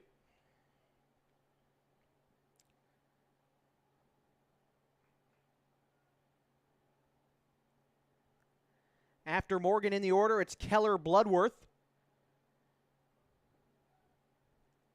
Pimley set. Safford sets up outside. The pitch in the turf. Safford blocks it. On the move to second is Scaparo. The throw is not in time. Tying run in scoring position for the Grants Pass Nuggets. It's a 1-2 count to Luke Morgan with 2 outs in the bottom of the 6th inning. Score of 5-4 here at the All Sports Park in Grants Pass.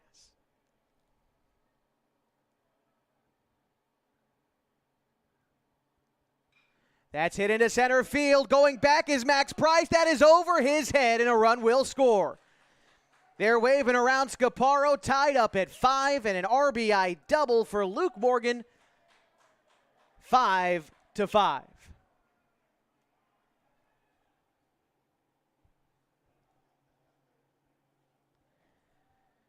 Lot of game left. I said it a moment ago, and that time Luke Morgan, he proved me right. An RBI double ties us in the late going. It'll be Keller Bloodworth to bat now with 2 outs and a runner in scoring position. Pimley staying out there, at least for now. Going to let him try to get himself out of this inning. The pitch from Pimley on its way. Bloodworth takes for a strike. Looked like it might have been the fastball as it hit the outer third.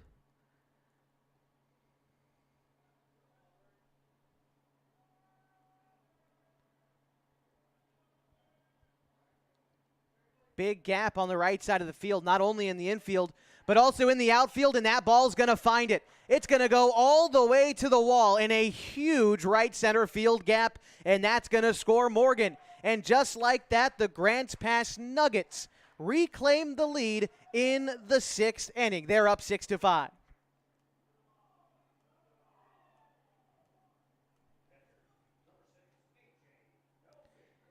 Bloodworth doing what he's supposed to there, finding the gap in the outfield as Max Price shaded well to the left. Ryan Glidden near the foul line, and a lot of real estate that wound up as an RBI double. And this will prompt Coach Whistler to come on out of the dugout, and we may be seeing a change for the Falcons. As Whistler having a conversation with his infield. And Pimley exits. We'll take a break. When we come back, we'll introduce you to the new pitcher, Jacoby Tacchini. For the Klamath Falls Falcons, they've surrendered the lead in the late going, down 6-5 in the bottom of the sixth inning. Thanks to Les Schwab Tires. I'm a confident backseat driver, but Mom's a little stressed about spending. Remember, deep breaths and watch your speed. Even though we're watching our wallets, Les Schwab is still watching out for our safety. So it's right here. Roll into summer. Save up to $200 instantly on a wide selection of tires and wheels. Les Schwab Tires, doing the right thing since 1952. The innocence of youth. Is there anything any better? But soon they'll be in high school and facing all the same challenges you faced. How to make friends, how to fit in, how to be cool. We want our children to have everything they'll need to live fulfilling and productive lives. Make sure the kids in your family are among the more than 120,000 participants here in Oregon who take part in high school sports or activities.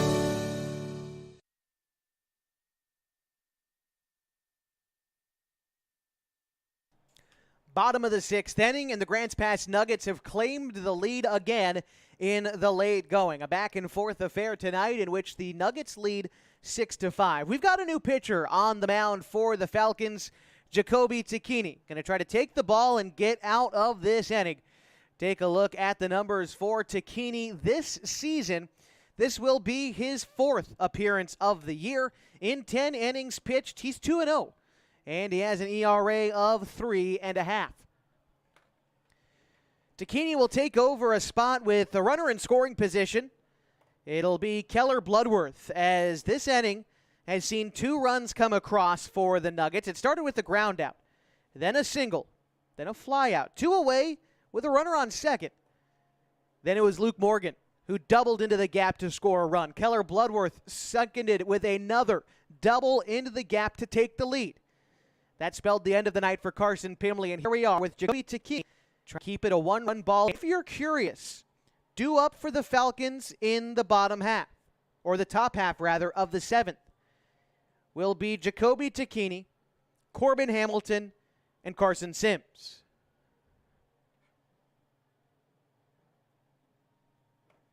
That's 5, 6, 7 in the order.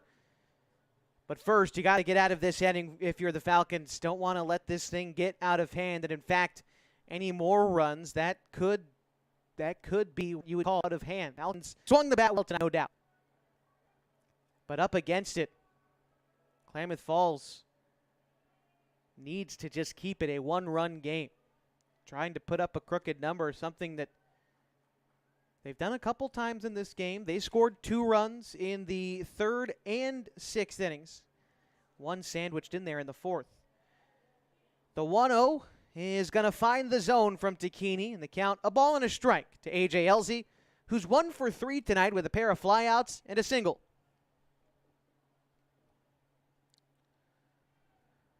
Tacchini set. The pitch. That is hit in the air to left, down in front of Sims. They are going to wave Bloodworth around to score. The throw is not in time, and another RBI, and the Nuggets lead 7-5. Advancing to second on the throw was Elsie. Give him a single plus the extra base and an RBI as Bloodworth scored. This inning continues for Jack Matthew. Matthew is 1 for 3 tonight. A ground out and a fielder's choice. He also singled and scored in the 3rd inning. 3 runs home this inning for the Nuggets as they lead now 7-5. The pitch. That one is going to miss low, 1-0.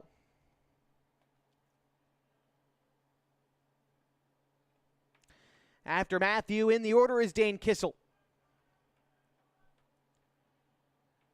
The 1-0. On the move to third and hit by pitch. It's going to cause Elzy to go back to second after Matthew was drilled. 2 runners on, still 2 out, and here's Dane Kissel.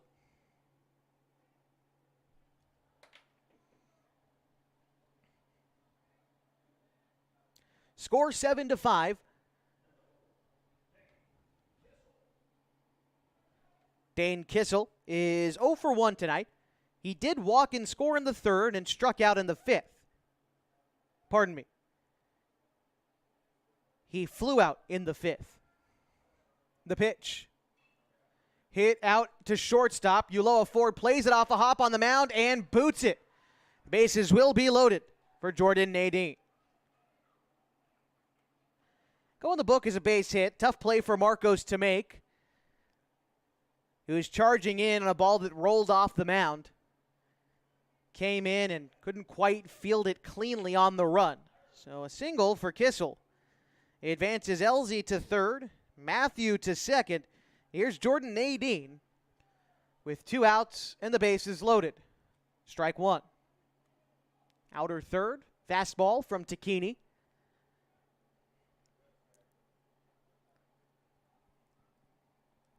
Takini set now out of the stretch. The pitch. Swung on and missed in the dirt. Safford knocks it down, keeps it in front of him. The count 0-2.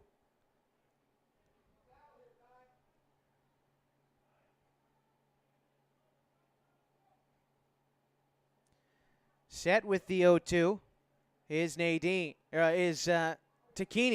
This is hit shallow right. Could be trouble, and that drops down in front of Glidden. 1 run scores. 2 runs will score, and the Nuggets balloon their lead 9-5.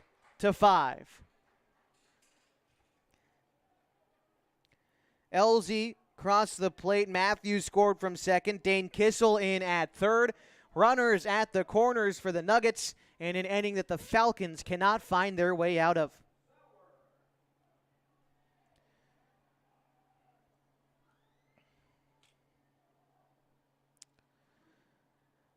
On Monday in Klamath Falls, a similar situation for the Falcons where they found themselves down by a few runs and the final group or set of at-bats for the other team got out of hand. Redmond scored 7 runs in the 7th inning. Here's a foul ball, 0-1.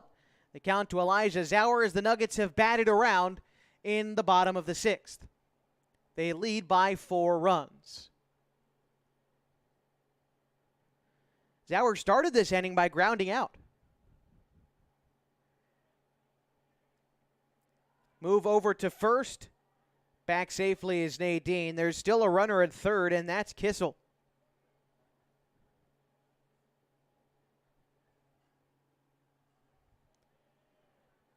The count. The pitch in the dirt. Safford blocks it, but the count a ball and a strike.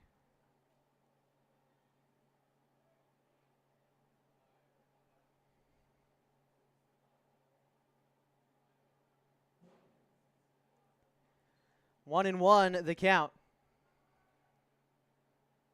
And here's the pitch.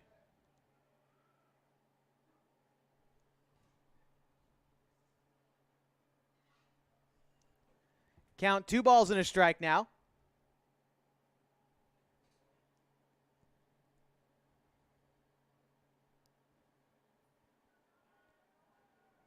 Here it comes. And that pitch in the dirt, 3-1. First base is open, and on deck is Caden Scaparo.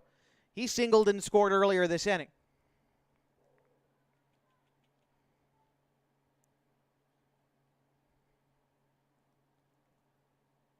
Here's the 3-1 coming up. Grounded to first. Hamilton fields it, goes to first in time, but the Nuggets do damage in the bottom of the 6th inning. They score 5 runs, and they lead 9-5. The Falcons try to battle back and avoid a sweep here in Grants Pass. We'll go to the top 7th next. 104.3 and 960 Sports. Introducing Smith Marcom Solutions, your trusted partner in marketing and communication. We specialize in crafting compelling campaigns, eye-catching graphics, and impactful branding materials. Smith Bates is like working with dependable friends. They always help us build our professional image. Through the innovative strategies that the team at Smith Bates suggested, we've been able to give the brand at Calor the boost that it desperately needed. Unlock your potential with Smith Bates Marcom Solutions.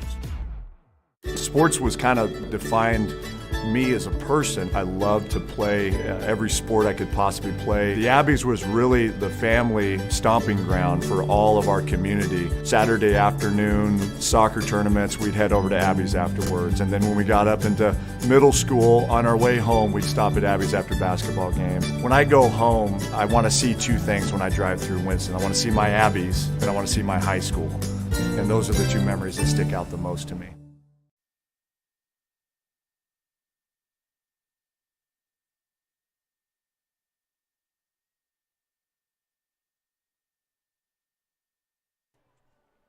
Top of the 7th inning, and the Falcons up against the wall, facing a 2-game sweep here in Grants Pass against the Nuggets. They trail 9-5.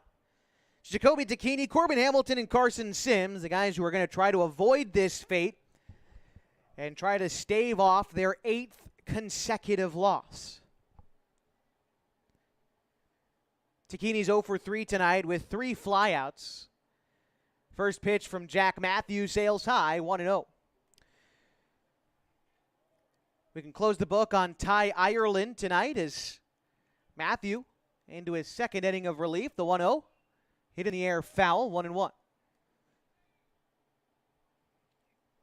Ty Ireland pitched 2 1/3 innings, gave up 2 hits, 2 runs, each of them earned. Walked 1 and struck out 1. Pitch on its way to Jacoby Dakini is hit back up the middle. And a base hit. The Falcons are not done yet. 11th hit of the night for Klamath Falls. It's a leadoff single for Dakini. Here comes Corbin Hamilton.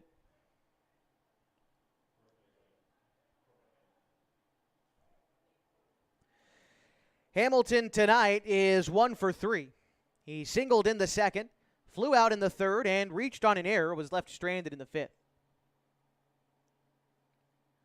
Pitch on its way.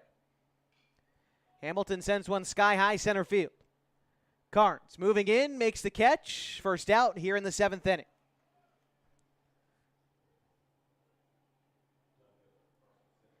Here's Carson Sims to bat now. Carson's had a fantastic day here in Grants Pass. He's reached base in 4 of his 6 at-bats so far. In this game, without a hit, but he's walked and reached on an error along with flying out to first. That was his most recent at-bat. Sims has made some nice plays in left field, too. P.J. Safford, who's on deck, has had a fine afternoon as well. First pitch coming up. Pitch sails high, 1-0.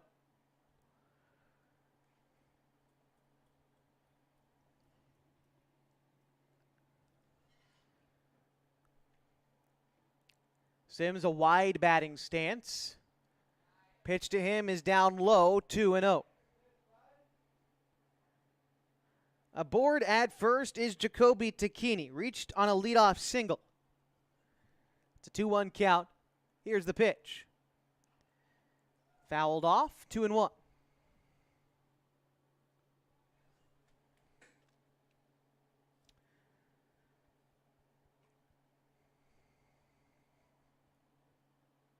Sims back in the box. He awaits the 2-1 pitch. On its way from Jack Matthew, the left-hander. Curveball skips away from the catcher, Elzy. And Dakini not on the move on first, so a 3-1 count. Still a runner aboard at first for Carson Sims.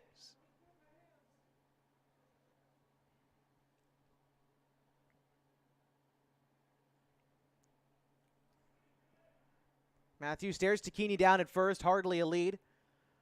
The 3-1 grounded towards short. Bloodworth on to second for 1. Sauer trying to turn 2, won't be able to do it. Sims beats out the back end. reaches on a fielder's choice, although now there's 2 outs.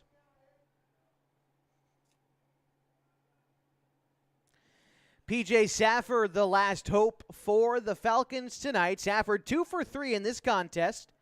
He singled in each of his first 2 at-bats in the 2nd and 4th innings. Facing Jack Matthew for the first time tonight. Move over to first. Sims back safe.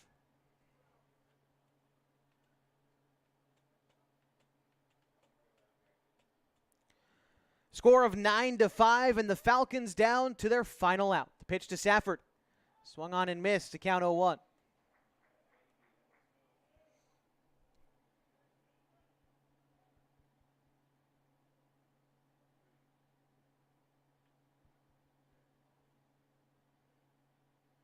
Pitch to Safford.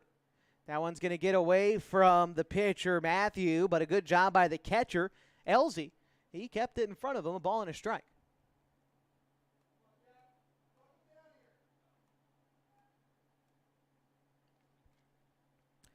One. Here's the pitch to PJ. Taken outside, 2-1.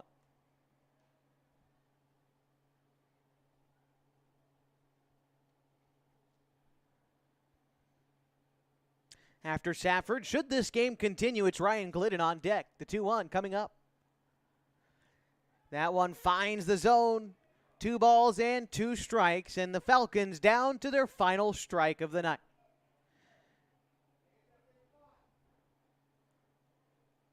Safford is the only Falcon who's struck out in this game.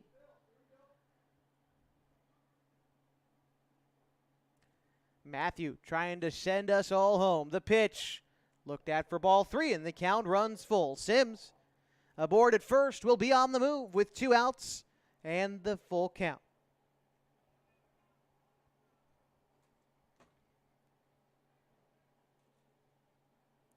Pitch on its way. And that one is going to wind up in the dirt. Safford aboard at first, moves Sims to second, and this game continues with Ryan Glidden to bat now for the Falcons. Glidden 0 for 3 tonight. Hit into a double play and flew out twice tonight. Trying to prolong this one. It's the Falcons. If they load the bases here, Max Price would represent the tying run. The pitch. Called a strike. A nice 2-seam fastball there from Matthew. Looks different coming out of the lefty's hand. It's an 0-1 count to Glidden. Pitch on its way. The 0-1. That's in the dirt. Count 1-1. Again, Max Price waits on deck for the Klamath Falls Falcons.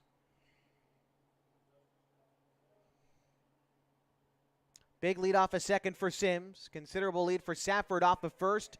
Glidden comes up empty on the 1-1 pitch. Count moves to a ball and 2 strikes. And once again, the Falcons down to their final strike. Although Safford was able to get on base when faced with this similar spot.